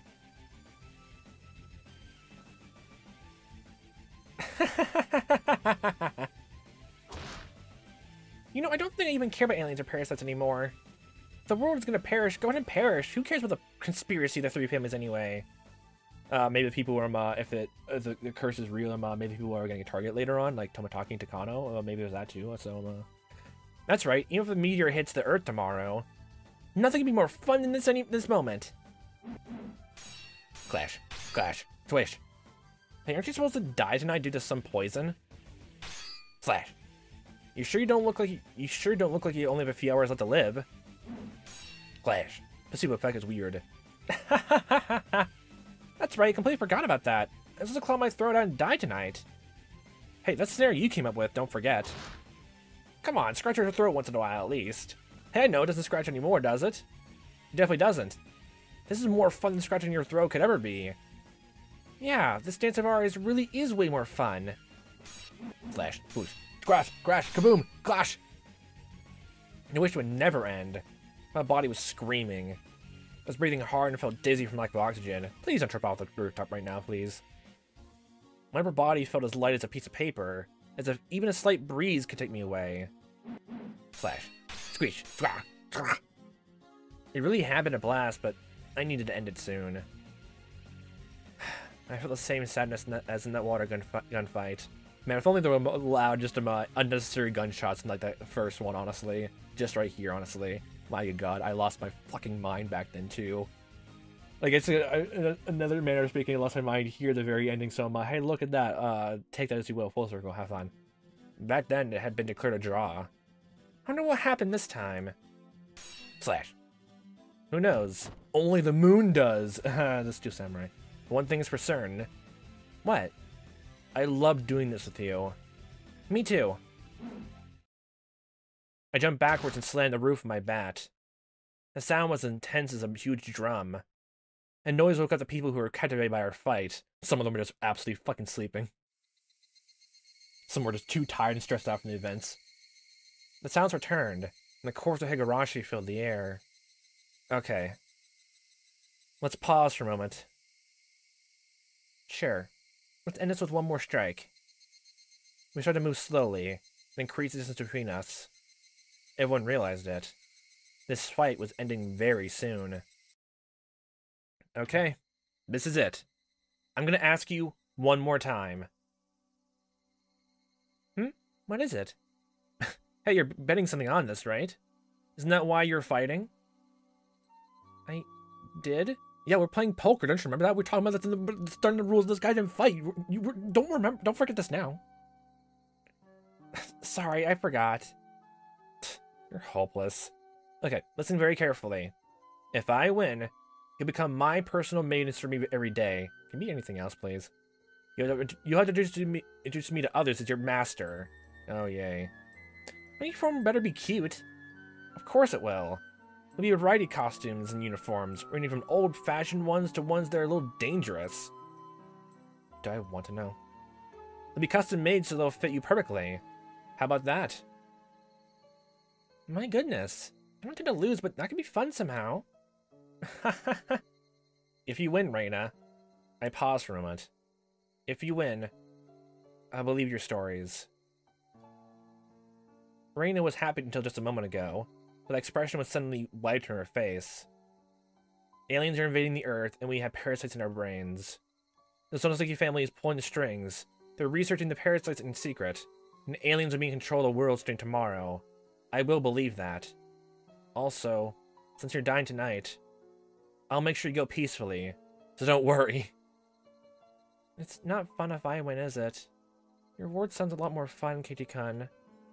You see that? He's manipulating you, honestly. Don't believe anything he says. Make another new delusion right now, Reina. God damn it. Well, what can I do? You did all this because of what I just said, right? Yeah, I guess. Sorry, I almost forgot. She smiled sadly for a moment, but soon the expression was wiped off her face, too. I'm gonna win, no matter what. I want my personal maid. Yeah, I keep telling yourself that. Boo, boo. It's not fun if I win. Then don't make sure neither of you win, honestly. Tie, right fucking now. Then do you want to change it? What do you want? Finally, she smiled happily again. The breeze dried our sweat. It was a good feeling. We no longer went crazy, even with the moon out. Yes, I'll get your werewolf instincts back into your body. Lower those instincts down. Go back to human mode. We can finally enjoy the coolness of the evening. It would be so nice if we could just lie down on our backs and gaze at the moon. Howl. Still smiling a little, Reina spoke. I want the same reward as yours, Keiichi-kun. What? Just swap it around. You want me to be your maid? That's something. You don't have to be my maid, but the rest is the same.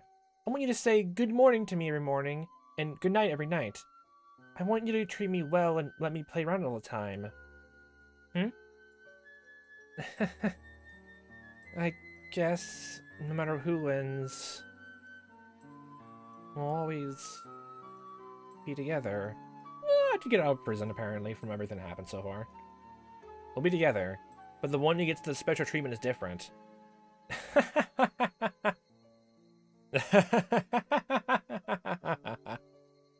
Why am I fighting with someone I like so much? I don't know. Why are we in the rooftop? Why'd you doubt all your friends then? Why do we even come up here in the first place? I don't know. I forgot. Maybe we're both airheads. Then please stay grounded. That's why we floated up here. Yep, we're airhead buddies. We're buddies, alright.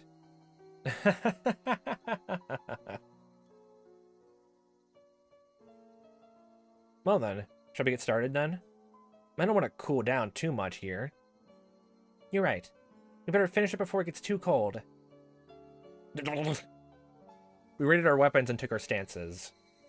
I was going to suggest that we stop this. I really was, you know? I shook my head slowly. No. We have to finish this. Otherwise, it won't end. Our fight won't end. We can't quit. We have to bring it to an end. This isn't right. It's possible that no matter who wins or loses, there will be no reward. If that happens, we shouldn't hate each other. So I'm going to tell you this now. What? It was fun. Yeah, I feel the same way. Reina, even if one of us dies, we'll see each other again. And when we do, we'll have fun in a normal way. We'll laugh together in a normal way. And we'll fall in love in a normal way. We won't doubt each other. We'll trust each other. We'll meet again. Right? For sure. Right? A different life. Yes, for sure. Tears appeared in Reina's eyes. I noticed I was about to break down, too. Okay. Are you ready? There was no signal. But we stepped forward at the same time. Our shadows jumped in the moonlight. We were fighting so viciously earlier, but now it was like we were moving very slowly. We must have looked like a shadow play. Everyone was watching the shadows dance. Reina's shadow hit my metal bat violently. As a result, I let go of it. Oh, look at that, you won. The metal bat bounced once in the roof, then rolled down to the schoolyard. I had lost my weapon. Man, I could have tried so much harder for that, too. Here was Reina's chance. Of course she wouldn't miss it. Ooh. I was lying flat on the roof, and Reina got on top of me. Reina's knees were holding down my arms, and there's no way for me to fight back. The moon was divided into two. The shadow of Reina's hatchet had split the moon right down the middle. This was the end. Shit. That was good. I can't even pull my arms away. Hey, Keiichi-kun? It's over. Right? Not yet. It's not over until you swing down your hatchet. I don't wanna. Huh? I don't want to. I don't want to. Her arms were still raised, but tears were pouring from her eyes. What happened? What went wrong? I loved everyone, and I trusted everyone. When I start to doubt them, I don't know why I'm doing this to you. I don't know. Why am I doing this to people I love so much? You realized it. You realized it in this world. Can't believe myself. Every day was so much fun, but why? Why? I didn't have any complaints. I didn't worry about anything. So why'd I try to destroy everything with my own 2 hands? Reina, you're incredible. After I killed you and Mion, I didn't realize I had done anything wrong, so I left a note and called Oishi-san. I still believe that someone else was at fault. Until, I mean, even after I was dead. I didn't even notice I had sinned. How sad it was to kill my friends because of a little misunderstanding, even when they were trying to help me. And how painful was it to realize it was a sin.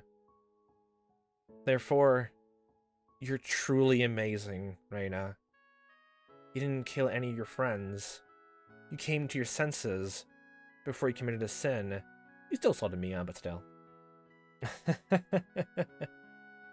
You're incredible, Reina. Just incredible. You're totally different from me. Reina stood up slowly and lowered her hatchet. I hurt my friend. I hurt Michan. Just apologize to her. Personally, I appreciate that the wounds will help me tell which one's apart. Oh my good god, okay. The fucking scars? Okay, fucking fine then. Okay, that's what you take away from this. I've already killed. Huh? No, you haven't. Yeah, she did. Who did you kill? Rina, Mamiya, and Tepe Hojo. Oh, Mamma Mia. Oh, those 2. I thought it was right to kill them. Tepe, maybe you could have, like, let off, but in the moment, Rina, especially if we come after you this entire time. Yeah. The day I killed them, the world started to go crazy. Does that mean it was wrong to kill them? I mean, if one person was gonna go after you until you were dead, like literally just Rina did at the time, I don't want to say it's wrong for her to die. And unless Tepe was gonna do the same thing when you're talking to him or anything like that, it'll be okay then too. But, I don't know if it was right or wrong, but it wasn't the best thing you could have done. I mean, like, what was it? Like, it's obvious the whole thing of, like, you kill someone, but if you keep going with it, it makes it worse. But if you just do it once and learn from it, then there's that too, right? I don't know if it was right or wrong, but it wasn't the best thing you could have done. What do you mean the best thing? Don't you know? I grabbed Raina's head and embraced her. Then I told her something so simple. One simple thought and one simple action to take. It was so simple that anyone could think of it. But Reina didn't do it. I didn't do it either back then. If you're in danger, if you feel like doubting others or something sad happens, it was so simple. You should talk to your friends. Oh, that's right.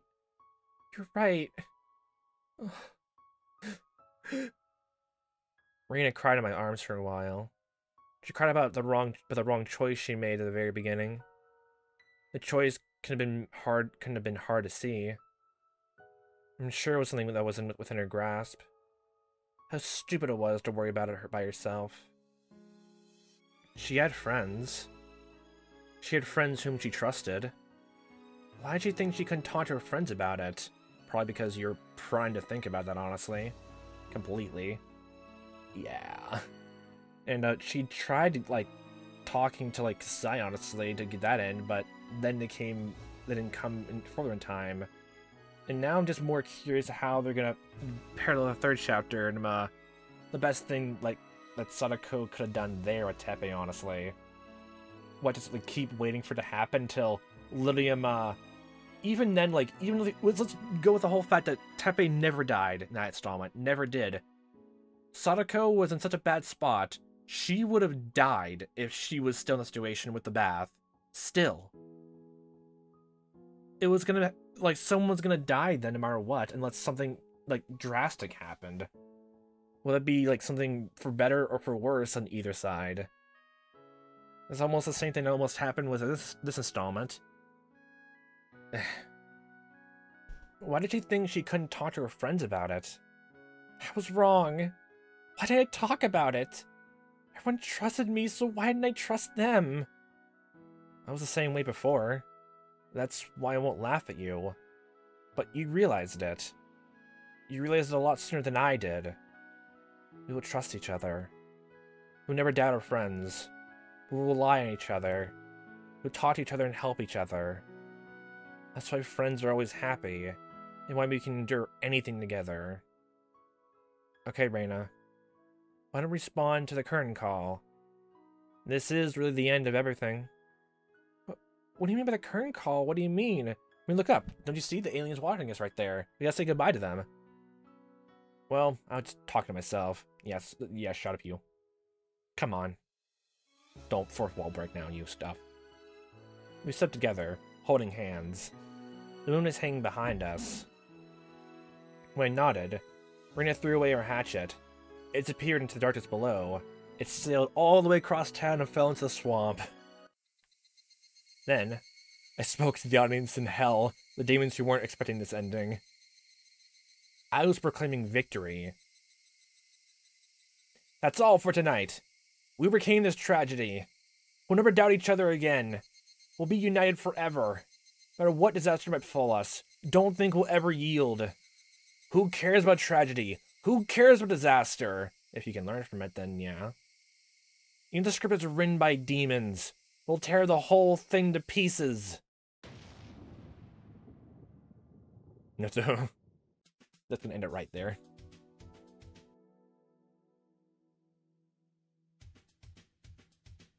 Okay, then. Okay, that's how it's gonna end right there and there. Alright. The incident of Forest Service Field Office in Hinamizawa. Date of event, midday, June 25th, in the 58th year of the Showa era. Location, Hinamizawa, Shijimone City, X-Chome. Inside the Forest Service Field Office. Technical School. Summary. On June 25th, the suspect Reina Ryugu broke into the Forest Service Field Office in Hinamizawa. She forced her way into the classroom of the local school, houses within the office complex, and proceeded to take 25 people hostage. The suspect scattered around a large quantity of gasoline and held the school hostage for over 7 hours. The situation remained in a deadlock for some time, but 1845, several hostages resisted and fled from the building. At the same time, a special unit from Osaka Police Department 2nd Bride Division arrived at the scene. 24 of the hostages were safely rescued. The remaining hostage fell to the roof. In a brief pursuit, the suspect engaged him in close combat. In 1910, she agreed to disarm and surrender, freeing the final hostage. 4 casualties, all minor injuries. Details follow. Wow, all these people have died in some way, apparently. Yay. Mia was captured by the suspect around noon that day, escaped at 1845, and escaped to safety. It inflicted minor injuries on her during the fight. Same thing there. Injuries. He was released by the suspect in 1910, Keiichi Maebara. He seen minor injuries and were engaged in combat with the suspect. Regarding the arrest, Reina Ryugu, she disarmed and surrendered to the police in 1910, and was subsequently arrested. They were taken to the Okuniya police station and questioned. She admitted to the outline given above. There has been some dispute about the accountability of the suspect during this crime, but after subjecting her to a psychiatric examination, the prosecution determined the suspect is fully accountable for her actions. The defense is in direct opposition to this, and has submitted her own psychiatric examination report denying the suspect's accountability. The trial is currently in session. Yay. So I'm just assuming the rest of the police just conveniently just not heard the whole crime thing that's in the thing, unless Keiichi turn out the bug right then and there.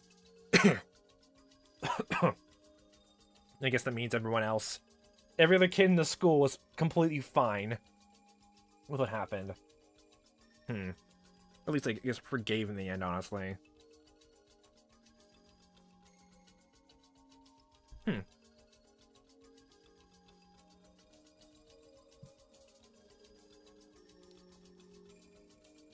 Not enough demons.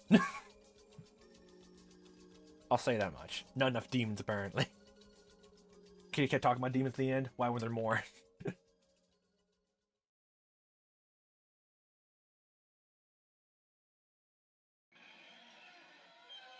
Oh, look at that. Look at that special noise. You can also just sum up my whole entire, like, final nitpick of the whole series where everything goes according to plan, honestly. Everything's completely perfectly explained. Not enough demons. Not enough demons. Oh, the tips reading room has been unlocked. Don't know, like, no, there's no more, I don't think there's any more new tips, honestly. The last one featuring some random new person we've not heard of before, honestly, just appeared out of nowhere.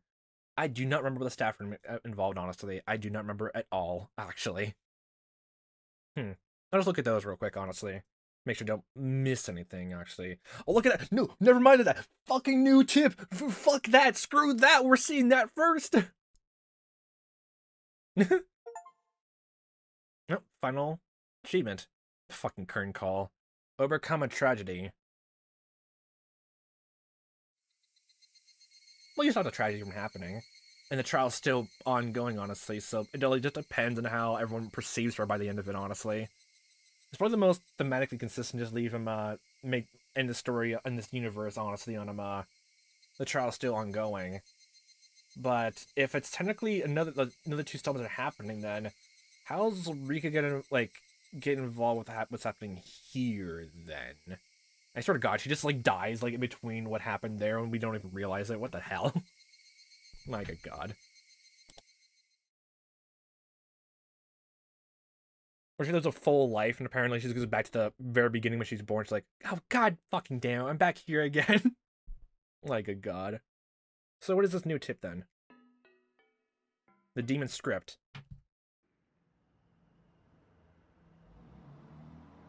Oh. Huh. The car began to rattle as the the road turned from asphalt to gravel. The cries of cicadas seeped through the tightly shut windows.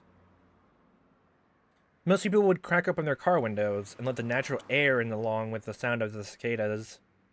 But people are also spoiled. Oishi has the air conditioning too, but I don't think, the sound of it, everyone else doesn't have, apparently, from the sound of it. He'd rather keep himself cool with the air conditioning turned to max than listen to the sounds of nature. No, okay, we're actually getting Oishi's perspective then, actually thinking about it. He does seem to be the last important player here. We already know how, like, the rest of the main cast thinks about it. And I guess it's meant to be implied that the rest of the classmates maybe are more lean on her from the sound of it by the end of it. The end of that anime-ish sword fight. Swish wash, kaboom cassette. Usually it was the rainy season this time of the year. But this June, the summer had already come without any rain. Just like how the weather was on that day 20 years ago. Oh my fucking God! Hi, Akasaka, back again. I see. Oh my good God! I was expecting we'd never see you again. Honestly. The air around this area is just as clear as I remember it. Yeah, the winds are cool and the sunshine is bright. This place could have become a World Heritage Site like the village in Gifu. What a waste. Fucking God, you see that, Keiichi? You anger the demons and they let the fucking gas take over the entire fucking fucking town. Oh my good God. The fucking hatchet churned everything in the fucking swamp and the gas released. My good God. The police stopped releasing their gas, the demons didn't let go of theirs. God damn it. I am a fucking demon. Well, I'm already a monster, so don't worry about that. I am a monster.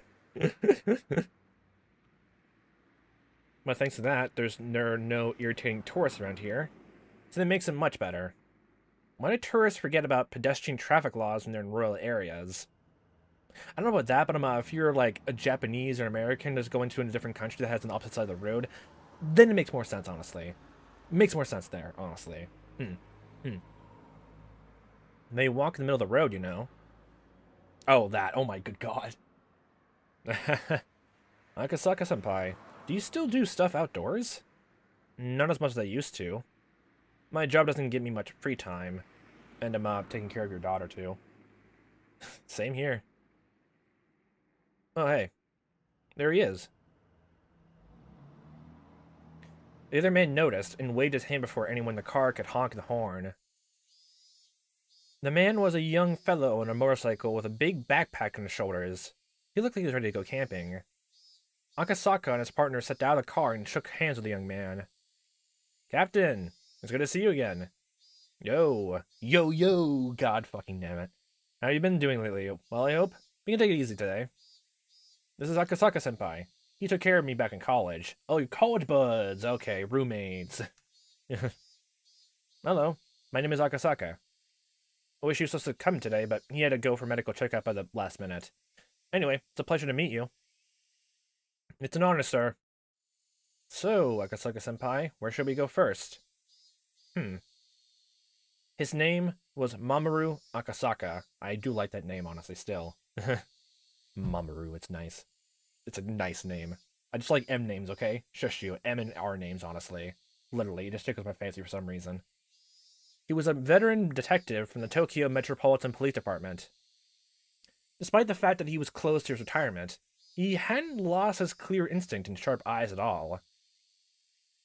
Those eyes showed the confidence and he built through many risky experiences. He had a well-built muscular body and a fearless aura. Okay, thank you for telling us that. He must have fought against many violent criminals. His connection to Hinamizawa went back almost 30 years, all the way back to 1978. He was in Public Safety Division in the Metropolitan Police Department. He came to Hinamizawa to investigate the kidnapping case of the grandson of Inukai, the then Minister of Construction. There, he met Oishi and Rika Furude. Hello again. I fucking found out the predictions right before the nick of time, you... God. Rika Furude predicted her own death. Oh my gosh, he still fucking dies again anyway. My good god, I fucking knew it. Akasaka regretted it for the rest of her life. His life that he couldn't save the little girl from her fate. The great fucking Hinamizawa disaster fucking happened again anyway. He saw the news of the great Hinamizawa disaster on TV and met up again with Oishi. Look at fucking that happened.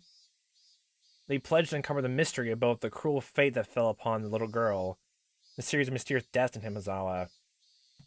So it's in this timeline over again, but the fucking disaster got delayed everywhere else apparently.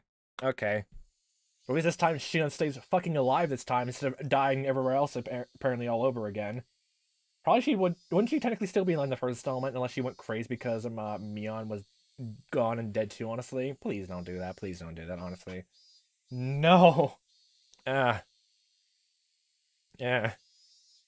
They pledged to uncover the mystery of both the cruel fate that fell upon the little girl, series of mysterious deaths in Hinamizawa.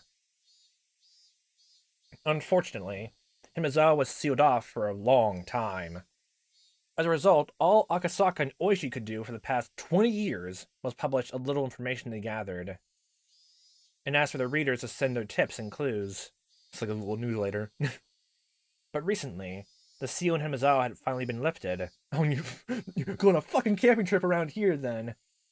So, I mean, what was it, then? I mean, if everyone, was getting ready for the trial, then, and all that, honestly, and all that, we're not going to learn about the trial's verdict, because thematically, they're going to leave that to everyone reading and watching this. So they're not going to do that, but was everyone out of town when it happened? Something like that?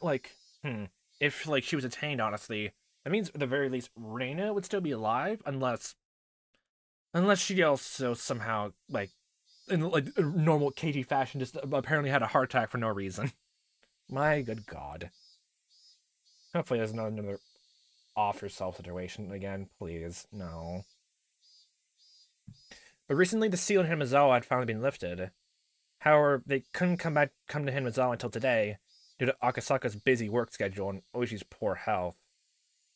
In fact, Oishi was supposed to come with Akasaka, but he's called in for an emergency health checkup. The other two came along were Akasaka's juniors from university. One worked at the ground SDF, and the other was a subordinate. They were assigned the mission of sealing off Hinamizawa, so they were quite knowledgeable of the village. Akasaka took out a scrapbook from his bag. Oh, don't say the dreaded SP words. SP. Fucking delusions are already starting in place. My fucking brain is going already. The corners of the scrapbook were all dented, making it look very old. You don't take care of your notebooks too well, do you? Maybe you have too many of them, you don't know where to put them, though. I guess I understand, but this is your special notebook-taking journal. God damn it. Akasaka flipped through the pages, thought for a second, and then let them know his first destination. The shrine, or... No, the swamp, okay. Where it all started. Don't get some fucking gas masks on. Alright, please take me to Onigifuchi Swamp. The sound of it, this is going to be a very long tip section, actually. No problem. Right this way, sir. The young man got on his bike and waited for the others to get back to their car. They honked at each other to signal that they were ready. The young man led the car to the swamp. Heading through this forest, they came to an open area where the ground was covered by concrete. There wasn't even a single drop of water in sight. All the water of the swamp had been replaced by concrete. Well, look at that. They steal the demons away. That was their last hurrah in the whole world, apparently. That was what Onigifuchi Swamp looked like now. Have fun trying to end the very last installment with them stopping a gas event. Yay. There isn't even a single drop of water, let alone a swamp. I was told they sealed the swamp right to the disaster. This place was already encased in concrete by the time I arrived here for my mission. Let's go down there and take a closer look. Akasaka got out of the car and walked to the center of the concrete-filled swamp. It wasn't a parking lot or a heliport. He's parked right on top of the swamp on the concrete. It's a better parking spot than anything like that, apparently. You're pushing your luck there, buddy, old pal. You're pushing your luck, yay. It was just a huge empty concrete space right in the middle of the forest.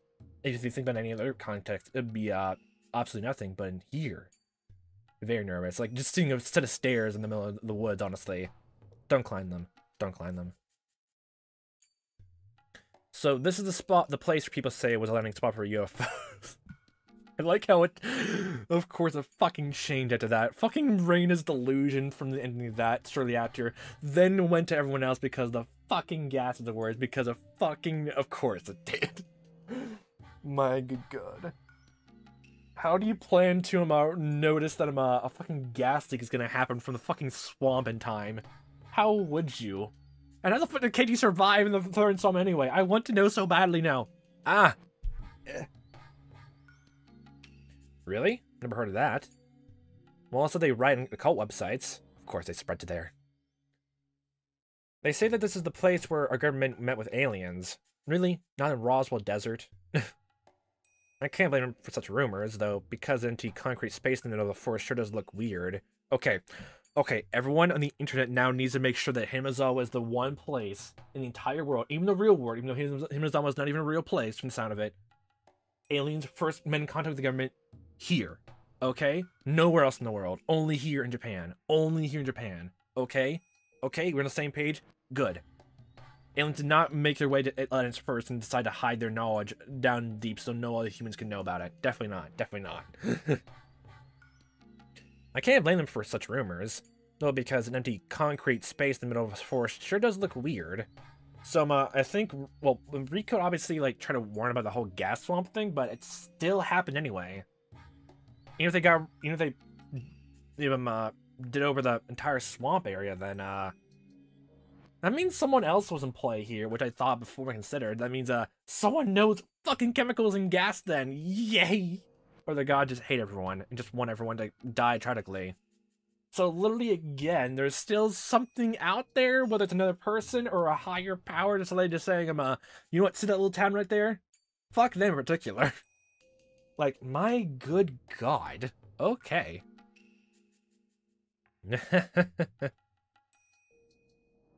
Volcanic gas erupted from the swamp in June 1983. The deadly mixture of hydrogen sulfide and carbon dioxide engulfed and destroyed Hinamizawa in a single night. The village was sealed off and the SDFs covered the swamp with concrete. But the people who write those rumors on the internet actually have a point. Any geologist would tell you that covering a source of volcanic gas with concrete is absolutely useless. Why even bother then? That's true. Never heard of anyone trying to prevent a volcano from erupting by pouring concrete into its crater. I mean, obviously, that's definitely a thing we have to take on here. Okay, like, look. The best way to stop a volcano is literally just putting a little cork, a giant cork on top. Obviously, nowhere else in the volcanic mountain, nowhere else, no the little secret little hints or crevices anywhere in the volcano. It will not erupt from there. Definitely not. Definitely not. My voice is giving out after so long of talking. Oh boy. Wheeze. Dying inside. Yeah. On the other hand, our country is known for wasteful construction using the taxpayers' money. Lately, people love things like supernatural phenomenon and UFOs right on the internet about the Great Hinamizawa Disaster, the GHD for short. It's well known by now that the cause of the disaster was an eruption of deadly volcanic gas in a magma chamber. In 1986, a similar natural disaster occurred at Lake Nyos in Cameroon, Africa, so people easily believe that such a rare natural disaster could occur anywhere on Earth. And that was what happened to Hinamizawa as well. So it's always going to be a fucking tragedy no matter what was going to happen here, and apparently never what. You see that, Keiichi? You were proven wrong again. The demons have won this time.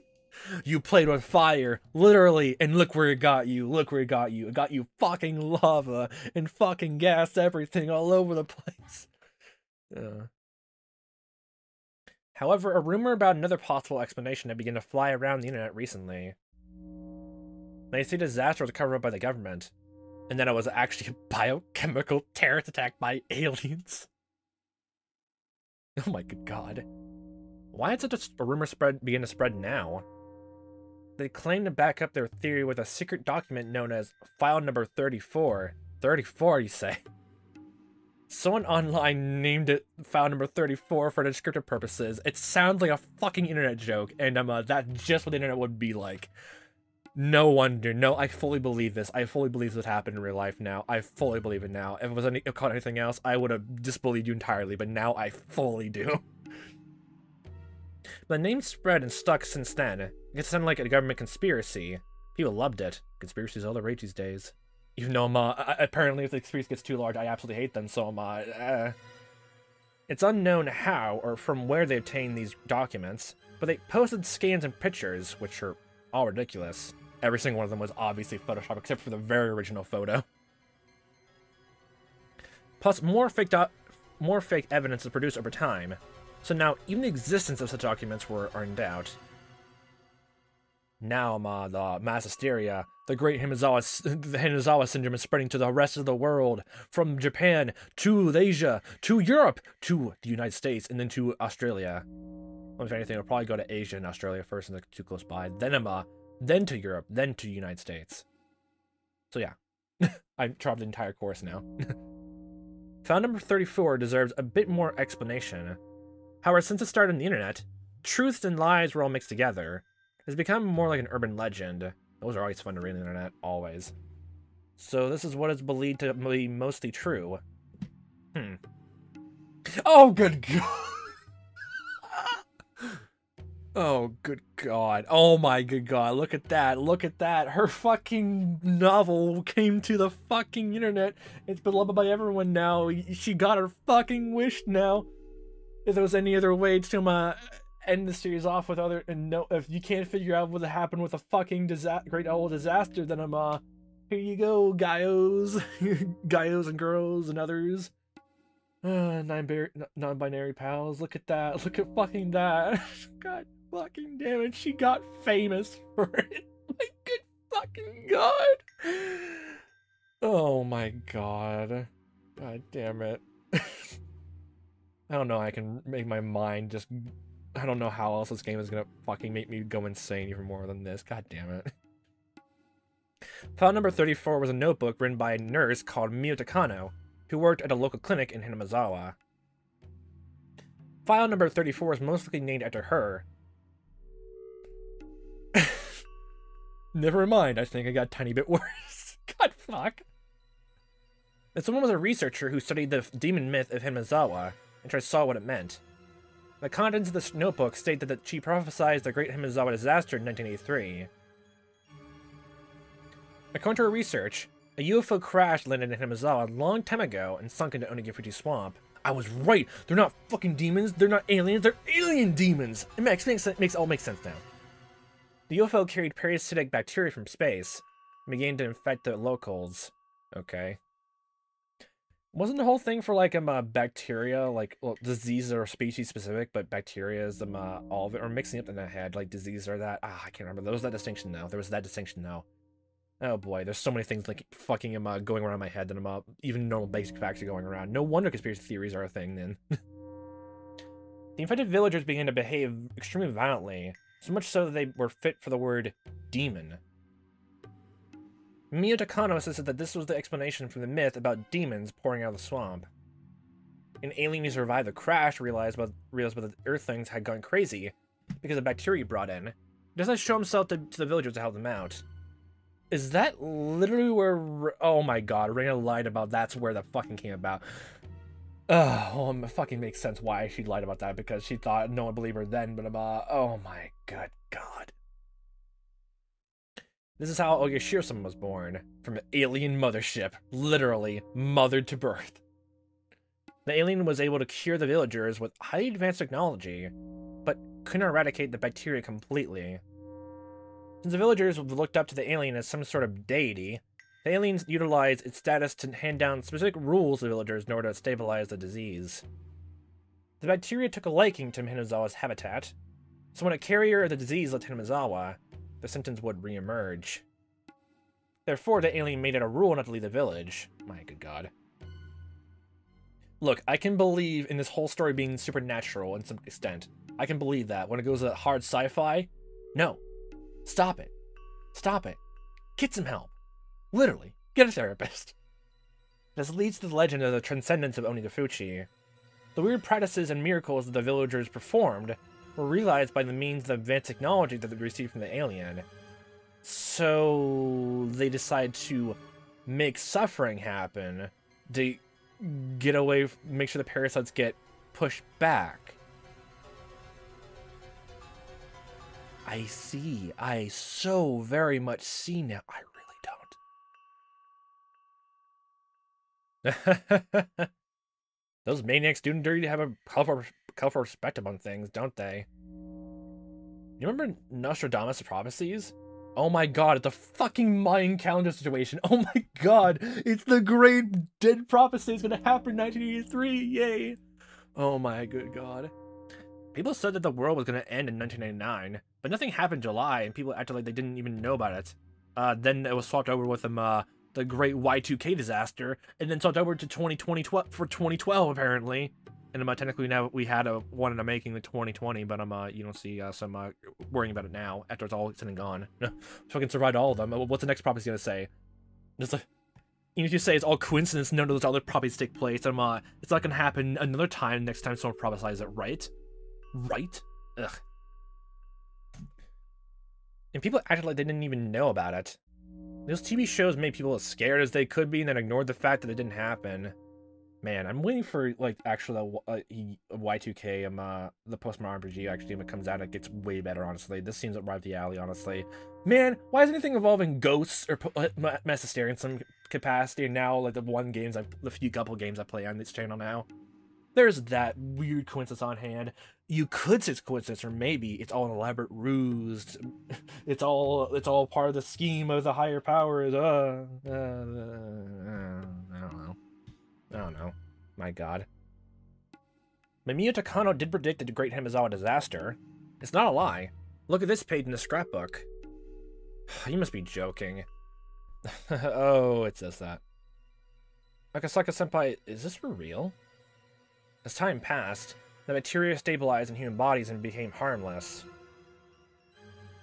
The alien and the bacteria began to fade away from people's minds. However, the alien has lived on for hundreds of years with the protection of the three families. It still lives on as a spirit of a deity in the secret temple of the Fruity Shrine. The alien manipulated the bacteria living inside the villagers and maintained control over them for hundreds of years. The alien wanted to regain its power and started researching how to bring back the lost powers of the bacteria, etc., etc. Things get much stranger from there. People say the disaster is actually part of the aliens' elaborate plan to conquer the entire Earth by spreading the reawakened bacteria. What the hell? The Japanese government has a secret division that fights against aliens. Okay, well, we know what ours in the United States are. What is it called in Japan, honestly? I would so like to know. We have Area 51 here. What is it in Japan? I want to know, please. I want to know what every single organization those are called for each major country, please. I want to know that so much. That sounds like fun, just to know about it. They bring it... they buy it. And they traded Area 51 USA and etc., etc., and etc., and etc. And they moved in to stop the invasion by setting off the entire village, and they killed all the residents by using toxic gas. They all died anyway still. What the fuck? Oh my good god. Hey, there's a movie just like that. Some black guy is the lead character. What was the title? M.I. something. Never heard of it. I don't. If I'd probably seen it, the title doesn't ring a bell right now. Yeah, I know. It's too crazy to be real. But the writer of this bunch of bull, Miyo Takano, was mysteriously murdered in June of 1983. Right before her death. She gave the scrapbook to a girl so she knew she was going to die very soon. Even she did predict everything, she sprinkled in so many other false prophecies apparently that yeah. That girl is known as Girl A. Oh my good god. Some guy investigating the case was able to track it down to a girl named Reina Ryugu. So now it's known as the Reina Ryugu theory on the internet. Wowee, Jolly G. Willikers. Reina Ryugu inherited Miyo Takano's will by means of the scrapbooks. She tried to fight against the planned invasion by holding a school hostage, demanding the local police uncover the aliens' plot. Of course, no one believed her, and they assumed she was in a state of paranoia. Back then, people assumed that Reina Ryugu took Miyo Takano's delusions seriously, and was motivated to commit a poorly executed crime. When she held the school hostage, Reina Ryugu told the local police that the alien was controlling the three families, and was plotting bioterrorism on a massive scale. And the very next day, the Great Hinamizawa disaster occurred. So literally, they got arrested, they set up an entire trial, and then the great disaster occurred anyway. Okay, that's like, it's one thing from the end credits thing to showcase off that I guess the first plan of attack from after the whole event happened, the police report made there. But I'm pretty sure it takes way longer for a trial to be formulated and, you know, made a set due date and all that so quickly. I don't know, be taken over in just one singular day. Especially if they're doing all their power to make sure the press didn't get hold of it. But still the internet found out about it anyway. They found out about it anyway. So okay, I just feel the end credits thing is a bit weird now.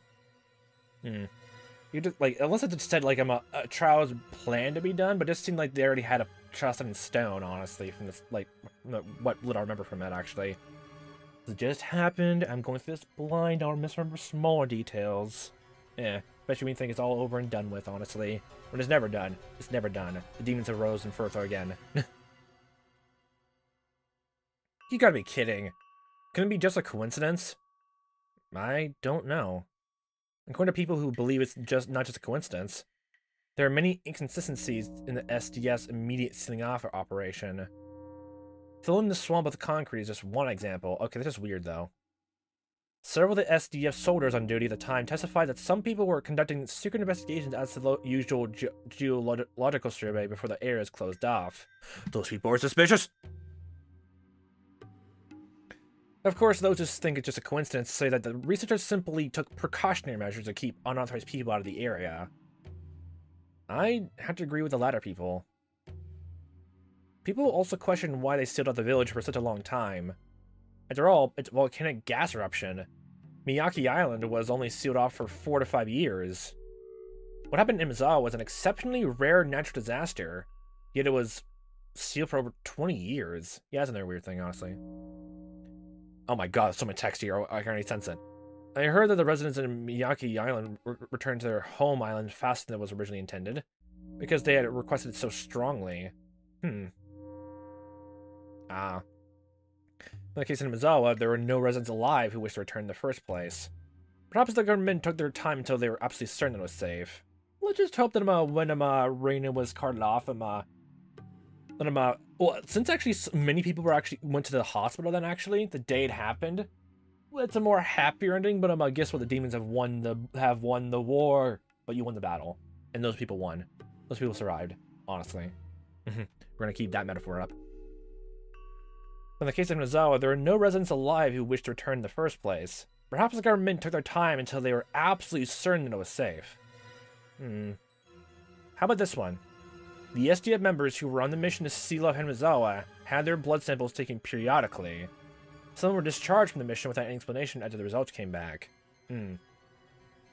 So, it definitely came back? Oh my god. The fucking bacteria is taking over once again. It's the Hinamizawa syndrome all over again. The more I hear about this, the more stubborn I'm getting not to believe it, honestly. Some believe that they are using the members of the SDF as a human test subjects to see if they got infected or not. It'd be so hilarious that technically speaking, even if Reina and Mio Takano got it wrong completely, they were still right to get everyone out of there quickly as possible because of that. No one fucking believed them. This tragedy still fucking happened. And even Rika said the entire truth like that. Imagine explaining you have prophesized there's a whole entire thing's gonna happen. But even with the elders, taking Rika into high reverence, there's probably still the doubt that we should not anger Oyashiro-sama and not leave Hinamizawa anyway. All our stuff, our generation stuff is around here. We have to stay, honestly, no matter what. We can't believe her, even if she is more divine speaking, honestly. Because I would pretty sure Riko would do that first thing, honestly, take advantage of what she had available. And even if those in power apparently weren't going to help at all, then what else can you do? And that's why she grew to give up, honestly. If it did work the first time, she wouldn't have given up here in this capacity on another tragedy happening. Even if these non-stop tragedies happened completely and at some point she meant to stop them happening each time, honestly, I'm pretty sure the conversation Rika had with Reina would be massively different. Or she wouldn't even show up there at all, because even if she stopped the disasters from happening, she would still be in a loop then, the sound of it. If she stayed alive and she looped back to the very beginning, she would then just be in a Groundhog Day loop of her own entire whole life then. So, yeah. Rika, this means that technically speaking, every time the thing happens, and you should remember exactly when the lottery tickets come into play. Remember the dates exactly, and then take advantage of it. Do it. Do it. Get more money, get more power. Then more people will listen to you. Literally just buy their way out of the village, honestly. Make sure of that. Oh wait, there's a whole spiritual aspect of there. So no, it was not going to work ever in any case anyway, so god damn it. The damn product from all the years ago would have made it stop no matter what. So everyone's technically screwed unless literally the danger was presented way before that, so yay, have fun with that. Have fun with that. Literally the only way for that to have a very big happy ending. The final installment is literally to convince everyone to snap out of this whole thing of Oyashiro-sama's curse, honestly. And look how much effort it took just to get one person out of it in this installment. Just one person out of it. My good god. My good god. Some believe that they were using the members of the SDF as human test subjects to see if they got infected or not. Oh wow, history repeats itself, honestly, with what happened to god damn it, with them the canned flesh stuff and stuff that was brought up in the war in the second installment. My good god. I think they were just checking up on the members' health condition, since they were in the area where the gas disaster occurred. Besides, normal businessmen also take annual physical checkups. And they have their blood samples taken there as well. Yeah, I understand your point too. But I have another interesting theory. There are some people who believe that there was no gas emitted during the so-called Great Hinamizawa disaster. So it's a fucking placebo then? Why would everyone just immediately just assume that that day everything is gonna go wrong then? No volcanic gas? What does that mean? Basically what they're saying is that there was no volcanic gas and it was a sort of government cover-up. Okay. It's like in the Spielberg movie. Okay, I was wondering if actually if that MI movie you're bringing up was actually from that. Well, the first thing that comes to mind was like Independence Day for aliens, but I don't remember anything of Spielberg movie starting with MI.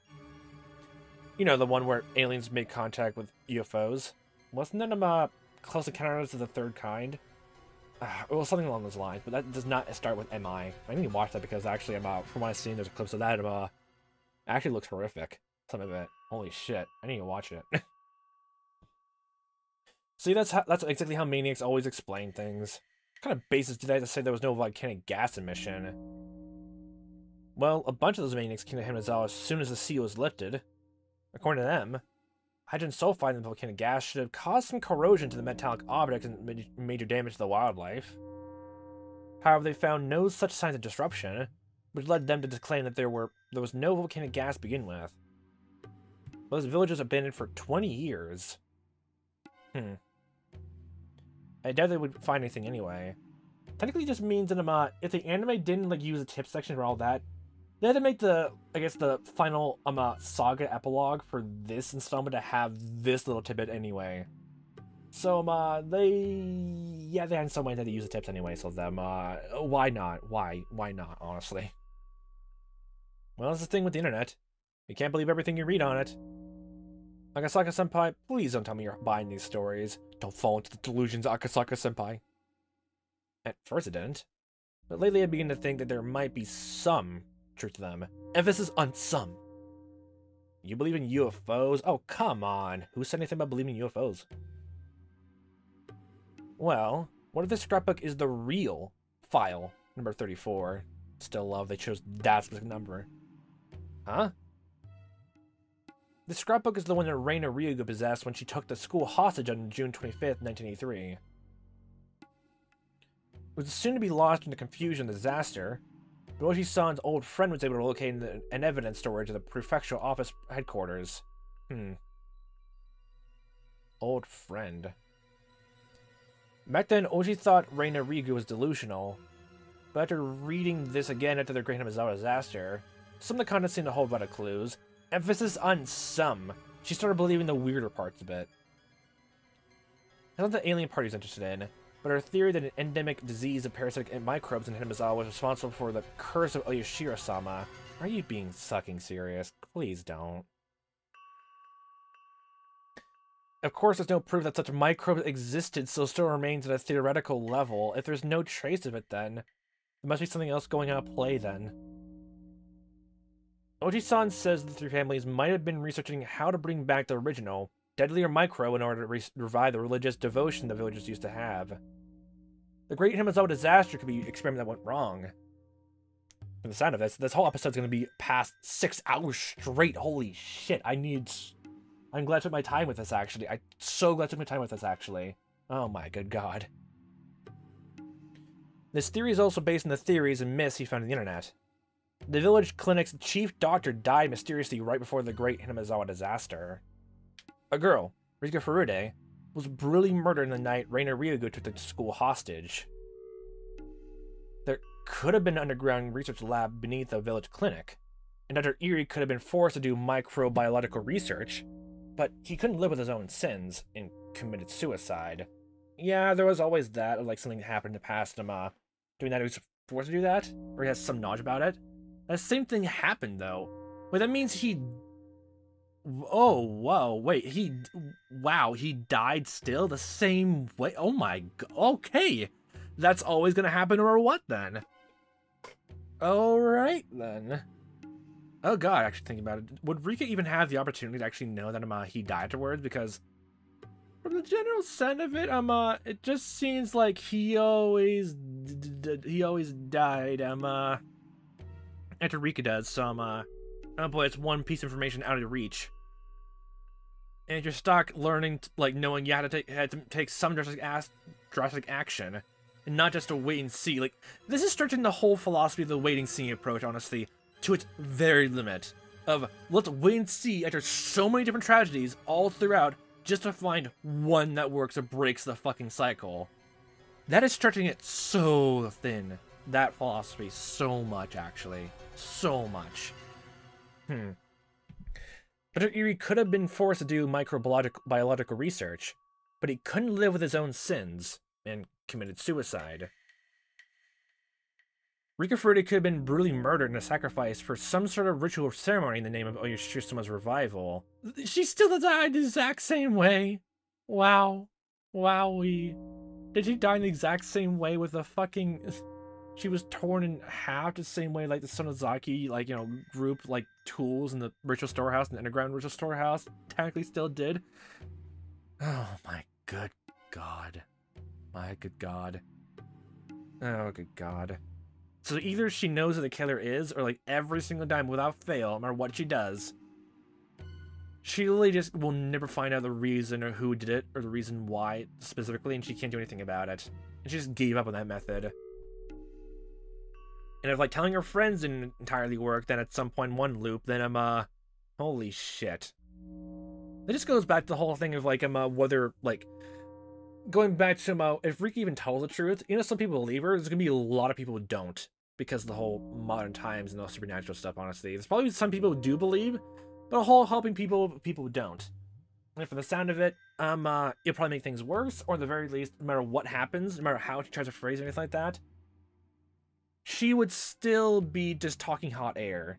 And the truth, no matter what, how she put it, like, even if it is the truth, no one would believe it. Because it'd be stranger than fucking fiction to them, honestly. And the next thing you could only do is lie, which maybe get more people to actually believe her more, but it'll be not enough. They'll get closer to her goal, but it'll be not enough. Reminds me of the whole thing when I learned immediately when reading young adult, like, stories and all that. I just immediately picked up on the fact that there's a common thread, or just keeps popping up every few times, even from different authors, like, most prevalent in R.L. Stine stories, honestly, like Goosebumps and all that. Whenever a young character just tries to tell anything about what's happening, what's truly going on, is supernatural or anything otherworldly, or they know what's going to happen in the future, no one believes them because you're just a stupid kid.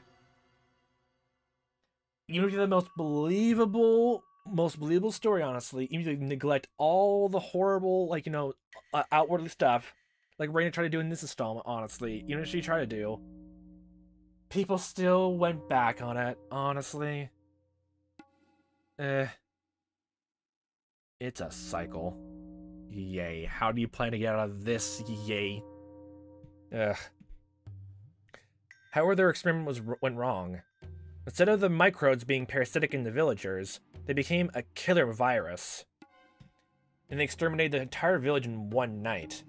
Let's put it from the sound of it, the only way from, like I thought before, is like, the only way, unless so many things that are out of the, like, you know, maker's control actually come about, like, even though they try their absolute best, the only thing I can think of on top of my head that'll make sure everything would go right was there's some massive coincidences, or some chance events, or something happened in the other end of the side, the culprit's side, that literally changes everything. Where that culprit is literally just human coincidence or anything like that, supernatural. I'm never gonna believe sci-fi. I'm never gonna believe it. I don't care, okay? I do not care about that. I will not give it a second thought. Not even fucking my own breath of light. Even if it's a gun point to my head and say, fucking tell us all about the fucking UFOs, I'd be like, I'd spin their fucking face. I'll never tell you what you need to know. I'll take this to my fucking grave. Ugh, good God, I will not believe it at all. I will not believe it at all. The only way for any of this, from the sound of it, ever work, honestly, is if something massively lucky happens. Something that was out of the hands of the main characters at this point, that would make sure everything gets a perfect, happy ending. But everything so far at this point, with their own two hands, their own wills, and what they remember from the past, you know, times, honestly, at that, it just seems like they just settle with the best they can, honestly. If everyone, of all their, like, tentacle, like, close loved ones got the town itself, that's probably the best they can handle with this, unless they find out more what happened. But something tells me if you find out way much more, honestly, there's still something which, even if there was some human culprit on it like that, just from how Rika tried doing it, like, even if she technically found out who it is after all this time, and after hundreds of lives, even she couldn't do it. Even she couldn't do it. Then, my next thought is, what hope would more people do, honestly? And if Rika did the whole thing of, like, explaining to her friends, honestly, and it still ended up this way, no wonder she gave up hope, honestly. So, oh boy, it's stretching the whole philosophy to its absolute limit, honestly. Holy shit. It's obvious that it wasn't a simple gas disaster. We cannot ignore the fact that one girl predicted a bioterrorist attack right before the disaster, and that several villagers died mysteriously. Fucking Rika died right before the day it happened, honestly. Holy fucking shit. Including Miyo Kondo herself. She wrote about all that in the scrapbook. Doesn't sound right to say that the Great Hinamizawa disaster was an unpredicted and coincidental natural disaster. When you read this file number 34, it's obvious. So you're saying the Great Hinamizawa disaster wasn't a rare natural disaster, but that it was in fact an act of bioterrorism by some cultists. I like how I made jokes about it in the first installment. And my good god, it's a full fucking circle, people! You hear that line way much more now. Oh my god. I hate myself when I repeat myself, but now apparently the game is repeating itself, so am I. Oh boy. In the modern era, everyone in Japan knows of the shocking incident where a doomsday cult created nerve gas, sarin, and unleashed it for the purposes of mass murder. But in the 80s, the idea of a single cult being able to carry out such an act of terrorism didn't even cross their minds. Yeah, recheck that thought. Recheck that thought. All it takes is someone to go against the grain, everything goes to shit, or for better. Or worse, or for neutrally. But some also whisper that SDF kept the area sealed for so long so they could study some lethal virus. But I'm not convinced. At least the story sounds more convincing than the one with aliens and UFOs. The idea of cultists and domestic terrorism sounds more rational. That was my very first fucking thought. Maybe there was a UFO that crash landed. Don't stop. When Rainer Ryugu took the school hostage, one of her demands to the police is to have them pull out the wreckage of the UFO from the Onifuchi swamp. And that's ridiculous. Well, if I want to make sure it's ridiculous or not, look at it. The swamp is filled with concrete several meters thick and there's no way you can check. Just get a drill. Get some money together. I'm pretty sure the internet would love to make conspiracy come true or not, right? Just get some fundraising. Make sure you get much more, way much more attention onto it. Literally. Literally. You never, you can never doubt it, and there will be, down for a good mystery, honestly. I mean, just looking at how people just, look for lost media, even for, small stuff, even a commercial, and people go crazy for it. There would be some people out there who would be, down to help, honestly. Oh, but oh boy. I still keep thinking back to Rika's whole thing of even when she asked for help point blank, and even indirectly, many people think it was actually their idea to help and not hers. It didn't work anyway. It didn't work anyway. And I'm just sitting here just wondering, what the fuck are you supposed to do then? Oh my good god. This is all because of that ridiculous construction that doesn't even do anything to prevent the volcanic gas. So if they wanted to hide something in the swamp in some way in this route for some particular reason, since coincidentally now someone asked from the UFO to be towed out of the swamp or whatever's in there, does that technically mean there's something down in there that people are considering an actual possibility? For some fucking reason. Okay. Well, then the only way to prove Akasaka Senpai's theory would be to find a survivor of Hinamizawa and try to find that microbe in him or her. Sadly, it's almost impossible. After the Great Hinamizawa disaster, some survivors were subject to a witch hunt. Oh yeah, and they hid. Okay, well, it makes sense. If something on that scale ever happened, even no matter how small the population would be, I'm pretty sure if some mass hysteria event like that happened, the news would be all over it, and then everyone else would be hounded for it. I can imagine that completely. Ah, good God. It's just a horrible situation all around. So even if there are any survivors, they won't tell you that they're from this area. And unless they had... the only time I think they could be is if they're in good ties with you or Oishi, but you barely talk to anyone. And I'm assuming that you're... like, everything happened in Chapter 4 happened the same exact way that happened here, and everywhere else where Marika asked for help in the same exact way, then... my good God, no one would actually pay attention to you. And with what Oishi did with him, even the damn project, which his behavior is always so consistent, honestly. He would just make enemies with the town itself, and no one would listen to him either, and tell him anything either, so... yeah, the only way he technically, quote-unquote, repented, it was right before another mass-scale tragedy took place, so, especially with the idea that, he was an omen of bad luck then. Yeah, I'll take hold too. I'll take hold too, honestly. Basically a giant whole scale of no one listens to you because you both done something in the past, bad in the past, against them no less. It's not even just a thing that they did something bad which is not connected to anyone. Not even connected to them, or just even tangentially related, and they can just forgive in that way, but also superstitiously way. So yeah. Right after the disaster, some people who were from Hinamizawa started displaying erratic behavior. When they started dying mysteriously and committing suicide in strange ways, people got scared of them and chased them out of their neighborhoods. The government was practically useless in protecting their privacy at the time, so the former residents of Hinamizawa lied about where they were from and have kept it that way since. They took advantage of the fucking records at the time. Yes, always do. Always do. Always do.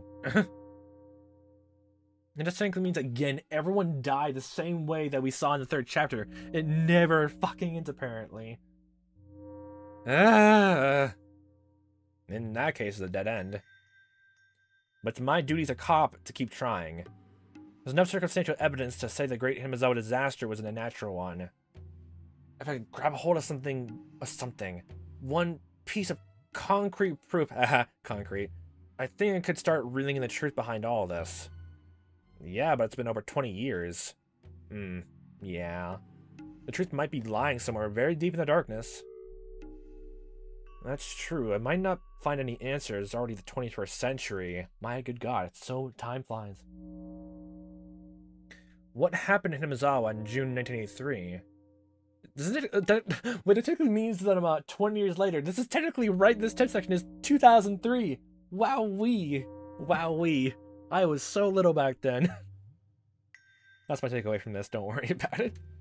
The only factual evidence that I had was that Miyota Kano mysteriously died and left her scrapbook predicting a bioterrorist attack. The young girl took a school hostage to make people listen to this prediction, but no one took it seriously. Even then, on that scale, no one listened to it. Even then, still. Yay. The chief doctor of the village clinic committed suicide. People believe that a little girl, Rika Furude, was a reincarnation of Oyashiro-sama, and she was brutally murdered. What was the truth behind the scrapbook? Was it written to reveal a huge conspiracy? Or was it just a bunch of delusions written by a cult maniac? If the contents of the scrapbook were true, the disaster could have been avoided if he had heeded the warnings of one girl. If they weren't true, then who created the disaster to follow the scenario of the scrapbook? After the sarin nerve gas incident, the words mind control came to the spotlight. I was thinking that early on, just already in the 2nd fucking installment already, honestly. Yay. Even before I think even demons came up, actually. I just entertained the notion. My good God, I think I did. In contrast to brainwashing, which can easily force a person to commit certain acts in the short term, mind control takes a long time to gradually make a person believe that what he or she must do is the right thing to do, to act upon it as if it were his or her own idea. It's a form of character alteration, which is far more serious than brainwashing. Oh boy. The cult behind the sarin gas incident induced fear and anxiety into its members through its revelation of doomsday. At the same time, they ordered them to do certain things as means of salvation, had them to do so voluntarily. The formula was quite similar to how Reina Ryugu became a puppet of found number 34. So does that mean that Reina Ryugu was mind-controlled by someone? Does that mean the cult that mind-controlled her to cause the end of the world in order to increase the credibility of their teachings? Just like the other cult did? Would that make file number 34 some sort of religious textbook for them? I lose my grip on what's true and what's not. Sometimes it makes me feel that someone might be laughing in amusement at this disaster. This scrapbook was like a script. You could almost say a demonic script. Aha! The script for a tragedy that takes the lives of thousands of villagers in one night. It was a script for demons who laugh at loss of human life. Someone wrote the script. Someone performed it. Someone watched the show and laughed. Damn it. I'm laughing too, honestly. What the hell happened to Hinamizawa in June 1983?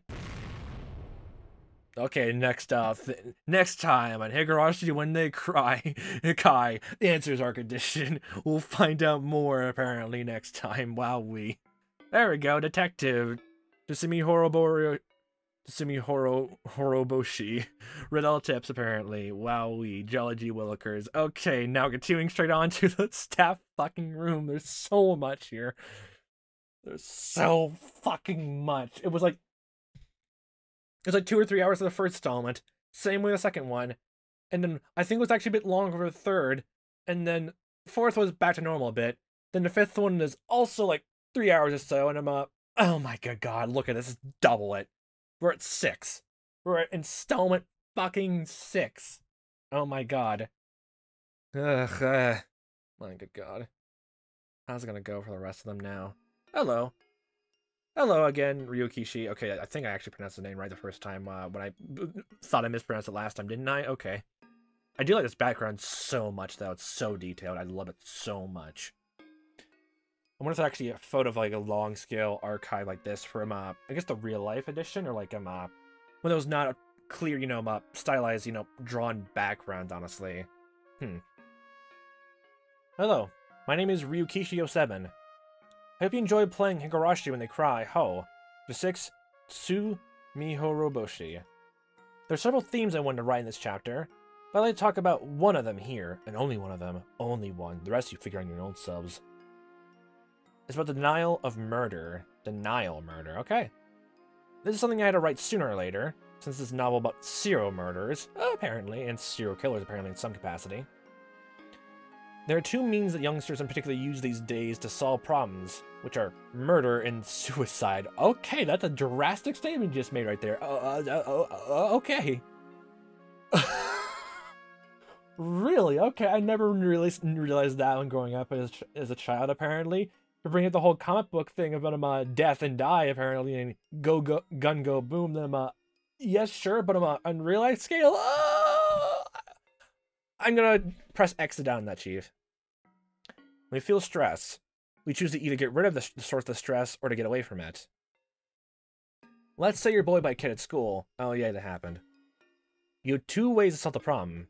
You choose either to get rid of the kid from your current environment, or to get away from the environment itself. Usually bullies are stronger than their underlings, so you don't stand a chance alone to get rid of them. It's also not easy to switch classes or to quit school, so you can't easily get away from the situation. Oh boy. As a result, the situation gets worse day by day. Your stress urges you to solve the problem immediately. Yay, you're just talking about the whole wait and see approach here now again. You come up with murder or suicide as easy solutions. If you're taking stress that far, then holy shit, that's really drastic then actually. Holy shit, those bullies are terrible then. Oh my god. If suicide is considered a defeat, you'd want to consider murder then. I feel like there are many people who think that way. I don't think I ever considered that even when I was growing up, honestly. I joke about it now, honestly, but I never considered that even when I was bullied, so I don't know about that. I don't know about that. However, you actually commit a murder, it wouldn't be easy to pay for the sin. I mean, if it's like you have multiple stressors happening on all sides, honestly, maybe then. Maybe, but Ah, good God. Hmm. And I believe murderers know that well, too. But you really hate the bully who pushed you to the limit where you have no choice to kill them. So determination turns your entire life upside down. You commit murder. I mean, huh. If things are just gonna go worse anyway like that, if, like, there's no other way. Huh. Yeah, I feel like this whole series will then challenge the whole thing if things are too extreme, honestly, you have to commit extremities. I wonder if it's gonna challenge that. Huh. And if it doesn't fully, I hope it does in some capacity, so either I get proven completely wrong, or I get some more nuanced take of the situation. That's probably where I'm more inclined to talk about more controversial situations, honestly. I actually want to learn more about it. Let's see how things should be best handled anyway. But even strong determination, there have to be more ways to take than opting for murder, which should be the last resort. You can talk to your friends. If that doesn't work, you can talk to your family. If that doesn't work, you can talk to your teacher. If that doesn't work, then what? If even the police won't help, then what the fuck can you do? Or you believe the police are not going to help at all? There had to be more ways. If you have the determination to give up on your life by committing murder, there had to be more ways. Our modern era is better than any era before it. There are many hotlines that you can call to talk to someone. If you don't have any friends or family, there are many places you can go for help. What if you're primed to not get help? Oh my good God. I'm just making contrarian remarks to see where else will go then, apparently. Oh boy. The people who answer the phone aren't amateurs. They're volunteers, but also veterans who have worked as social workers or juvenile counselors for a long time. I can assure you that they have more social experience and passion than your parents do. People work to help people for free can't be bad people. I mean, for the sound of this, you're making it sound like everyone has some sort of access to this. But I'm just wondering, what do you do if you don't do? Just to get that question out the way, honestly. Would they live somewhere completely more remote, honestly? Same way as Hinamizawa, honestly. Or there's not even that technology and anything like that. What then? You just write a letter to someone and just wait and see for the letter to come back before when the situation probably gets worse before you get it answered back? What do you do then? If you do everything, you exhaust everything then. If you feel like you have no choice but to kill the bully commits suicide, please try to call these hotlines. People who think it's useless to talk to others usually haven't really talked to anyone. Have the courage to call. There will be somebody you can completely rely on at the other end of the line. Don't keep it to yourself. Talk to somebody. Ryukishi07, oh, you're doing third person now, wrote such a long story just to tell you this. He must be a very poor writer. Or easily just trying to account for a lot of different factors and possibilities, honestly. Which I'm actually glad he is, honestly. It's made my brain think, actually, stretch it out a tiny bit. Although, I think I already had that philosophy of, extreme cases, honestly, if nothing else works in the beginning. This wasn't fully articulated, honestly. So I'll give it that. This story, made me fully articulate that, I guess, feeling, honestly, I had. I'll give it that. I'll give it that much. Sir Ryukishi07 wants to talk to you all, rather than worrying all by himself. How can I write even more entertaining stories? Bitter laugh. Just turn that around to me then, apparently. 7th expansion, Ryukishi07. Yeah. Well, that's an interesting thematic exploration of it, honestly. Very cool. Very cool. Yeah, because, every single, so far these installments have been showcasing slowly more of the case of all these different characters. Literally, that's how it's literally ending with even Rika's being, targeted with his philosophy as well. That is going to be intriguing. I hope they go that far, honestly. I sincerely hope, honestly. Because if even you, as a writer, can even tackle that such a big of a scale topic, and it sounds so fucking believable, then we probably hit a universal truth then, wouldn't we? And that's how most stories actually operate. Why certain people actually believe and love this story to death, honestly, that because they hit a truth or just appeal to a value, honestly. If an overwhelming amount of people agree with the message of the film, or like a film, a book, game, or any kind of media like that, they probably hit some sort of truth that almost everyone can agree with. And if there's so many like vehement deniers of it, or like no one can actually think of a good rebuttal for it besides oh this they didn't handle it this way, just like aesthetic choice of like they presented that more in a weird way, honestly, like not tackling itself, then you hit upon something that can't be really attacked, then can it? And that is something intriguing to hold, especially in a whole entire series of absolute fucking fiction and lies that absolutely tells the truth. And my good God, catching on to that as a kid, and especially when V3's whole talk about lies and truth, and talking about that in some capacity, has made it all the more intriguing, honestly, to this point. All the way more intriguing to this point. There's even some stories which, even my fanfiction attempts and even my original attempts, and there's sometimes some original stories which literally you can't get with some fanfictions, honestly, because of how, you're primed as an audience to think about this and that.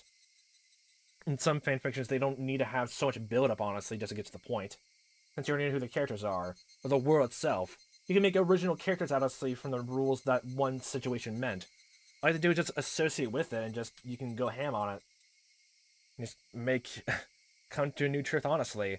There's actually, when I mentioned before about the whole philosophy of monsters and all that, that comes from my own passion to just actual cryptids and monsters and stuff like that.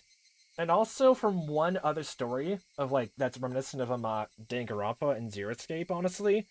That talked about the whole thing about when people, like, are more suicidal or self-destructive, even when they get to that sort of point, they always want to have some other option. Like, even something as small as literally just waiting to laugh at a joke or hear one joke to either criticize it or anything like that. It's something small, but stays you grounded. And honestly, just reading that was so good. So good, honestly. Oh boy. Oh my God, I love that story to death. I'll literally link to it, honestly, later on.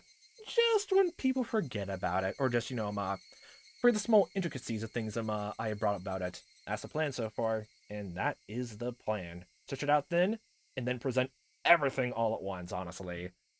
Oh boy. It's a nice tactic, if anything, if this game series is anything to go by. You forget the smaller details and honestly like that, then it comes waving right back to you out of nowhere, out of nowhere.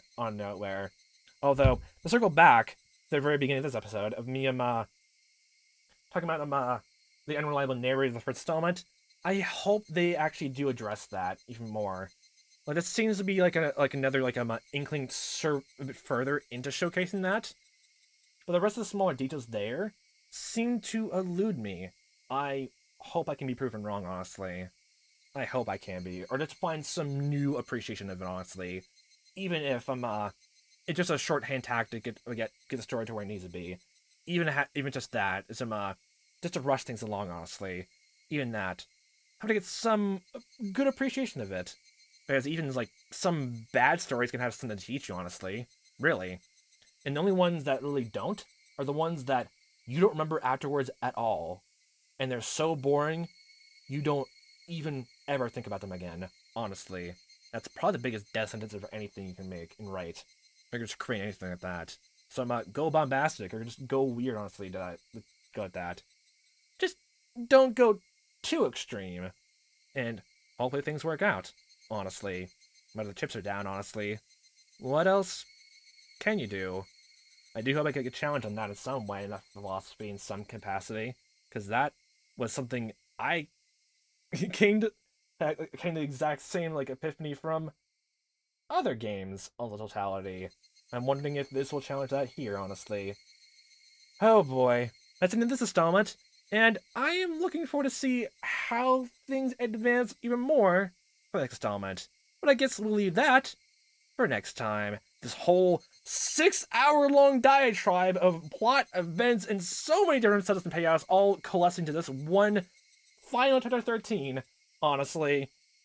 Oh boy. Oh boy. I can't wait. Looking for it. And we still have so much more ways to go, honestly, before reaching the end of this.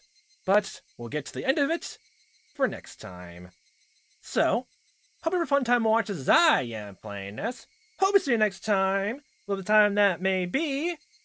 And I all hope a fantastic day.